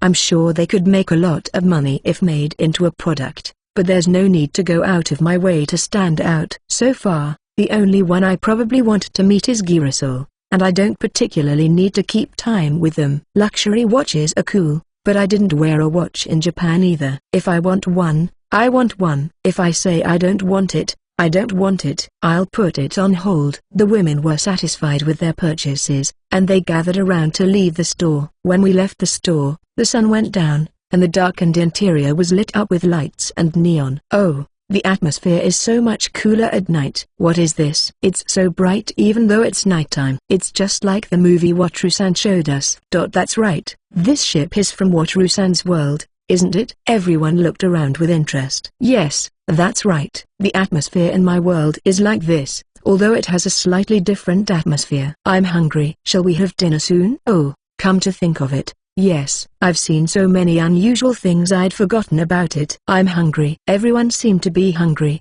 too, so we headed for the main dining room. Wataru-san, something just came down. What is it? What is that? Alessia-san told me to look, and I saw a neon-rimmed object slowly descending from above. Oh, I've seen it by accident, but when the neon lights up, it stands out even more. I wonder if the ladies didn't notice it before. Well, that, they say, is the Rising Tide Bar. That's the bar that's slowly going up and down 3 floors. A bar. Can I have a drink there? Yes, you can. Well, it's getting dark now, so let's have dinner in the main dining room, decide on the room we'll stay in today, and then have a drink at the Rising Tide Bar. We can go somewhere else tomorrow. Yeah, that sounds like fun. Thank you, Wataru-san. Alessia-san was smiling. The group of people who love to drink are also smiling. It seems they are happy that we have decided on a drinking schedule. When we arrived at the main dining room, the 3rd floor was an atrium,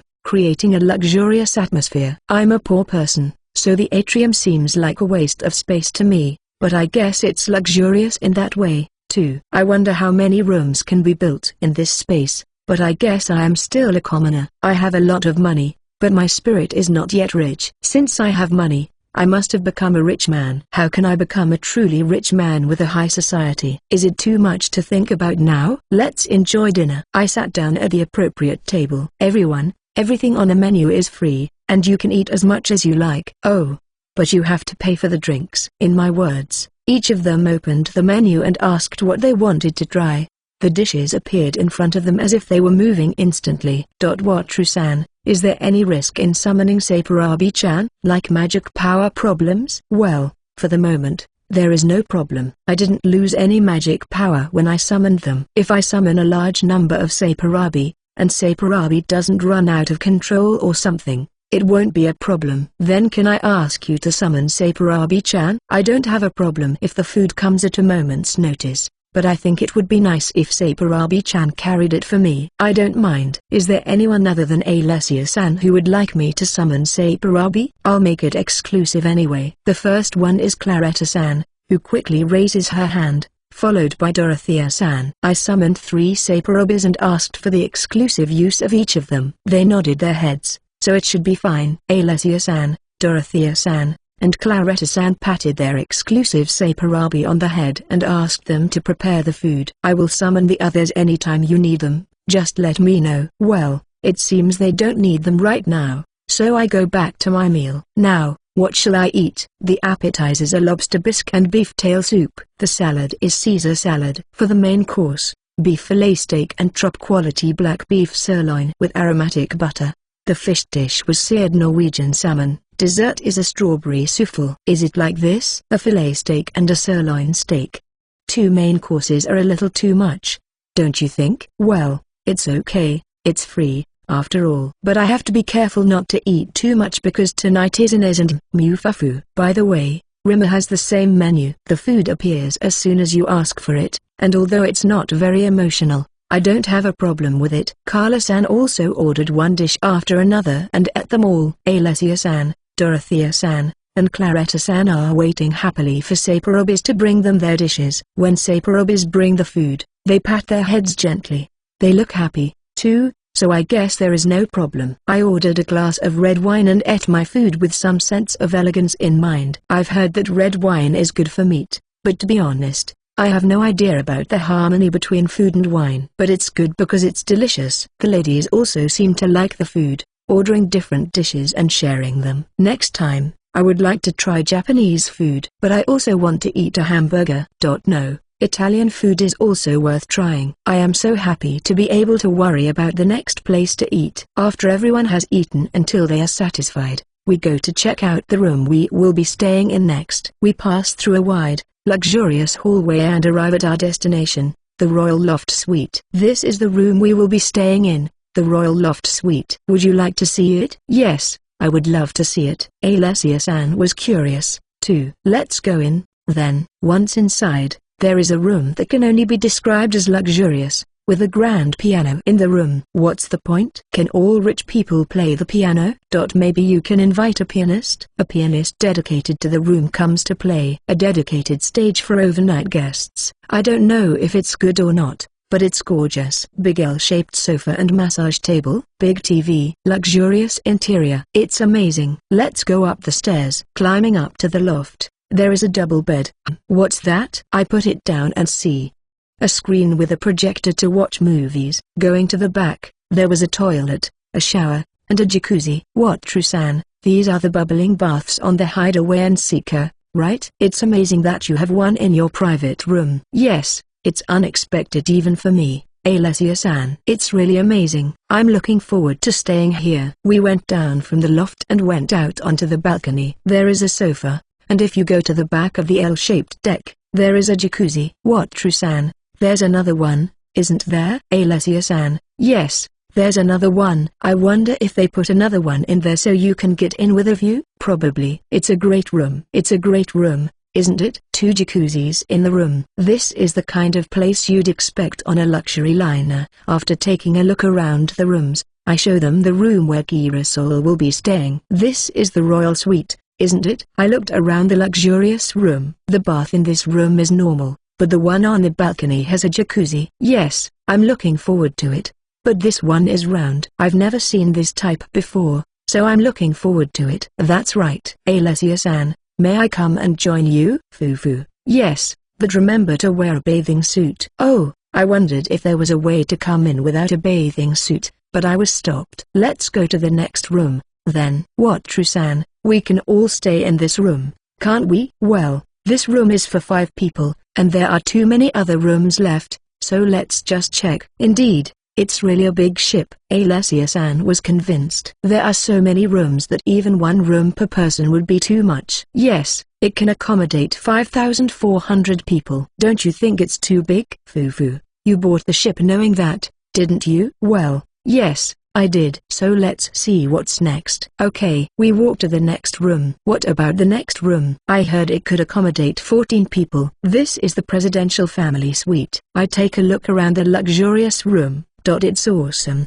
but it's way too big. Alessia-san, maybe it's luxurious because it's too big a room for just one person? Would anyone like to stay here? All the ladies shake their heads. Girasol are common people, aren't they? I guess the very rich are not afraid to use this room. Oh, the very rich don't stay alone, do they? Wife, mistress, beautiful secretary. It makes me jealous. After that, we looked around the Skyloft Suite and the Aqua Theatre Suite. We decided to stay in the Royal Suite, Skyloft Suite, and Aqua Theatre Suite for 2 people each because it would be lonely if you stayed alone. For now, we decided to head to the Rising Tide Bar for drinks now that we had a room. Now I'm just worried that Ins will get so caught up in the booze that she'll forget about the night. She'll be fine, right? We arrived at the Rising Tide Bar and got in just as it was coming down. The ladies don't sit down and wait for it to start moving again. When it starts moving, there are shouts of joy. Even though I've ridden the elevator and escalator before. Well, it's a different atmosphere. Finally, they all settle down and sit down and ask for some drinks. What, Trusan, what kind of drinks do you have?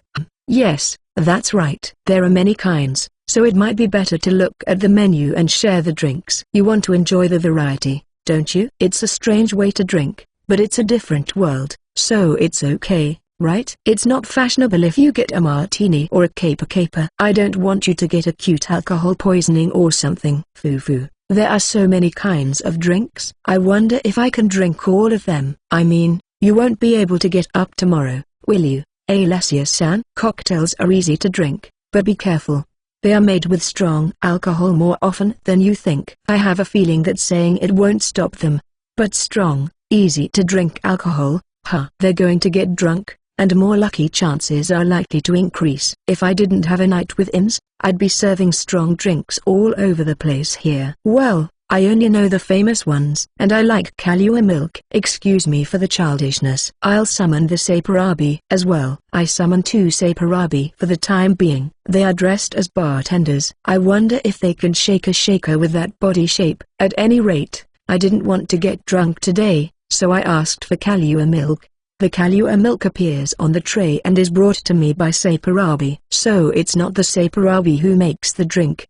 The ladies each asked for a different cocktail and started sharing. 8 people in a bar mean a lot of different kinds of cocktails are brought in. Come to think of it, I've only been to a proper bar twice. I am more suited to Isekai, Japanese-style pubs, so I had heard of the drinks but had never experienced them before. Come to think of it, the bar I went to didn't have a menu, and they asked me what kind of drink I wanted. They just asked the customer. Is it normal for a bar to have no menu? The atmosphere was great, and the drinks were delicious, but oh, Pink Lady is really pink. I had heard that it was pretty strong, but I wonder if it's okay. Not only martinis and margaritas, which even I know, but also cocktails I've never heard of are ordered and brought to the bar. I wondered if Ins would be okay. I'll have one more drink and leave early. I'll have an Irish coffee. Wow, that's great. What, Rusan? Why is there a tree on the ship?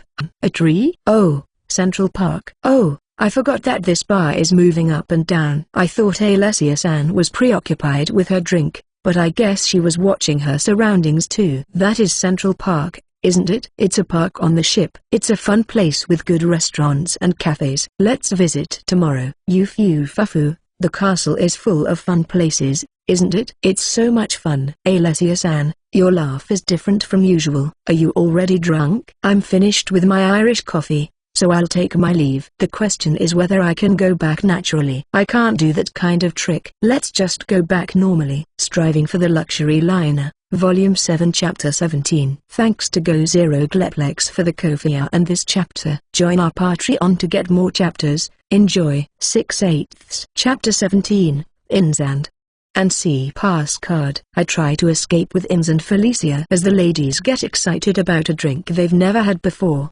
But cocktails with beautiful women, it's going to be a cool sight when I get used to drinking. Right now, though, it's not a very adult atmosphere, with all the noise about how good this and that tastes. When the Rising Tide bar is on the Royal Promenade, I'm calling it out and getting off. I made sure to ask only for Claretta-san. She's the one I can count on when it comes to alcohol. She promised to take them back with her, so I was relieved. Furthermore, the ship tour for tomorrow has been set for noon. I wanted to relax, and Girasol, who had been drinking, would be able to move around more easily if we started at noon. I also told them that breakfast would be served in the main dining room. I knew it would be hard on Carla-san if she didn't have breakfast. On the way back to the room, Felicia came to me with Rima in her arms. Then, Master, I'm going to take a rest in another room.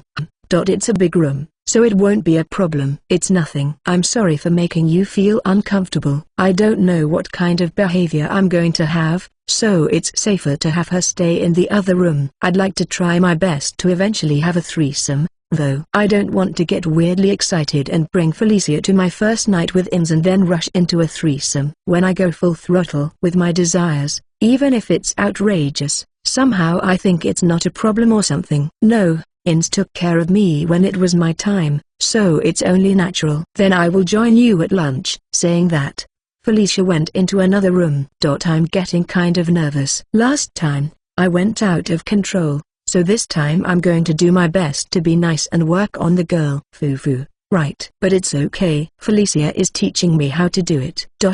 I heard some disturbing words. What did Felicia teach you? Hey, Ins, what did Felicia teach you? I haven't done anything abnormal, but I have demanded something a little embarrassing. Foo. Don't worry. I didn't ask about the content. I was just asking about how to be prepared. Then it's safe, right? Well, I'm thinking eventually with the two of them, so it might be useless. Morning. I look beside me and see Ins sleeping. Things don't always go as planned. I ended up pushing it until morning. I was aiming for a nice feeling of working on a woman and restraining myself from going out of control, but I didn't expect that Ins would go out of control. It felt good, and I was deeply satisfied, but it wasn't what I had planned. Being attacked is dangerous because it suits my personality. I'll do my best to take the initiative. That's what I've made up my mind to do and go to sleep.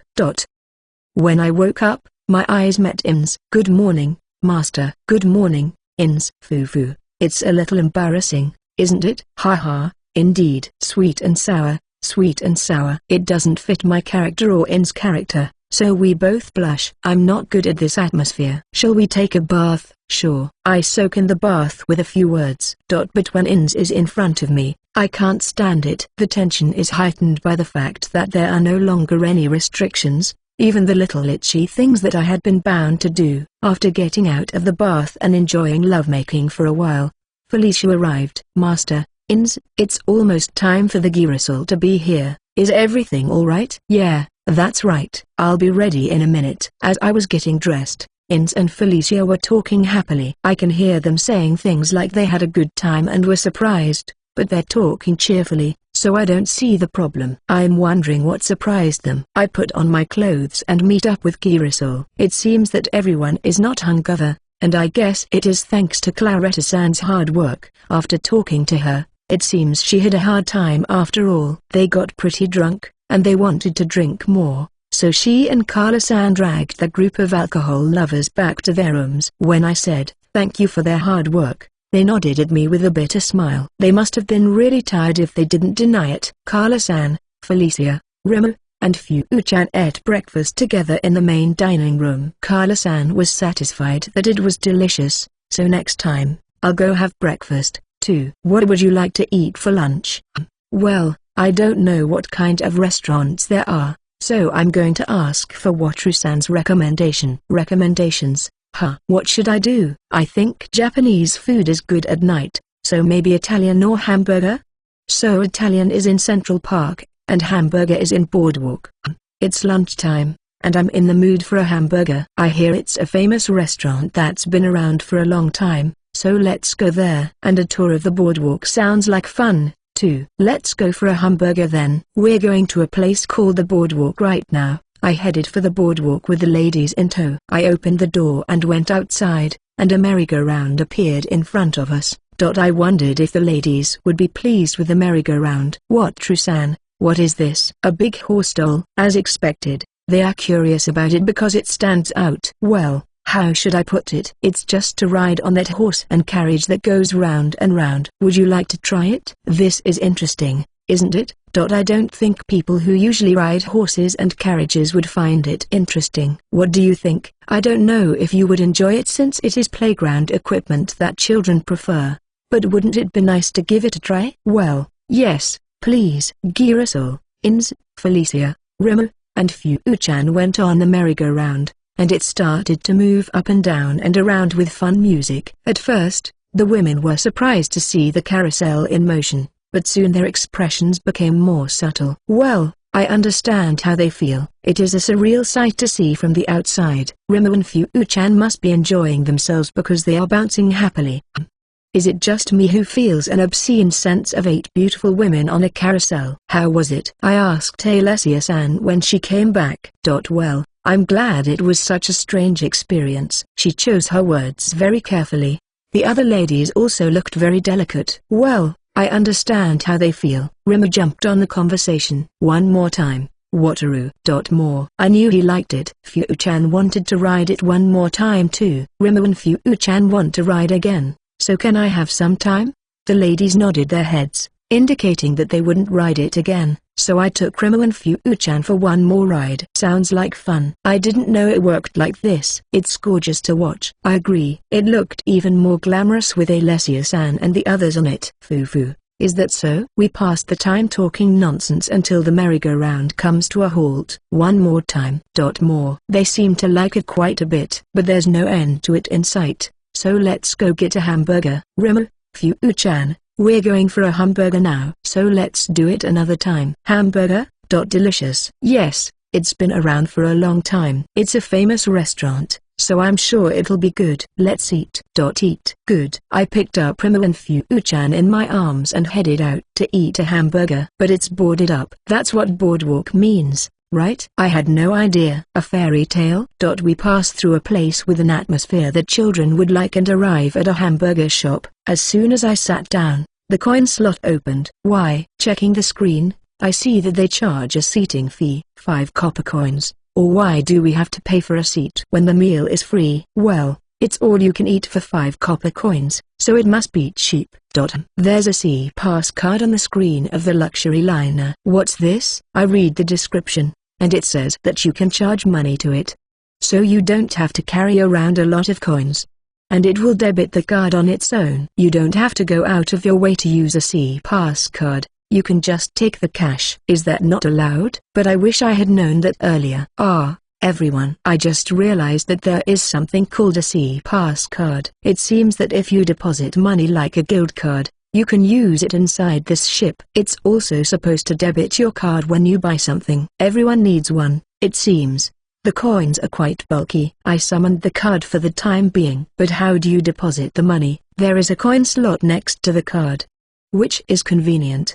But I'm not convinced. I explained how to use the card and handed it over. All the members of Girasol put in 1 gold coin. It's 1,000,000 yen, you know. Somehow I also put 1 gold coin in each of my, In's, and Felicia's cards and gave them to them. We're making so much money, and it's a luxury liner. After all, it would be nice to have a bonus, wouldn't it? Master, is it really worth it? Master, it's too much. Well, it's a luxury liner, and there will be plenty of things you want and plenty of things you want to eat. It's a commemoration of the purchase of the luxury liner, which is different from your allowance.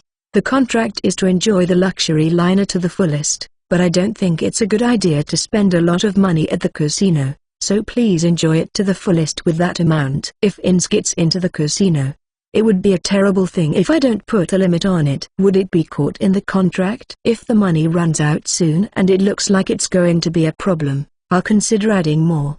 But let's not tell anyone about it. Thank you, Master. Master, I think 1 gold coin is enough to have fun, but will it run out soon? I don't know about the casino on this ship, but with the high rates, would it be surprisingly easy to lose it? I'll be careful with it. Thank you, Master. Well, I guess it's time for us to order. I'll have a hamburger, onion rings, fries, and a carbonated beverage. You can order whatever you like, too. Except for the seat charge, everything else is free. The hamburger that appears in front of me is huge. It has 2 patties, even though I didn't order a double. 2 pieces of cheese, lettuce, tomato, and a large pickle. It looks delicious. I open my mouth and bite into it, and the juices flood into my mouth. The burger patty is full of juices. I am surprised that it is not dry, but it is delicious. The rich cheese and juices mix with the pickles, onions, and lettuce to give it a crunchy and crispy taste. Well, it's hard to describe, but it's delicious. In between, I pick up fries and onion rings and have a carbonated beverage. Delicious hamburger, but for some reason, I'm craving a McDonald's. I want a teriyaki burger. This hamburger is superior in taste, but it reminds me of that familiar taste. There was also a luxury liner where McDonald's opened a restaurant. Is it reasonable to buy a luxury liner costing tens of billions of dollars for McDonald's? Phew, it's so big that even 1 hamburger will fill your stomach. But if the price doesn't change, no matter how many I order, I'll have to eat 1 more. I asked Rimmer, who had already finished his meal, and he said he still wanted one, so he ate another kind of hamburger. I looked around and saw that everyone had finished eating except Kala-san and Fu-chan. According to the number of packages, Kala-san is eating her fifth one right now. That's great, isn't it? I wait until Kala-san, Remo, and Fu-chan are satisfied before leaving the restaurant. It was delicious. I'm so full. What's next? What, True-san? Next?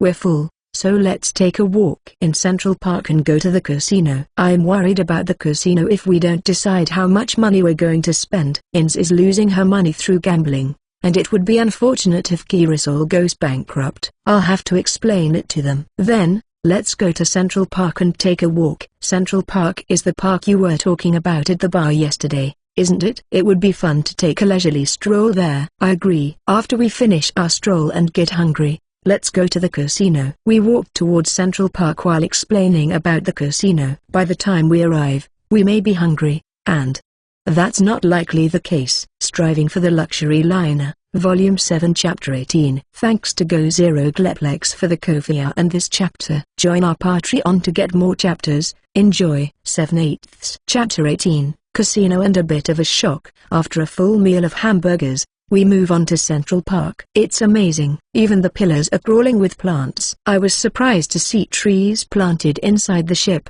but I guess they planted them for the scenery. It is relaxing. To be honest, nature in other worlds is too harsh. Dense forests, huge insects, and ferocious monsters. It would mean taking a walk in the woods would be suicidal. Central Park, on the other hand, has easy ground to walk on, moderate vegetation, no dangerous creatures, and birdsong recorded. If you get tired or hungry, there are cafes and restaurants. As a frail Japanese person, man-made nature is definitely the right choice. There are no bandits, no monsters, not even people. It is lonely to see no people at all, so I should summon 3 Saporobas and place them there. What, True-san? What a beautiful but strange place. Why are there plants here when we are on a ship? It seems that Alessia-san doesn't understand the meaning of planting vegetation all the way inside the ship. Well, it's a harsh environment, and nature is a lot of things in this world. I think the parks are built for a relaxing environment because this ship can make long trips. A place with vegetation, where there is no danger, is a place where people can relax. But there is also a possibility that the ship's designers just thought it would be cool to have trees and such growing inside the ship. The possibility of just thinking about it is not zero, but it's different, isn't it?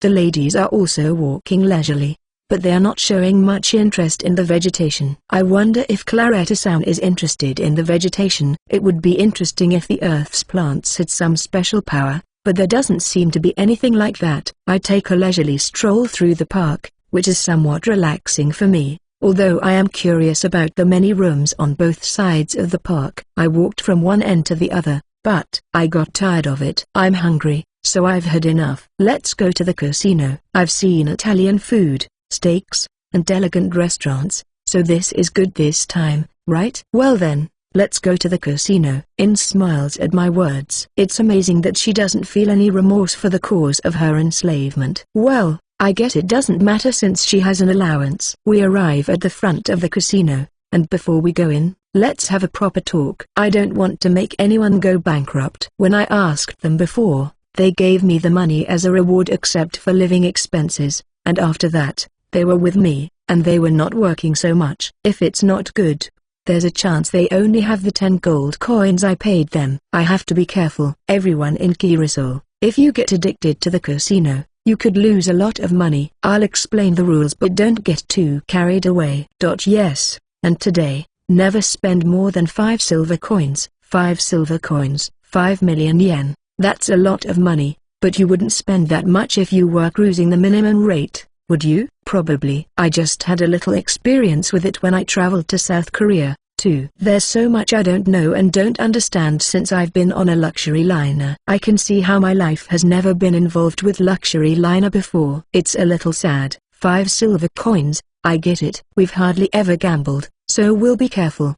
Maybe I should have just come with only Ins and Felicia and not brought Girasol. Well, it's too late now, isn't it? Let's have fun anyway. After paying attention, we entered the casino. It's gorgeous. What should I play first? Is roulette the obvious one? I played table games, and then maybe the slot machines. I sit down at a table where the minimum rate for roulette is 5 copper coins. What are you going to do with it? Let's see. The screen says I need a dealer. I don't really think it would matter if they skip forward to the next moment. I can't figure out the system anyhow. Is it because it's not elegant? When I summoned Saparabi, a Saparabi dressed as a dealer appeared.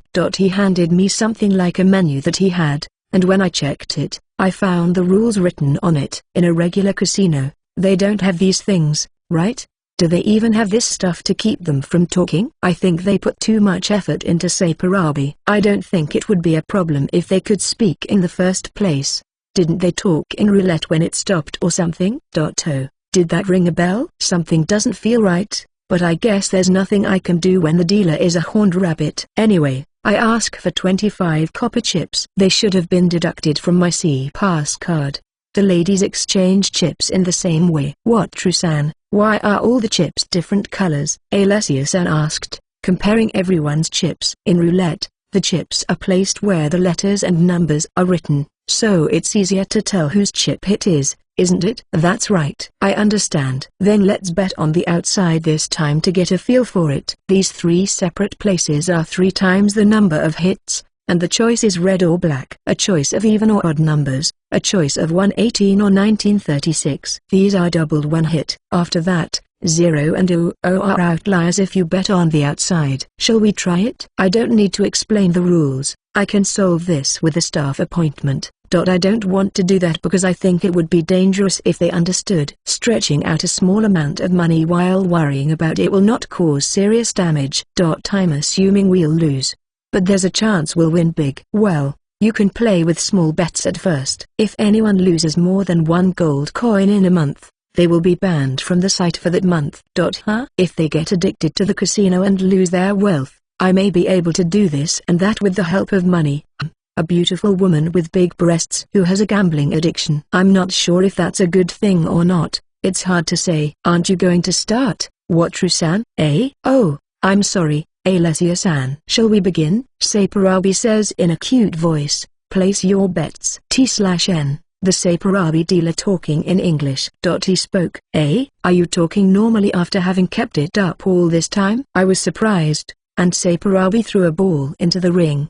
The ladies were surprised, too, but they put down their chips. I put 1 chip on the red one. I'm sorry, it's just a little bit too small. Last call. It means that the deadline is almost over. No more bets. It means you can't bet anymore. Saparabi, you're supposed to say it out loud. The ball went into the red 32. I won it. But I'm more concerned about Saparabi. Saparabi collected the chips from the lost ones as if nothing had happened and overlapped the chips. Hey, Saparabi, tell me something. Saparabi nodded his head. Alessia-san and Claretta-san make a fuss about how cute it is. You can only talk about certain things? Saparabi nodded his head. That's a pain in the ass limitation. Is that it? Like the villagers in an RPG who can only speak a certain language? Let's stop worrying about it and keep going. The ladies who have learned the rules also happily put down their chips. When the ball is thrown in, they cheer for the ball to go where they bet. This is something, isn't it? If it weren't for my ship, they would have been kicked out of the ship. They are making so much noise that they might be banned. In between betting, I continue to play roulette, sharing trivia such as the fact that betting on 2 places with 3 choices is more likely to win than betting on 2 choices, even though the profit is smaller. After playing for a while, In said she wanted to bet on the numbers as well. She told me that depending on the timing and speed at which the ball is thrown in, you can usually predict where it will land. That's fine, but I'm going to go to the other games. So just 3 more times. Okay. Watch and see, Master. I'll show you how good I am. The one who sold herself through gambling confidently proclaims to me. It must be a waste of time. I enjoy it with Remo, making predictions in red or black. Maybe it's because of the luck involved, but Remo is more likely to hit the mark than me. My luck is constant in terms of status, but I wonder if it doesn't matter if I have a good day or a bad day. If my total luck is 15, that's pretty depressing. No, Master, I really know. Just one more time. Hey, it's okay, right? After easily losing 3 number bets, I quieted In's cries for one more and moved on to the blackjack table. The result of the roulette game was that Alessia-san and Ins lost all their chips, while the others won a little and lost a little. Alessia-san was lured by Ins into betting on the numbers and lost all the bets. I explained to her that she could have bet in 2 places or 4 places by placing a single chip at the intersection of the lines, but she was so focused on one point that she missed all the bets. Ins is not a gambler. She just likes to gamble. I sat down at the table and summoned the Saparabi. By default, he hands me a piece of paper with the rules. Everyone reads it around thoroughly to make sure everyone is familiar with the rules. Teach them the hand signs for hit and stay, and explain doubles, splits, etc. as you play the game. Saparabi still only talks about place your bets, no more bets, etc. I explain the rules, and since we can't all sit down together, we take turns going over the rules and playing the game. It's as noisy as ever, and it's interesting to see the personalities. The most exciting ones are Alessia-san, Carla-san, and Ein. Carla-san's being so easygoing is a bit strange. Dorothea-san, Marina-san, Ilma-san, and Felicia are orthodox players who check their own hand and the dealer's hand carefully and make a decision. Claretta-san is cautious or has extremely few hits over 15. This shows her personality, doesn't it? After finishing blackjack, we go on to enjoy poker, baccarat, craps, etc. For some reason, Ins is awakened in baccarat and is winning all over the place, and she's very happy. I'm worried about her later. I lost 2 silver coins, and among the ladies, Ins won 33 silver coins. Alessia-san lost 5 silver coins. The rest of the group won a little and lost a little. How was the casino? Well, I lost, but it was fun. There are many games I haven't played yet, so I want to come back again. Next time I will win. Alessia-san was not satisfied with her biggest loss, and she was eager to get her revenge. Ins, on the other hand, look, Master, isn't it great? She is beaming with a big smile on her face. They're absolutely faking it, aren't they? First, they let her win, and then later, they will take all of her money. That's what I would do. Saparabi is supposed to do the bare minimum of work, but I think that is among the bare minimum of work. The other members seem to enjoy themselves. I think it's Alessia-san and Ins who are likely to go on a spending spree at the casino. I have to be careful. Then let's go to dinner. I want to eat my hometown food today. Is that okay? Finally, Japanese food. I love hamburgers and steaks, but the very name Japanese food is very appealing to me. It's fine. I'm looking forward to it because everything Watru-san has cooked for us so far has been delicious. I hope it will live up to your expectations. I was looking forward to the Japanese restaurant with great anticipation. This is not what I was expecting. The sushi was delicious. The ladies love this Japanese restaurant because it's delicious and fun.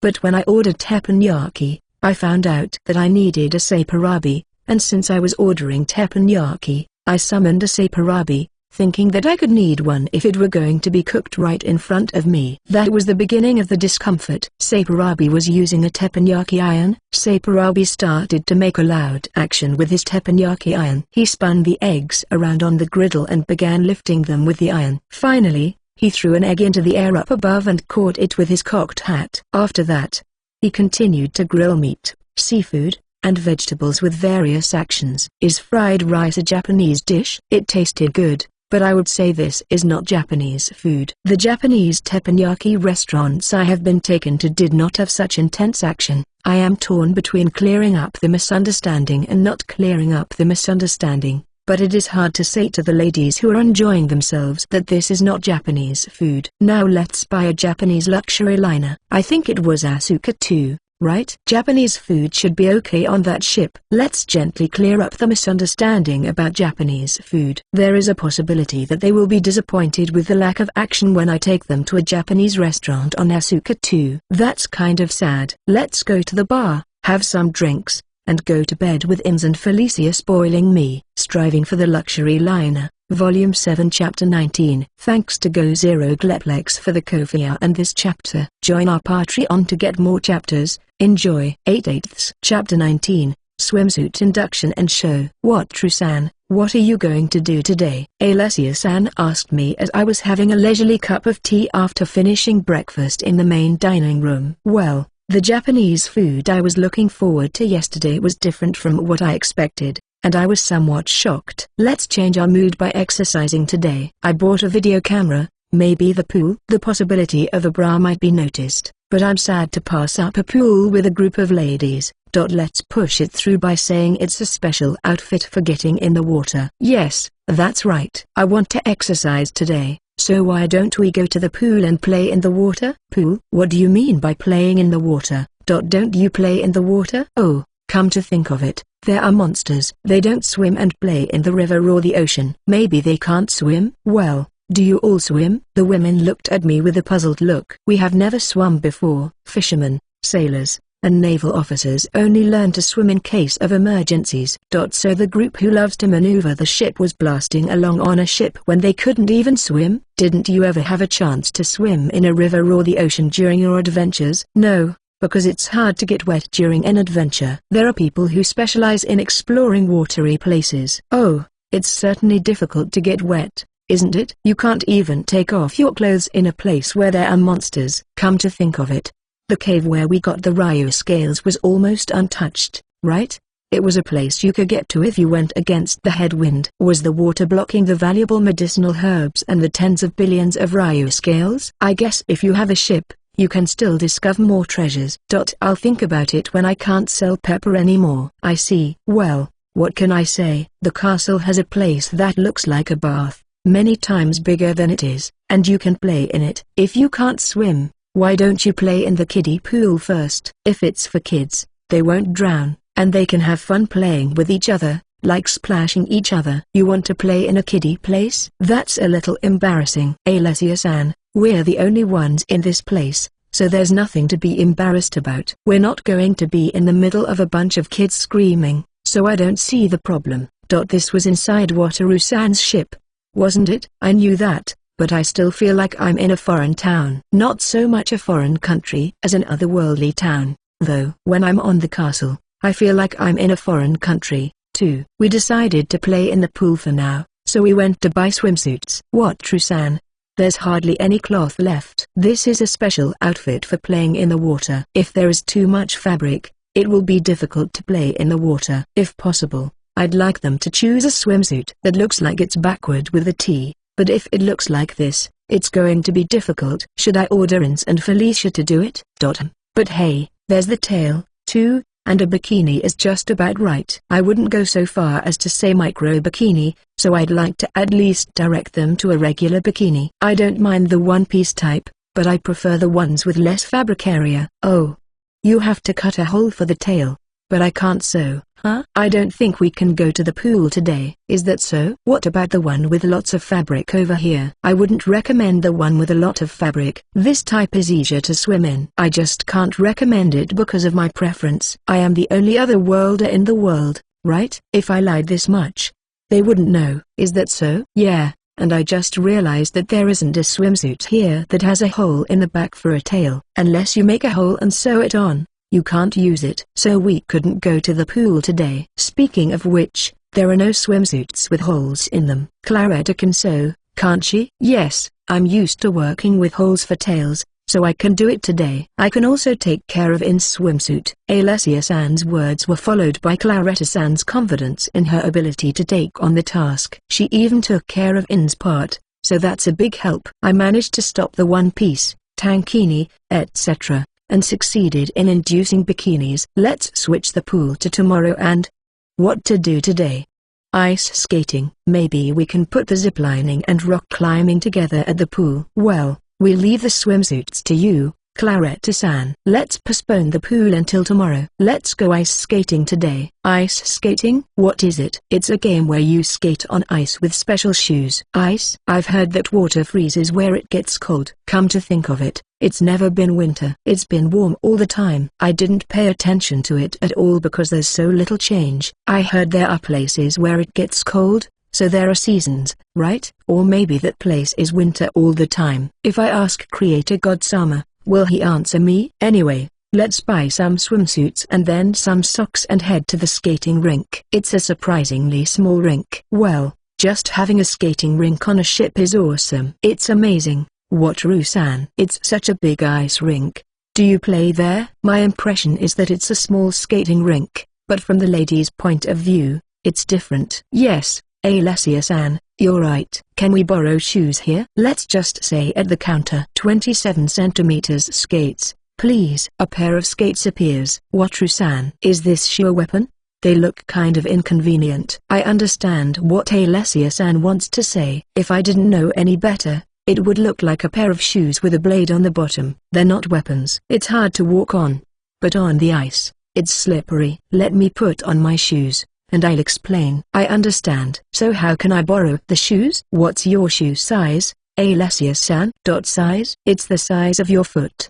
I bought shoes that fit when I tried them on, so I don't know what size they are. I guess you could say that. I was the same way. Since I've been on the castle, my sense of detail has gone back to when I was in Japan. I rent shoes by comparing them to my shoes and checking the approximate size. I change my shoes near the entrance of the skating rink. When I stand up, the ladies are pulling up as if it is hard for them to move. That's what happens at the beginning, even if you're at a higher level. Once you get the hang of it, though, it seems to go faster. I guess the first thing to do is to practice standing on the ice. It's pretty scary. The women are pulling themselves up and slightly slouching. I teach them how to walk and stand on the ice slowly. They practice walking with their legs open in a C shape while holding onto the railing. The little screams that leak out slightly are sexy, but the women, despite what they say, are very athletic and don't fall. It's a little frustrating because when I started skating, I fell all over the place. Even when they let go of the handrail,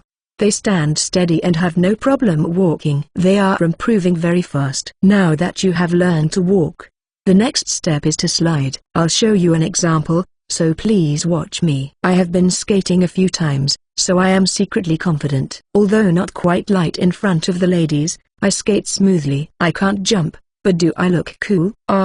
You can skate like that. I finally understand what these shoes are for. Alessia-san says and kicks her back foot, and she quickly moves forward. I had a feeling that this was going to happen. The women's athleticism has been incorporated within them. Foo, I could skate. Alessia-san smiles happily. She was still a little awkward, but she skated on the ice without any problems. The other women followed her lead. It's a strange feeling. Dorothea-san, looking a little mystified, shows off her steady skating. It's interesting. Marina-san skates quickly. Yufu. Wataru-san, skating is so much fun. Ilma-san looks very sexy as she skates. So fun. Carla-san is skating smoothly. She has a dazzling smile. It's a little scary. Claretta-san is a little timid, but she's skating steadily. It's fun. Watch me, Master. I'll win. Ins is competing with Alessia-san for some reason. Master, it's interesting. Felicia is smiling and skating at her own pace. I can see their personalities in the way they skate. This rate of progress is as expected. Let's teach them to run backward from here and have them try jumping. I have no idea how to jump,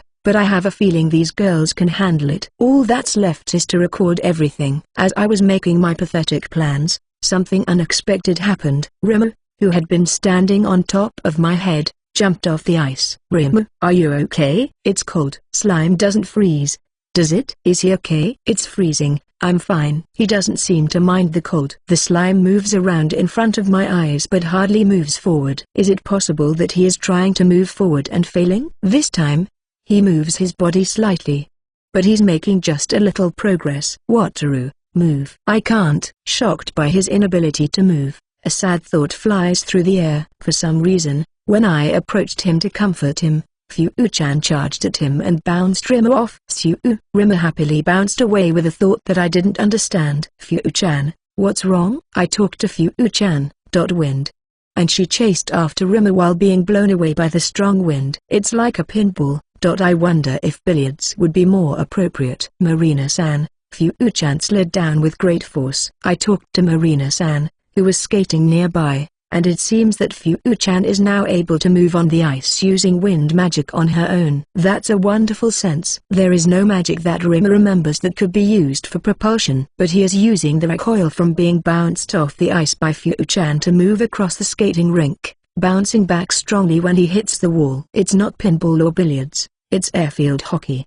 Slime doesn't frostbite, does it? Satisfied after skating for a while, he slides toward me, climbs up my body, and settles in place on my head. Rimmer's body feels cold and subtly hard. Rimmer, aren't you cold? Are you getting cold? I take him down from the top of my head and hug him to warm him up. I'm fine. Are you okay? I don't know any doctor who can examine slime, I'm a little worried. I look at Marina-san and see her warming Fu-chan in her arms as she returns. I guess we're thinking the same thing. When I teach the women the reverse, they master it right away. I don't know how to jump, so I'm struggling with it.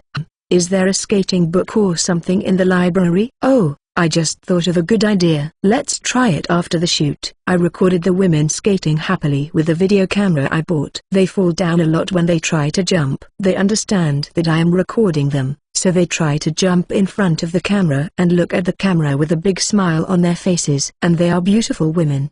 I'm happy that I was able to capture a little happening video. It's time to try something I've been thinking about. Everyone, may I have a word? The women gather at the sound of my voice. What's wrong? Alessia-san asked me on behalf of the group. I just thought up an idea, but I think we can put on a nice skating show with a staff member appointment. Would you mind trying it out? Fufu, staff appointment. Sounds fun. I'd love to try it out. Everyone was enthusiastic. It's going to be a great show. I point everyone to the ice show staff. Ara, I didn't know you could do this. May I ask you to do this for me? What, Trusan? Yes, what is it? According to the ladies who have gained knowledge of ice shows, they need music and lighting. I summon the Saparabi and place them in place.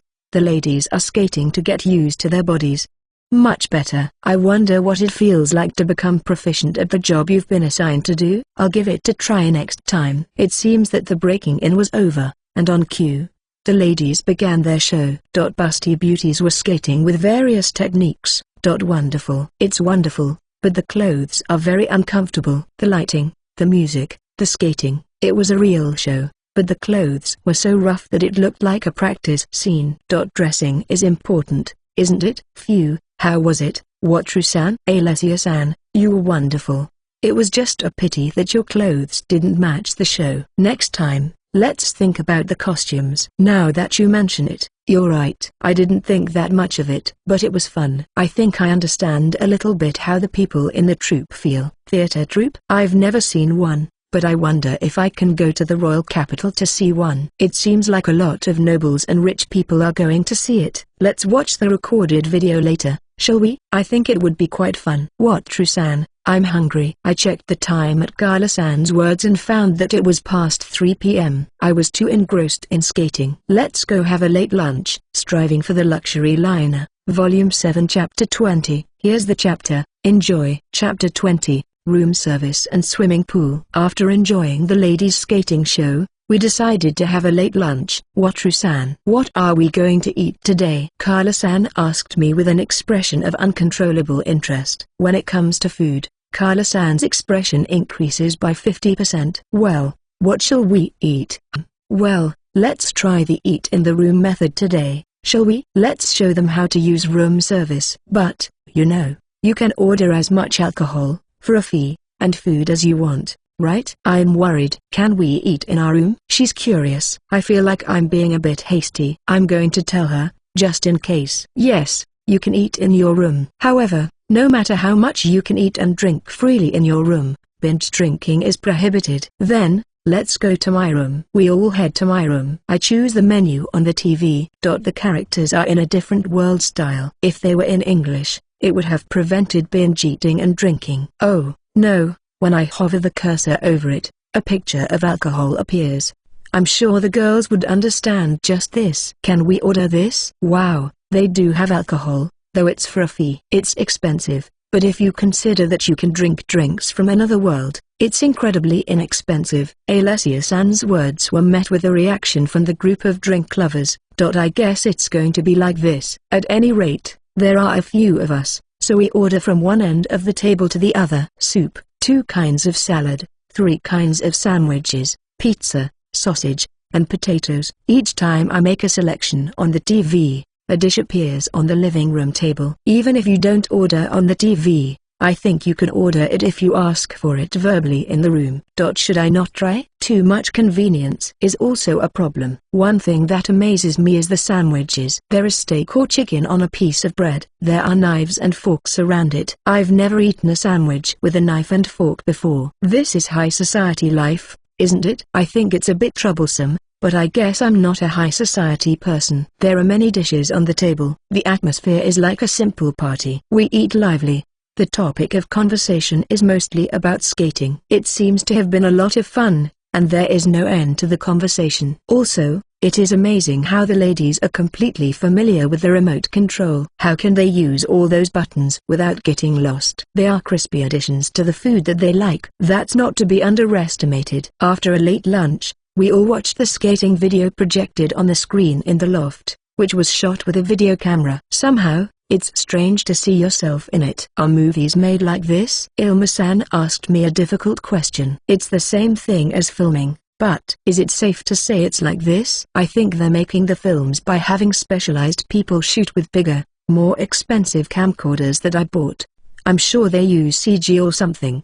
But I can't explain something I don't understand, so I'll stop. After all, there are people who specialize in that. Of course, I know that an amateur couldn't make a story like that. It seems that she understands the difference between an amateur and an expert. That's good. I wondered what I would do if she said she wanted to make a movie, too. They are watching the video while making noise and giving their impressions. They seem to not care about the plump and boing boing. Is it because it's normal to shake in this world? A happening scene was played. I say the happening scene, but it was just that Alessia-san took a big jump in front of the camera and failed to land on the ground. The foot she landed on slipped as if she had stepped on a banana peel in a cartoon, and her foot raised up like overhead, and her head hit the ice.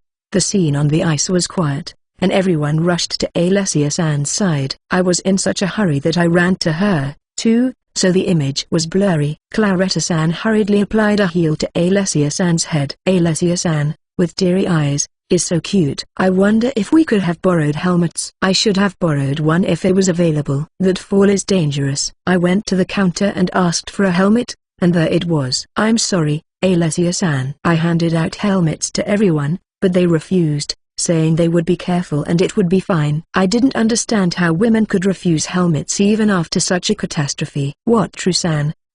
Can't you erase the part where I fell? Alessia-san asked me with a bright red face.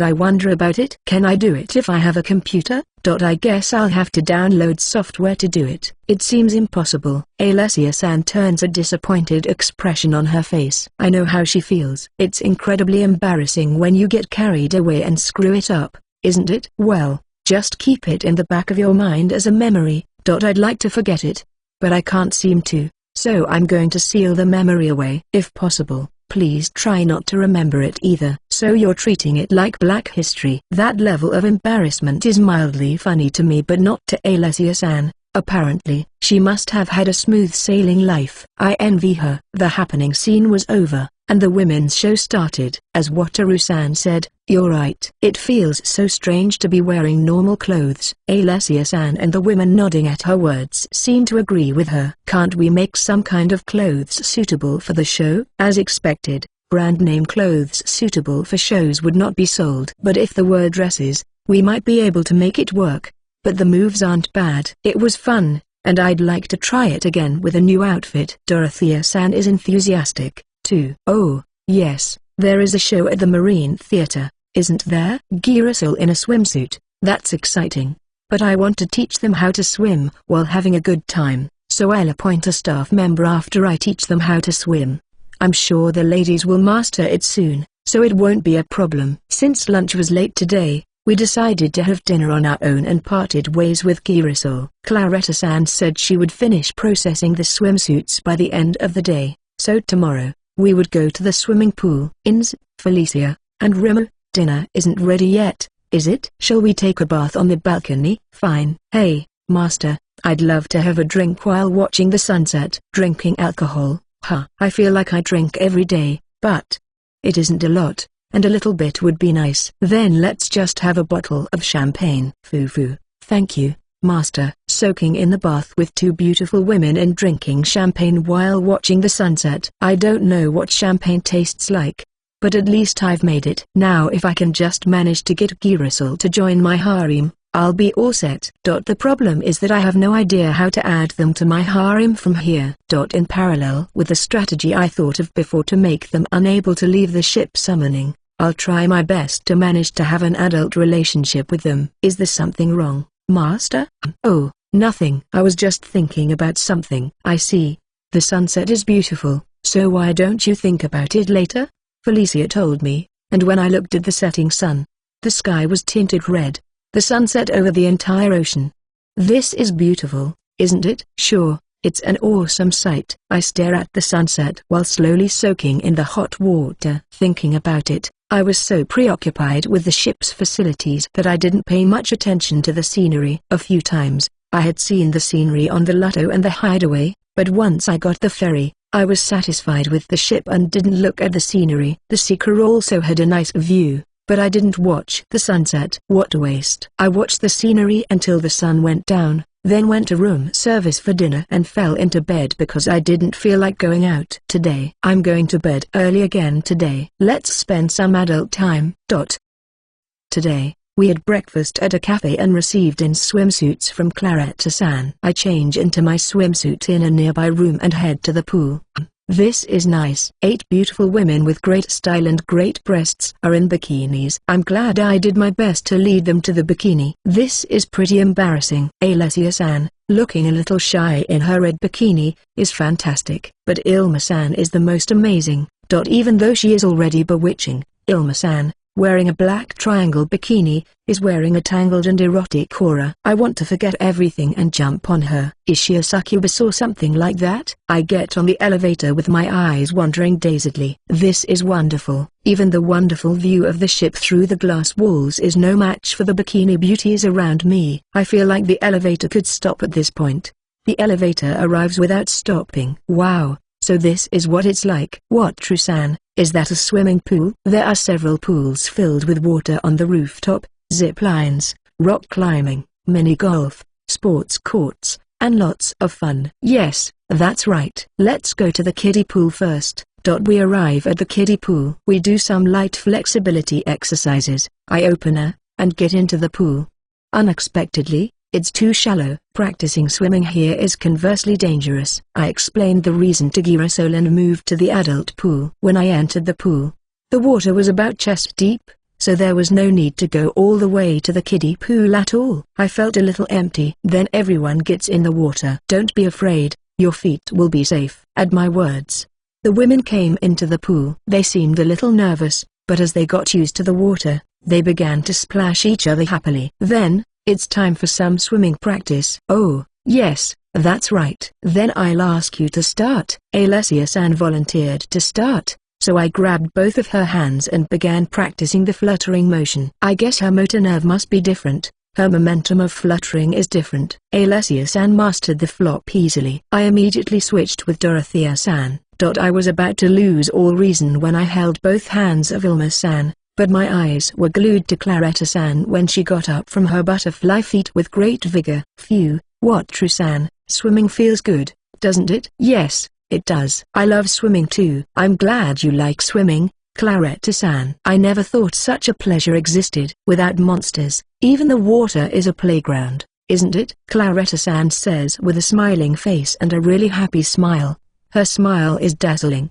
Having mastered the crawl and breaststroke easily, it was time to practice the backstroke. Floating on her back, Alessia-san supports her back as she practices her fluttering legs. I think it's inevitable that my eyes are focused on the fruit that is bountifully ripe. By the way, Rimu and Fu-chan are floating in the water. Fu-chan's wind magic seems to be unsuccessful on the surface of the water, perhaps because the resistance is too great. When they drifted close to me while floating, they sent out their thoughts like throwing them out. It would have been cool if they could run on the surface of the water with the force of the wind, like a hovercraft. We may see a hovering Fu-chan in the future when her magic skills improve. In the morning, they mastered the crawl, breaststroke, and backstroke. As for the butterfly, I can't do it, so there is nothing I can do.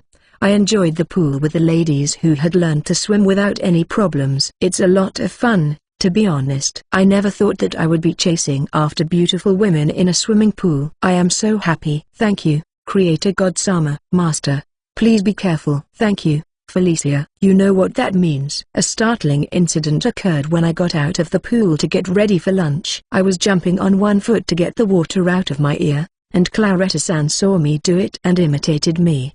The two piles that almost jumped out of the water in a frenzy. I looked for the video camera, but it was on a table in another pool. Why didn't I put it within easy reach? What a painful mistake. What's wrong, Watru-san? Since the video camera was not in my hand, Claretta-san called out to me as I was concentrating on trying to imprint it in my brain. As expected, I couldn't say that I was staring at her breasts. I was thinking about where to have lunch. That's right. I was hungry because I exercised a lot. Is this a new restaurant today? She asked with an excited look on her face. I noticed behind Claretta-san was Carla-san since they both love to eat.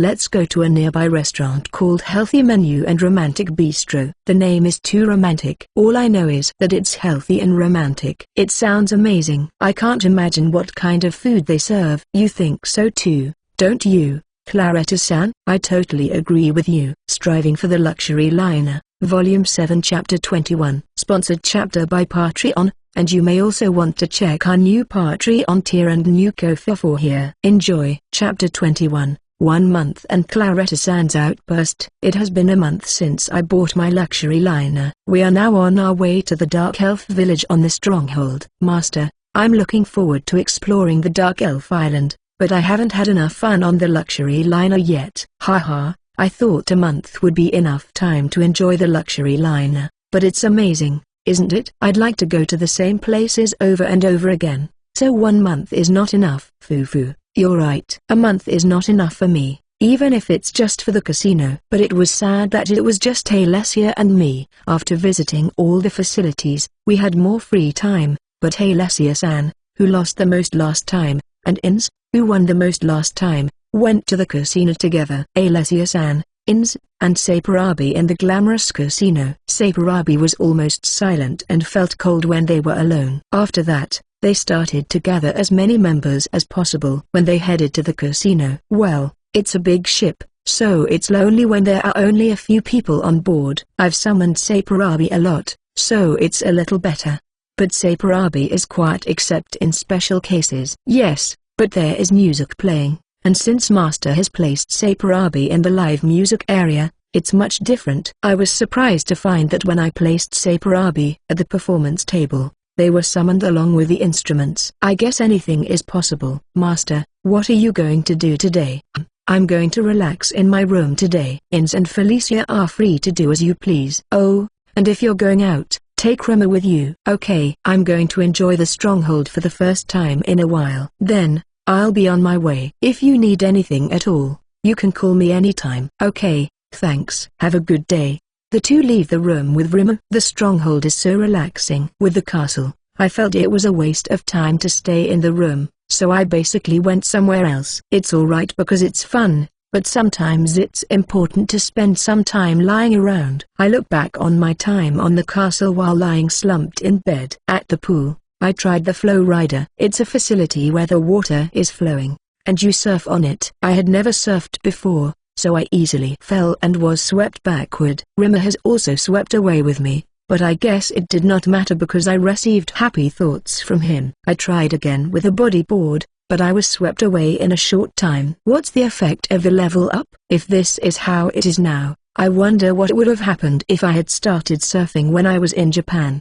The ladies tried it too. They fell down a few times and were swept away, but they seemed to enjoy it and tried again, getting the hang of it after a few times. What's the difference? Is it the difference in real-world experience? Maybe it's a great sense of balance honed in a life-threatening situation. I want to believe that I am not athletically weak because even a child can handle the challenge of riding a flow rider. Marina-san and Felicia liked the flow rider. Marina-san, in particular, with Fu-chan on her head, is performing various tricks. Rima, too, was enjoying flow rider on Felicia's head, perhaps with a sense of rivalry. At first, they rolled and flowed together, but he gave up on me, who was not improving and was playing on Felicia's head. Rima, you are so refreshingly quick to give up on me. You're doing a lot of damage to my heart. When the flow rider finishes, he comes back on my head, but when it's Felicia's turn, he moves away. Is Rima something of a little devil? I feel like I'm being played with. By the way, I captured the flow rider scene perfectly on my video camera. You can't miss a precious sight more than once. Ziplin. That was fun, too. It was scary, but I could enjoy it if it were on man-made playground equipment. It's a convenient fear of heights. My legs were wobbly when climbing the rope in the cave where we found the Ryu scales, though. We all loved this one and enjoyed it over and over again. I was so nervous on my first ride that I forgot that there was Rimmer above my head. I was impatient with the thought that was conveyed to me by Rimmer that he said it would be fun to bounce on top of my head. Since Rimmer was not harnessed, a fall would have sent him straight down to the boardwalk, and even Rimmer would have been in danger if he had fallen from a height of 9 stories. It was more terrifying than ziplining. I'll have to be careful. Rock climbing. Bouldering. This is something that is used more for training than for fun. I wonder if it is called overhang. The slightly warped places are popular. I was able to climb easy routes with no problem, but it was not a sport for me. Basically, I am not an active person, so I felt tired and scared, which made me slightly reluctant to go. The women seemed to like it and were moving smoothly up the wall. Rimmer and Fu-chan climbed up the wall normally. Is climbing directly up the wall called rock climbing? If it is rock climbing, I think it is correct, but if it is bouldering, I think it is not. Mini golf. The statues placed here and there are subtly creepy, but I proceeded to hit the golf balls with a putter. Dorothea-san is very good at this. She plays in a calm atmosphere and sinks her putts with exquisite force. When the ball lands in the cup, she smiles gently as if she is happy. What a gentle smile of a brown-skinned, big-breasted beauty. It's beautiful. Alessia-san and Kyla-san are not good at mini golf. Both of them are not good at using delicate force and end up going over the cup. Alessia-san's personality may not be suited for it, but she gets passionate every time the ball misses the cup. The way she loses at the casino makes me worry if she is okay as a leader. Well, she is well liked, so is she okay? In contrast, Kyla-san goes around the course laughing happily, even when the ball is misplaced.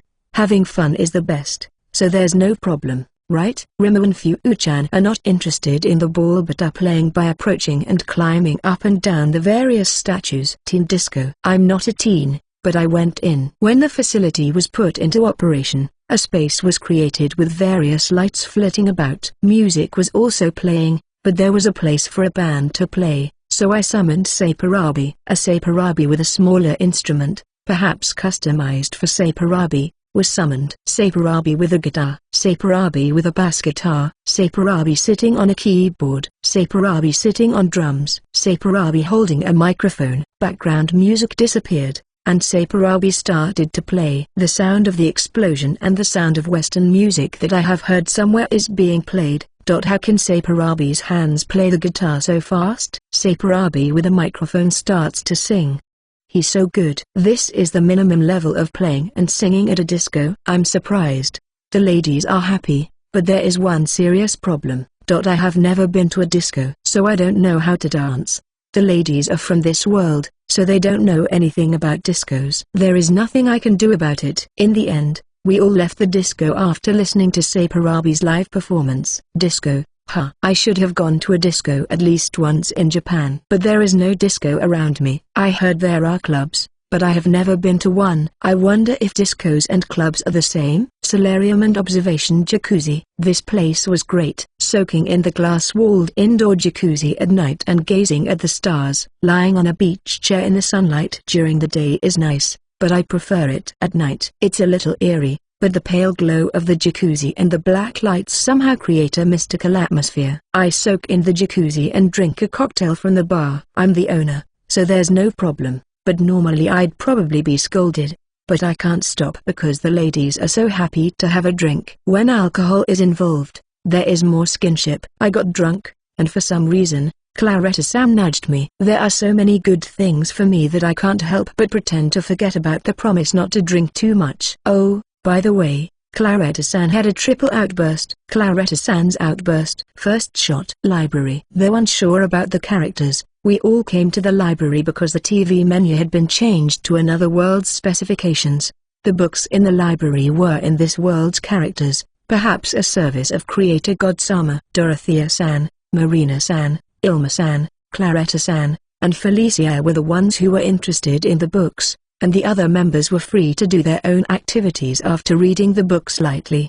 The members who were interested in the book also returned to their rooms after some time had passed, except for Claretta-san, but she continued reading the cookbook and did not look up. It was getting late, so I called out to her. "What, Trusan? It's amazing. I didn't know there were so many dishes. There are so many cooking methods and dishes I've never seen before. There are so many desserts over there." I was scared of Claretta-san, who came to me with her eyes shining. I felt it was dangerous to keep her in the library, so I persuaded her and agreed to let her enter the library only during her free time. During the day, she started spending time with us, cutting off her sleep, so I decided to close the library after 11 p.m. Well, is it too weak to call it an outburst? Claretta-san's outburst. Second shot. Kids Avenue Workshop. Kids Avenue also has a game corner, but since no one but me uses it much, I thought it was just for Rimu and Fu-chan to play on the playground equipment. I went on with the intention of taking a quick look around,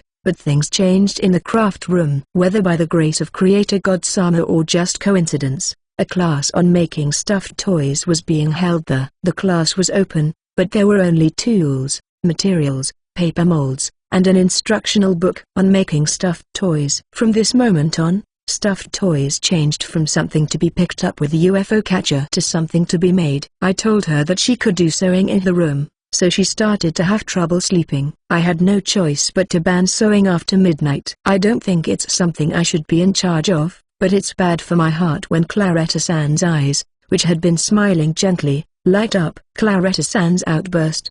The third shot. Chapel. In our exploration of the ship, we stopped by the chapel. Inside, it had been transformed into a divine statue of the gods from the cathedral in Palermo. This is definitely the work of Creator God Sama. I remember that the statues of the gods personally handed down by Creation God Sama were supposed to make the place a sanctuary. Could it be that he made this place a sanctuary? I wonder.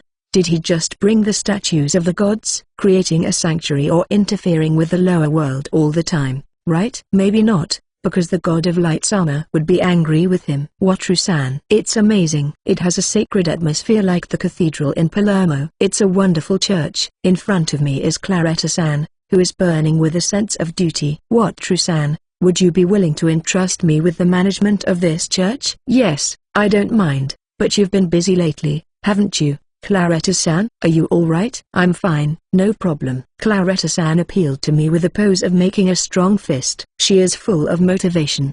Is this church a sanctuary? After all, I'm going to try to pray. If it is a sanctuary, Creator God Sama may explain it to me. I tried praying, but it ended without being summoned. It doesn't seem to be a sanctuary. I can't be sure because there is a possibility that Creator God Sama is busy. I will come back to pray again. From there, Claretta-san's enthusiastic activities began. She woke up early in the morning, cleaned the church and the area around the church, and seemed to be doing something as a priest that I didn't understand. I told her that there was no need to clean because everything would be clean if I wished for it, but she said it was part of her training and continued to clean. She seems to have no problem since she gets everything done in the morning, but I worry that she is too enthusiastic. She seems to like this church very much. Maybe because she's an adventurer, she doesn't get time to come to church very often. I wonder if she'll settle down after a while. I think Claretta-san is the one who has had the most fulfilling life in the past month. She manages the church, explores their ship with us,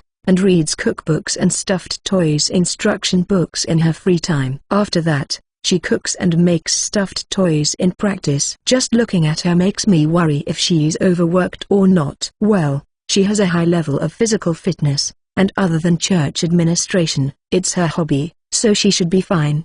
I'm sure she's getting less sleep, but she's full of energy. When I think about it, luxury liners, especially this castle ship, are awesome. I felt like I looked back for quite a while, but I don't think I can remember half of the facilities. Striving for the Luxury Liner, Volume 7 Chapter 22. Thanks to Wolf for the Ko-fi and this chapter. Join our Patreon to get more chapters. Enjoy. 1/4. Chapter 22, 1 month and a dazzling light. I was remembering the events of the past month, and they kept coming up one after the other. That's how many facilities there are on a luxury liner. There is still time, so let's take it easy and reminisce.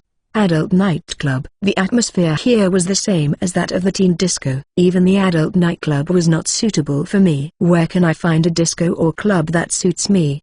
Maybe it's useless if I don't change my mind about it. I don't think I could get used to that atmosphere if I didn't have the courage to dance without worrying about it, especially if I had never danced before. The problem is that if I do that here, I feel I will become the standard in this world.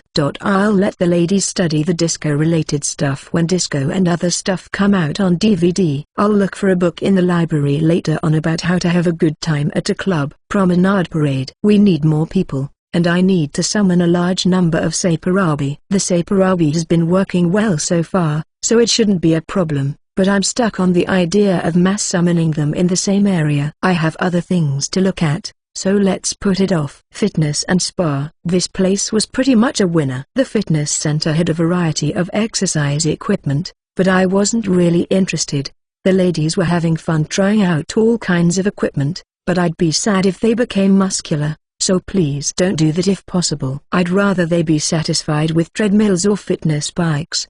Please don't lift barbells that look heavier than people like that so easily. Carla-san. So far, I regretted coming to this facility a bit, but the spa part was wonderful. When the ladies learned that the various creams and machines on display were beauty-related, they were overjoyed and asked to be appointed as staff. After gaining their knowledge, the ladies got dressed and happily treated each other. Ins and Felicia offered to give me a treatment, but I declined, as there was nothing I could do to make my skin beautiful. Is it the application of some unintelligible cream on the face? Or is it the vibration? They are doing things I don't understand, such as applying miracle-like machines to their faces. I got bored too, so I summoned Saparabi to check the menu, which included a steam sauna, massage, and even needles. I should have asked Ims and Felicia to do this for me. I made the mistake of thinking it was beauty-related. I'll ask them next time. I'll ask Saparabi for a massage and needles for now. I changed my clothes and lay down on the table. The table is not high enough for me, so Saparabi prepares another table and massages me slowly. Phew, this feels good. I'm sorry, Saparabi, I'm sorry. I was afraid you might get revenge on me. I fall asleep to the slow massage. I'm in a silly crisis because I fell asleep at this point. Ara, you're awake. Wataru-san. I must have fallen asleep. For some reason, Ilma-san is in front of me. It is stimulating to see Ilma-san when I wake up from sleep. I get up and talk to Ilma-san. Ilma-san, is there anything wrong? No, nothing. I came to see how Wataru-san is doing because you are not moving. Saparabi-chan was troubled because you didn't wake up even though he shook you. Was I sleeping that soundly? I guess I was tired. To be honest, I only played around. Tired of playing. That's a word that seems to irritate working people. Haha. The massage felt so good I fell soundly asleep. Are you tired? I'll continue the massage for you. Just lie back down. Ilma-san said something surprising and a little worried. I'm fine. The effect of the aesthetic treatment is amazing, isn't it? It's so glossy, Ilma-san. I have to say no somehow, or else I'll have a tent in my crotch. I'll have to divert the conversation. Really? Thank you, Wataru-san. Now, let me give you a massage. You don't have to hesitate. Both of my shoulders are held, and I lie down on my back. I quickly covered my crotch with the bath towel that was hanging over my head, but it was a dangerous position. Moreover, Ilma-san is more glamorous and smells good after her beauty treatment. Foo-foo. Staff appointments are wonderful, aren't they? Not only can I give you massages, but I can also give you beauty treatments. Ilma-san is so sexy. She sits by my bedside and massages my head. When I open my eyes, I see her breasts. I don't think the tent is going to fit. It's a hell of a thing that feels so good. I didn't know what to do, but I was exposed after all. I'm so embarrassed. You foo-foo, you're a boy, aren't you? What a sexy sister. I love her. I was thrilled. Now that I've been exposed, I open up and surrender myself to Ilma-san's massage. I am aware that I look sloppy. I wonder if it is the difference between the staff appointment and the Saparabi, who can do minimal work, that Ilma-san's massage is definitely more comfortable than that of the horned rabbit. I also feel that Ilma-san's massage is quite an added bonus. Steam sauna and needles will have to wait for next time. I was embarrassed, but the total was positive. Let's call it a good memory. Hordes of monsters. Wataru-san, can I talk to you for a minute? Marina-san, who usually doesn't change her expression much except when it comes to Fu-chan and Rimmer, looked very uncomfortable. It looks like some kind of trouble. Is something wrong? Yes, can you take a look outside? Marina-san told me to go out on the balcony and look at the sea. I went out to the balcony and looked at the sea. What, True-san? Look down. I peeked down from the railing and saw that there were many monsters gathering around. This is it? I understand well. It's very troublesome. Come to think of it, a large horde of monsters swarmed us just like that when we were on the ferry. I had been thinking so much about playing on a luxury liner that I hadn't thought about the monsters. I was looking at the ocean on the balcony and in the observation jacuzzi, but I didn't bother to look down. When I was soaking in the jacuzzi on the balcony, I thought I heard the faint sound of monsters, but I didn't pay attention to it. So this is the result. It's such a big ship. I guess a lot of monsters will come close to it. Should we defeat the monsters now? Even if we defeat them, they are likely to gather again, so should we defeat them all at once when we leave? There's no danger in defeating the monsters if we're on the ship, but it's a hassle to defeat them all over again. Yes, if we leave a large horde of monsters unattended, something unexpected may happen, so it would be better to defeat them. From above, the monsters are cannibalizing each other. It's like a state of poisoning. No demon king will be born, right? For now, it's hard to see in this room, so why don't we get together with our equipment on the third deck? Let's discuss it there. We gathered on the third deck to discuss the situation, but the women were so motivated that it felt like a waste of time to discuss it. Is that it? Are they hungry for a fight? It doesn't look like it's going to stop. Then I'll summon 2 galettes so we can split up and exterminate the monsters. I think all we have to do is just attack from the deck of the castle, but I guess there's no point in saying that. I'm just too excited to say anything. I haven't sailed the galette in a long time. I'm looking forward to it. Alessia-san is very excited. Alessia-san, Marina-san, and Ins will be steering the ship, so I'll have to put the stoppers in place. Felicia would rather have fun with them, but this time I'll have her on the side of stopping them. Dorothea-san, Ilma-san, Claretta-san, and Felicia, please be careful not to let the ship-handling lovers go too far out of control. They will approach the surface of the sea from the ramp, all of them will attack, and I will summon the Galetta. Alessia-san, Dorothea-san, and Ilma-san are the first to get on board. After another attack, I summon Galette number 2, and we get on board as well. All we have to do now is to attack while enduring the swaying of the ship. When this is over, we'll go to the spa. We'll get massaged, take a steam sauna, soak in the jacuzzi, and get another massage. Let's go for it. After all, we've done 2 more cleanups of the monsters in the space of a month. The castle, it's getting a lot of attention from the monsters, theater and aqua theater. These 2 are great, but it's hard when you don't have enough staff. I need more personnel for the show. Additional personnel are needed for a satisfying show. As expected, with only Sapurabi, the play looks like a puppet show.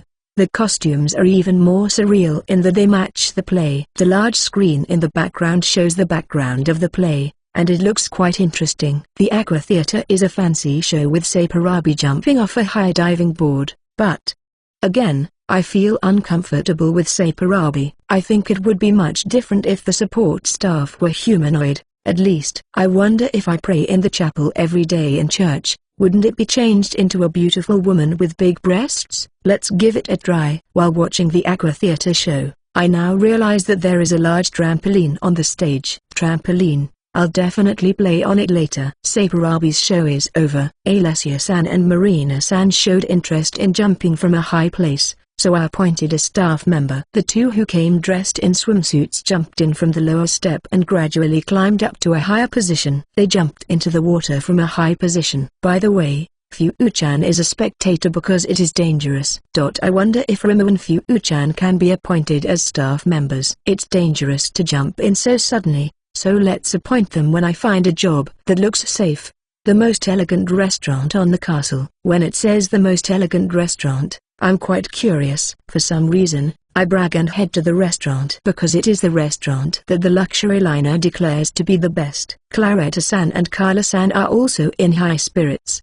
These 2 are happy when it comes to food-related matters, aren't they? After entering the restaurant, I immediately summoned about 5 Sapurabi because it is a high-class restaurant. Sapurabi guides us to our table. I ordered a course. I'm not used to going to high-class places, so I can't imagine the dishes on the menu. It is an elegant restaurant, but I am not an elegant man. A lot of buckets are brought in. Butter and salt were served in a bowl that looked like a clover divided into 6 parts. Let's see, this looks like 6 different kinds of salt. I'm going to try each of the 6 kinds of salt with butter. I can vaguely taste the difference in taste. Just salt itself makes a big difference. Claretta-san is mumbling about the differences in taste in detail. If I talk to her, she might ask for my opinion, so I leave it alone. Various delicious dishes were served, but what surprised me the most was the caviar decorated around the rare steak. It was the first caviar in my life. Perhaps it is correct to eat it with meat,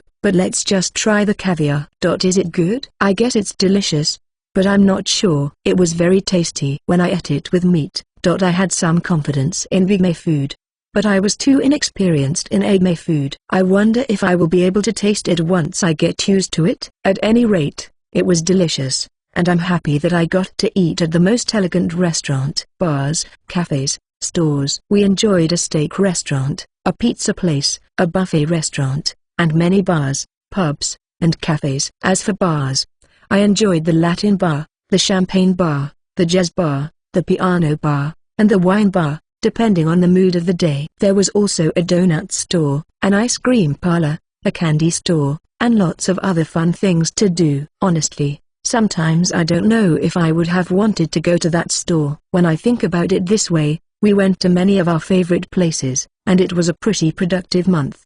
The ladies were also happy to visit their favorite places and stores. By the way, the most popular place was the spa, which made me realize the strength of the beauty-related business. If I had understood the subtleties of this area when I was in Japan, I might have been a little more popular. There are still many things I want to do on the castle, but it would be a shame to enjoy them all at once, so I'll enjoy them again after exploring the Dark Elf Island. We will change to the Seeker in the open sea near Dark Elf Island. It happened when we took down the monsters that were clinging to the stronghold as usual. Master, Rimmer-chan is glowing. Rimmer always emits a faint glow, but from the look on his face, I knew it was different, so I brought Tremor down from the top of my head. Tremor was emitting a dazzling light in my arms. What is this? Is everything alright, Rimmer? What's wrong? Are you okay? I called out to Rimmer in a panic. Ivo, what do you mean by Ivo? You mean you're not okay? Heal, Claretta-san. Claretta-san, please heal Rimmer. As I panic, the light on Rimmer grows even stronger. What should I do? Wataru-san, I think Rimmer-chan is evolving. Please take him inside the ship and put him on the sofa. At any rate, I enter the Seeker as fast as I can and put Rimmer down on the sofa. What does evolution mean for Rimmer? Striving for the Luxury Liner, Volume 7 Chapter 23. Thanks to Wolf for the Ko-fi and this chapter. Join our Patreon to get more chapters. Enjoy. 2/4 Chapter 23, Idle Talk, Creator God's Plans and Revelations. Hey, how are you? It's me, Creator God. You're not doing so well, it seems. Well, I've got some good news for you. I'll tell you about Wataru-kun. Creator God-sama, did you come to see the God of War and the God of Magic to talk about Wataru-san? Yes. What else would I do? God of Light. Right in front of you are the God of War and God of Magic who are lying in bed because Creator God-sama is preventing them from recovering. Isn't that right? Yeah. If Creator God-sama stops interfering with their recovery, they will get well soon, won't they? That's right. But you just want to talk to them? Yeah. You don't want them to recover? Yeah. Creator God-sama, will you please stop it? The burden of the God of War and the God of Magic is falling on me as well. That's punishment for the God of Light. You've been silently watching the gods rebel against me, haven't you? And the ringleader of the rebellion can't be forgiven so easily. Should I have joined the rebellion? Did you say something? Yes. But it's alright because it's useless to say it. Really? Then I'll tell you a lot about Wataru-kun activities. You must be very happy, aren't you? God of War, God of Magic. Is he finally back? Is the Creator God free? God of Light, God of Magic. Please don't be sarcastic about something you know is wrong. Sorry. He seems to be irritated by the constant displeasure he hears. How can he talk endlessly to us when we never respond? God of Magic. Do you think Creator God-sama would care that he was ignored? If he had such normal nerves, we wouldn't have any trouble at all. That's what it is. So, God of War, God of Magic, Have you recovered at all? For me, not at all. The amount of rest and recovery is also exactly inhibited. It's just the details in these places. I am the same as the god of war. It's like saying, don't let him live, but don't let him die. Well, then, it seems that recovery will not be possible until you apologize or the whim of Creator God Sama occurs. I have nothing to apologize for. Yeah, it's just as God of Magic says. You have defied Creator God Sama. It is unquestionably the mercy of Creator God Sama that you are here today. Mercy? Huh? Do you really think he's merciful, God of Light? Let's end this conversation. Yes, you're right. No need to bother being obnoxious. So, is it true that that otherworlder was a great success? I heard that he protected the Dark Elf villagers while cleaving off the monsters of the Demon Forest and that he succeeded in their emigration. It is true that the migration was a success. Yeah, I got the gist of it. You don't have to say anything else. God of Magic.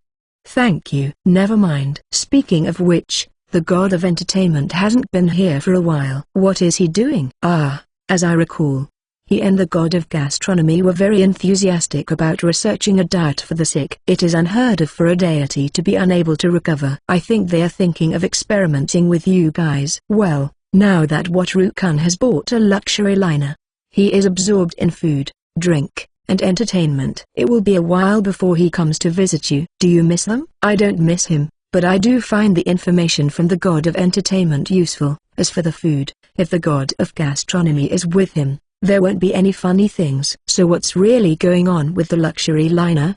He protects a persecuted race and establishes a maritime nation. He insinuated that he would eventually be king. For now, I'm more interested in checking out the ship's facilities. It's a very interesting ship, and the gods are taking notice. I see. Do they have any books? Yes, quite a few books about the other world. Hey, screw the books. God of Light, have there been any more new boos? God of War, you should at least read books. There is only a sad future for a god of war with muscle brains. Shut up, God of Magic. God of Light, what about booze? There were many stores on the luxury liner that served alcohol. There are more and more varieties. I see. I hope the god of gastronomy and the god of liquor can help with that. Even if the god of gastronomy and the god of liquor answered our expectations, we still wouldn't be able to drink as we are now. God of Magic, can't you do something to interfere with the Creator God? I would do it if I could. I see. I wonder if there's anything we can do about that guy. Then,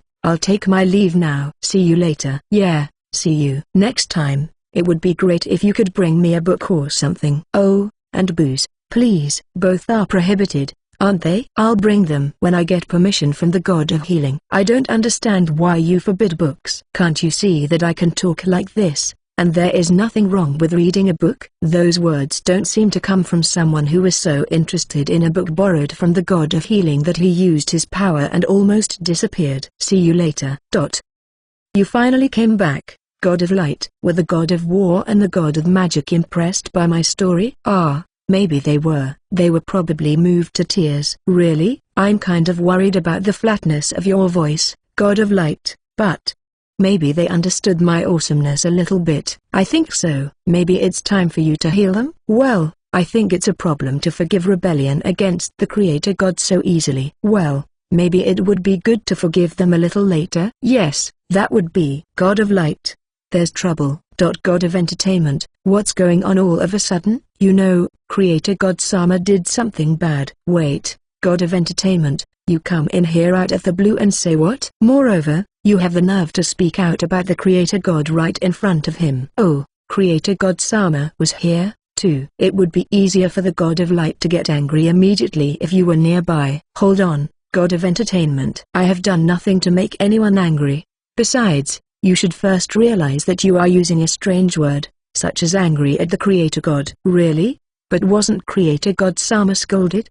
No, it's not. Okay. Why the question mark? Well, it doesn't matter. You know, God of Light, Creator God Sama was. God of Entertainment, come over here for a minute. What are you going to say to the God of Light? What is it that you have so much to say? Creator God Sama, don't bother the God of Light too much. God of Entertainment, in order not to cause trouble, let's not tell the God of Light.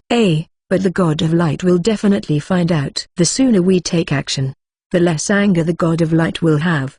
Don't you think? You know, God of entertainment. Nothing is absolute in this world. Therefore, there is a possibility that she will never find out about it. If Creator God Sama who made this world says so, then so be it, but I'm not convinced. Are you done talking? So, God of entertainment, what was Creator God Sama doing? Oh, God of light, it was a mistake of the God of entertainment. There was no problem. There was no trouble. Creator God Sama, the God of entertainment is looking at you with a pouty face in the back. Oh, I think he was embarrassed by the misunderstanding. I see. Well, then, God of entertainment, tell me the story about your misunderstanding. Yeah, Creator God Sama was. Hey, God of entertainment. Creator God Sama, please shut up. God of entertainment, please continue. Yeah, Creator God Sama has been secretly building a sanctuary on the luxury liner of the Otherworlder. And he also modified his own appearance to make himself look cool again. What makes him think we won't notice when we're looking at the Otherworlder, too? Creator God Sama? No, God of Light, I wasn't hiding anything. What Rukan's ship is a ship based on the skill I gave him, so it's not like I'm interfering directly with the lower world, right? Do you think such an excuse will be accepted? It's not an excuse. It's a fact. I didn't do anything wrong. Creator God Sama, the Cathedral of Palermo is the only sanctuary on the continent where Watru-san is operating. Although it is a skill, it is because it is a skill that a mobile sanctuary was created. The unique skill given by Creator God Sama, which can be said to be extraordinary, and the divine approval of the sanctuary would have a tremendous impact if Watru-san were to open up his ship. It will also add useful abilities for business, won't it? The effect of giving a ship summoning would be tremendous. Isn't it a little late for that? And I can't imagine Wataru-kun opening up his ship. He might as well be holed up on the luxury liner. Creator God Sama, since you seem to have forgotten, let me explain that the decision to give abilities to people from other worlds was made by Creator God Sama to stimulate a world that had stagnated.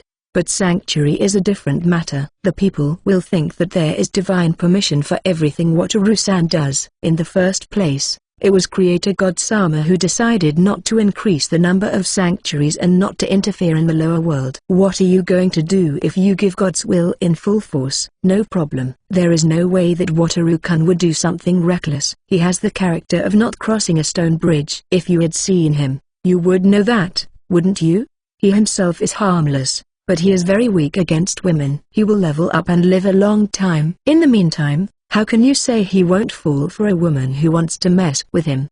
If he puts the sanctuary up front and says it's God's ship, it will cause chaos. That's then and there, and all we have to do is retrieve the sanctuary, right? Yes, that's right. It would have been a good thing if we retrieved it now. It was not in my mind to retrieve the sanctuary because there was almost no need to retrieve it. Creator God Sama, please retrieve the sanctuary immediately.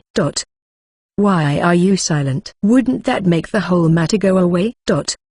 Creator God Sama, what do you have in mind? I understand. Creator God Sama, I'm going to play on the luxury liner. That's not fair, Creator God Sama. What do you mean? God of entertainment, please tell me. You said it before. We can hardly go to the earth to play, and if we reproduce things from the earth in the divine realm as they are, the gods of the earth will be angry with us. So, I know you deceived it by saying that it's a unique skill. And you're leaving the sanctuary to go play on the luxury liner, aren't you? That's unfair, Creator God Sama, I'm coming with you.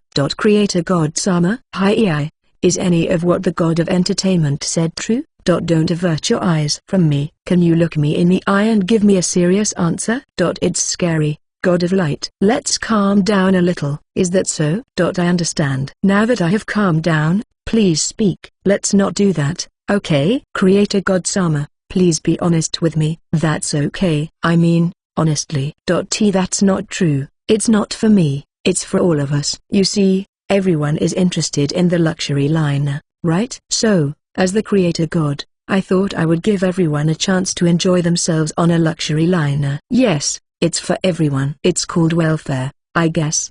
Creator God Sama. Let's talk over there. I thought I had engraved the reason why we should not interfere with the lower world into your soul, but I guess I didn't do enough. Shall I inscribe it on both your body and your soul? Why you can't? It is an unforgivable act to harm my body. I see. Then, Shall I engrave it even deeper into your soul? No, that's not good. I thought I was going to die last time. And even if we interfere with the lower world, it's in the middle of the ocean, so there's no problem. Dialogue is useless. Oh no, Creator God Sama has been taken away. But did they plan to go on a luxury liner for fun? Or should I have kept quiet?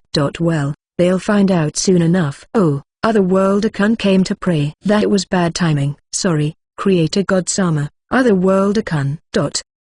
Phew, I'm finally cured. But why did he suddenly stop interfering? Even if he healed us, he'd be doing us a favor, wouldn't he? What do you think, God of Magic? Probably, something is definitely wrong. Let's go ask the God of Light. Yeah, right. I can't find her. Where do you think she is? I don't know. If she's following the Creator God, I have no idea. Right? Huh? God of War and God of Magic, you are recovered. That's good. Oh, God of Entertainment. Suddenly, the interference stopped, and we immediately recovered. So we're looking for the God of Light to find out why the interference stopped. Do you know something? Oh, so that's how it is. You know, I think Creator God Sama is being preached to by the God of Light, so he's so cornered that he can't afford to interfere. Preaching? Did he do something wrong again? Yeah, that's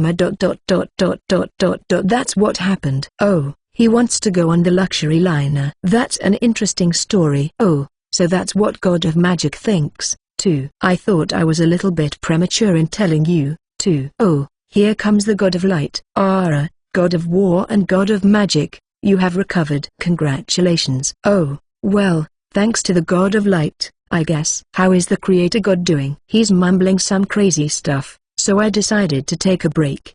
He won't retrieve the sanctuary of the luxury liner no matter how hard I try to persuade him, so I guess he intends to go play on the luxury liner at will. Haha, the Creator God is greedy for fun. But if the sanctuary can prevent interference, I, too, would like to go on the luxury liner. Hey, God of Light, can't you do something about that? I suppose so. If I can get Creator God Sama to summon Wataru-san and ask him to lend us an unmanned luxury liner, there might not be a problem. Yay! Then I can play on the luxury liner. Otherworld-kun comes to the church occasionally, so we can contact him. Huh? Then, Creator God Sama will not be offended, will he? No, God of Entertainment, that's another story. We must be very careful about bad things. Oh, yes, well, I suppose so. Let's say that the luxury liner is only after Creator God Sama gets well. First, let's observe the luxury liner and make a plan. I'm looking forward to it. If you just want to support me or have a particular novel in mind that you'd like to request, please join my Ko-fi or Patreon. The links are below. Once again, thank you More Clan.